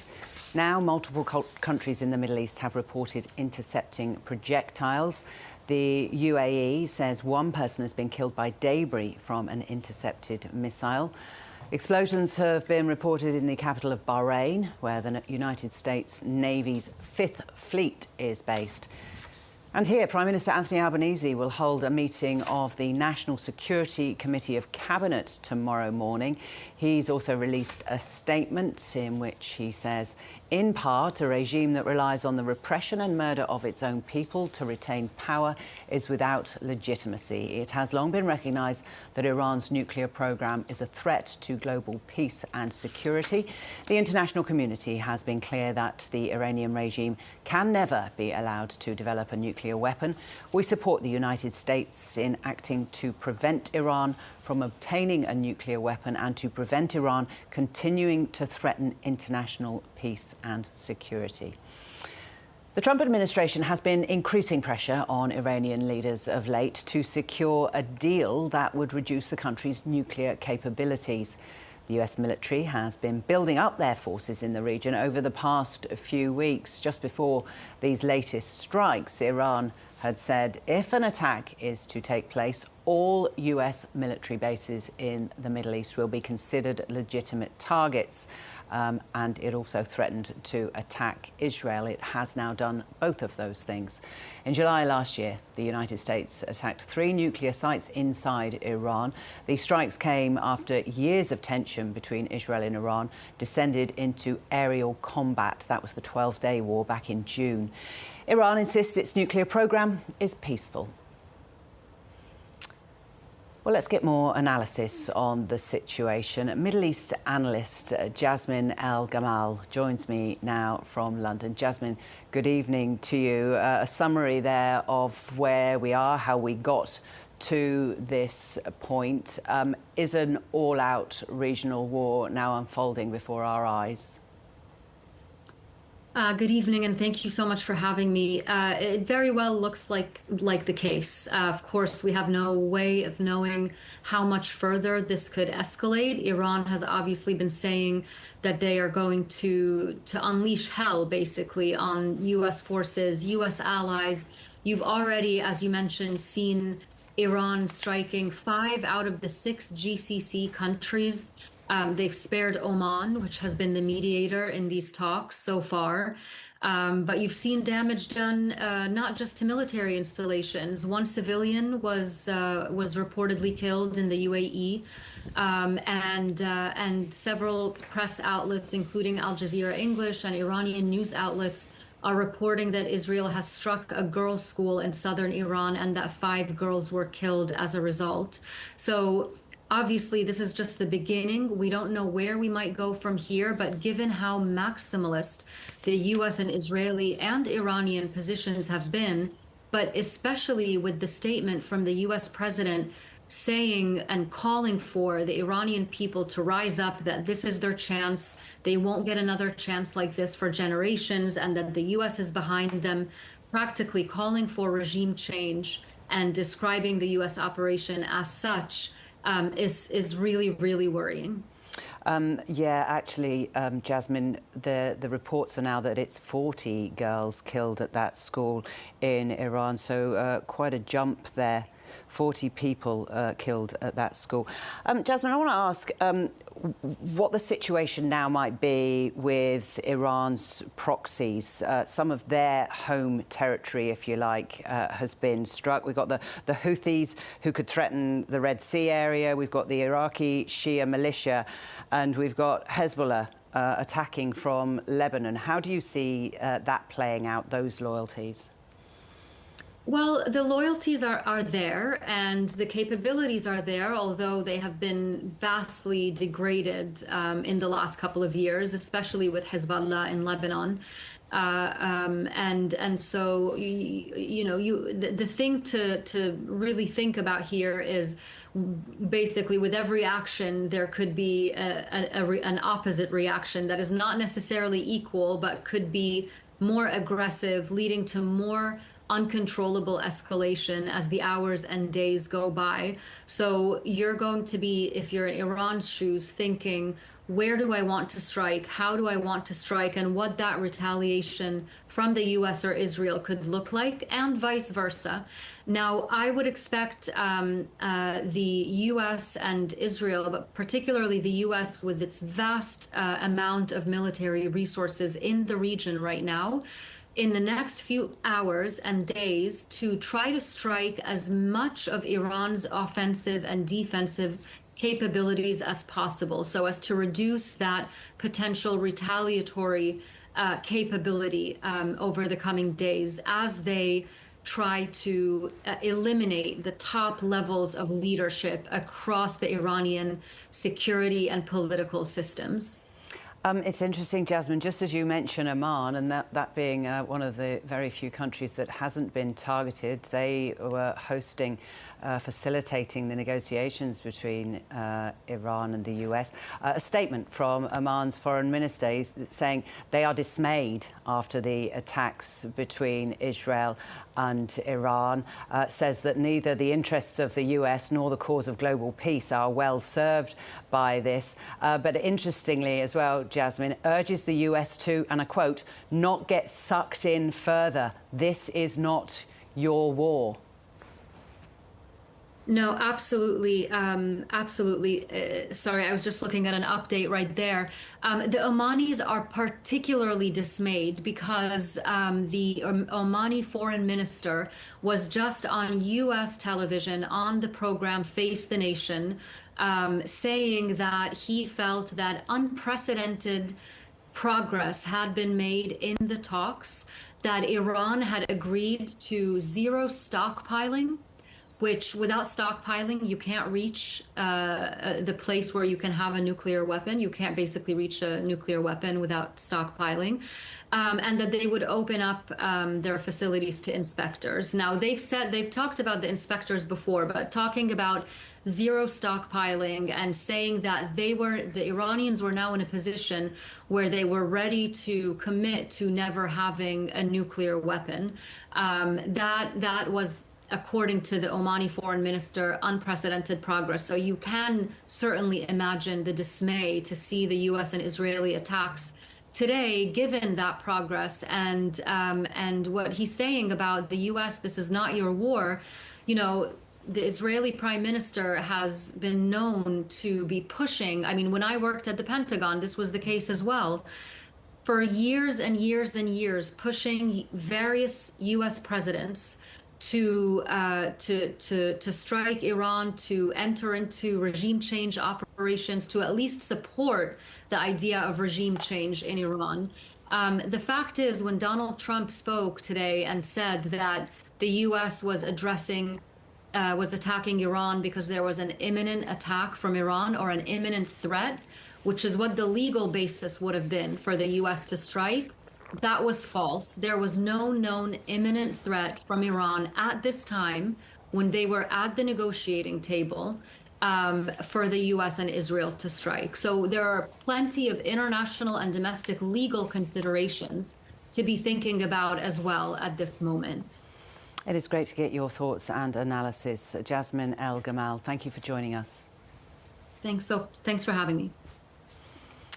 Let's bring some Australian politics into it. Opposition leader Angus Taylor has released a statement on the strikes. He says theocratic Iranian regime is authoritarian, anti-Semitic and abhorrent. It wants nuclear weapons, seeks the destruction of Israel, has encouraged terrorism through its proxies, Hamas and Hezbollah and the Houthis, and has supplied weapons to Russia to support Putin's invasion of Ukraine. Angus Taylor goes on to say it is also responsible for acts of foreign interference in Australia and igniting anti-Semitism.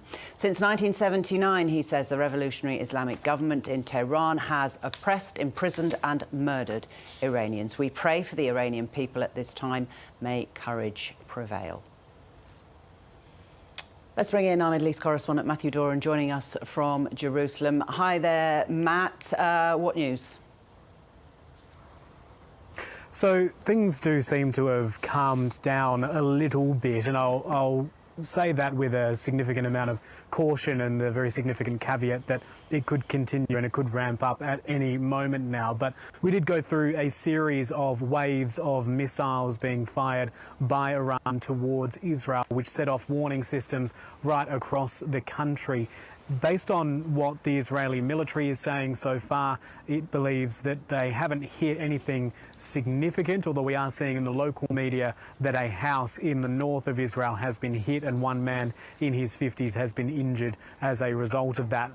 Everything else, it seems, has been intercepted by Israel's sophisticated air defence systems. And indeed here in Jerusalem, where we haven't had as many warning sirens going off, but we've certainly heard those interceptor missiles being fired from the area around Jerusalem and intercepting missiles in the skies around Jerusalem.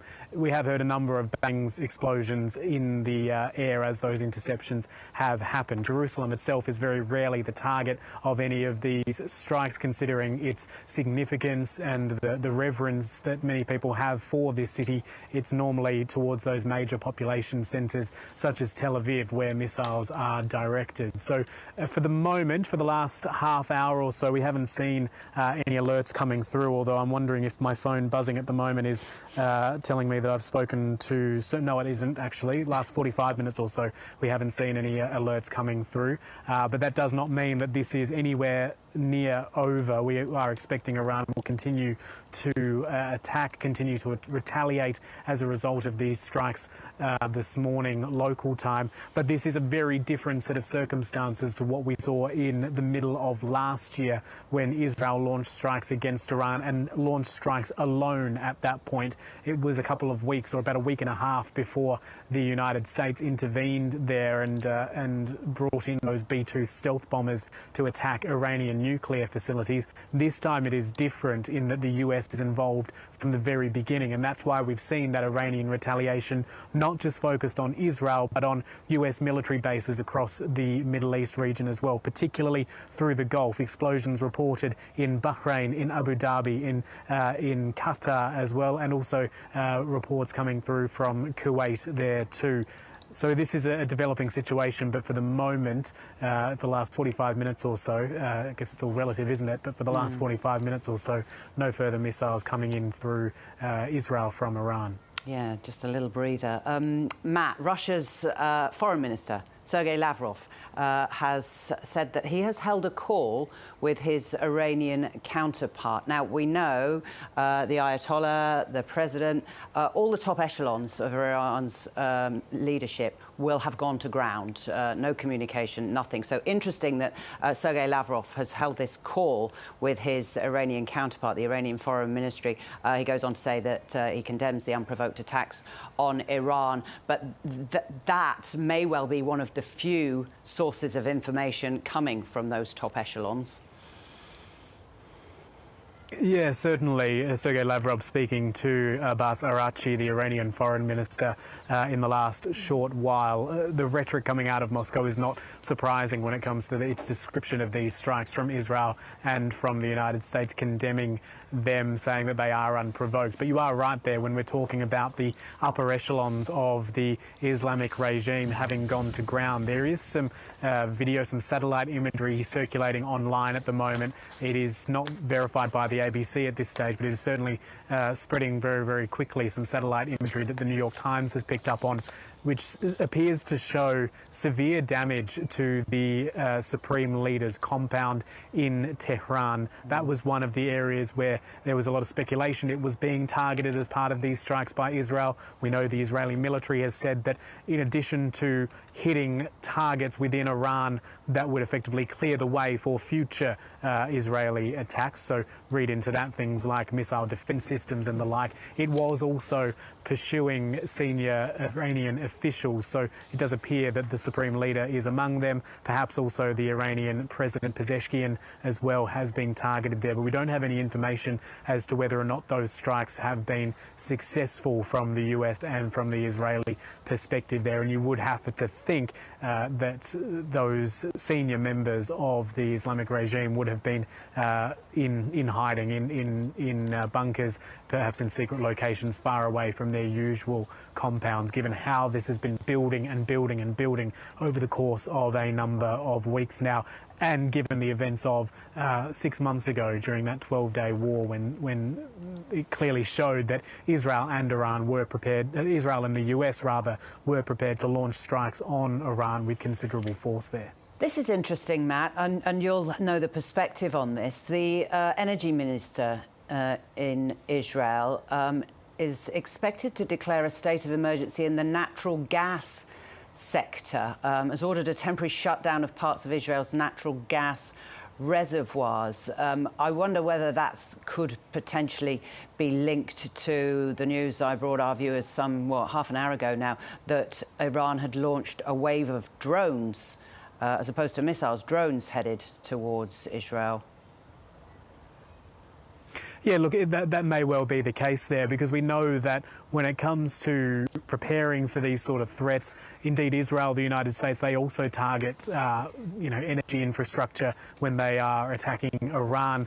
There could well be a concern that that is what is going to happen in Israel as well. Critical infrastructure is always, there are efforts always taken to protect critical infrastructure to make sure that that is not vulnerable, or it doesn't, if it is attacked, it doesn't have cascading effects across the country there. So I think that would be the basis of that order that's just come through from the Israeli energy minister there. We do know that there have been, in terms of where these missiles have been coming from, and as you say, they're drones potentially as well, they do seem to, there has been a lot of activity in the south of Israel, in the Negev area around the city of Beersheba and further south as well. That is where there is a lot of Israeli military operations, air force bases and the like there.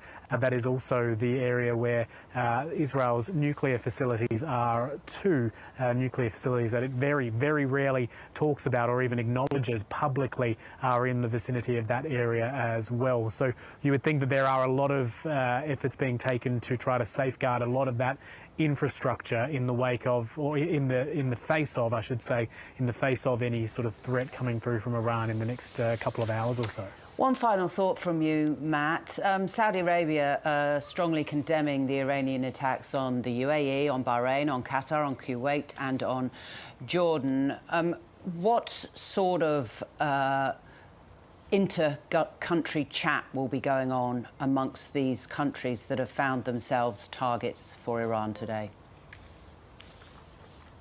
Look, in the last couple of weeks or so, we have seen rhetoric coming from countries such as Saudi Arabia, also from the UAE, saying that they were not going to be prepared to allow the United States to launch any attacks on Iran from their territory, be it airspace or be it from the ground, because we do know that, of course, the United States does have those military assets in the region, particularly along the Gulf, and that's why we've seen those places, Kuwait, Bahrain, Qatar and the UAE targeted most strongly there. Saudi Arabia is clearly an ally of the United States. It is a country that, or maybe not an ally in the formal sense, but it is certainly a country that Donald Trump, the US president, is trying to build ties with. He has a great affinity with the de facto leader of Saudi Arabia, Mohammed bin Salman, the crown prince there. So this sort of rhetoric, again, is not entirely surprising, but we know that the Gulf states generally like to work together. There is obviously tension within the Gulf states as to who is the dominant force there, particularly when we're looking at the relationship between Saudi Arabia and the United Arab Emirates at the moment, things that have flared up in places such as Yemen in the last couple of months or so. But you would think that they would be talking to each other about how they are going to continue to respond to this, because I don't think this is going to be a sort of one and done operation. I don't think after a couple of hours of waves of missiles we're necessarily going to see this this wrapped up from that Iranian perspective. So those discussions would be happening. There is a lot to be said around how these countries in the Gulf, on the Arabian Peninsula, have dealt with Iran in the past, and certainly that's something for discussion. But they would all be looking at this with considerable concern, that's for sure. I must have a crystal ball, Matt, because the Turkish foreign minister has just said that he has discussed steps to take in order to end attacks in phone calls with his counterparts from Iran, Iraq, Saudi Arabia, Qatar, Syria and other countries, doing exactly what you said they would be doing. Matthew Doran, live for us in Jerusalem. Thank you. So reaction coming in from around the world. France has called for an urgent meeting of the United Nations Security Council. The French President Emmanuel Macron has said on the social media platform X that the confrontation carries grave consequences for international peace and security. He says all measures are being taken to ensure the security of the national territory, as well as France's interests in the Middle East. Emmanuel Macron goes on to say the Iranian regime must understand that it no longer has any option but to engage in good faith negotiations to end its nuclear and ballistic programs, as well as its actions of regional destabilisation. Mr. Macron says the Iranian people must be able to build their future freely. So final thoughts now from our America's editor, John Lyons, who's with me in the studio. John, you've been here all afternoon since within a short time of those first Israeli-American strikes. Your reflection on the last few hours? Well, Lorna, a bit of breaking news from Reuters. Some oil majors and top trading houses have suspended crude oil and fuel shipments via the Strait of Hormuz amid the attacks, and our ships will stay put for several days, they say. And so this is what many feared that could happen, that this could have a major effect on the world economy, depending on how long it goes. Some sort of final reflections are that it appeared, I think, that the Foreign Minister of Oman was very powerful. They were the mediators in the negotiations between the United States and Iran. Only yesterday, President Trump said, we are negotiating. The Foreign Minister said that, there has been unprecedented progress. He says that Iran had agreed to zero stockpiling, and he has said to America, don't get sucked in, this is not your war. And so, very interesting. It really makes you wonder whether those talks that the US has been having with Jared Kushner, Donald Trump's son-in-law, and Steve Witkoff, my question to them would be, were these negotiations in good faith?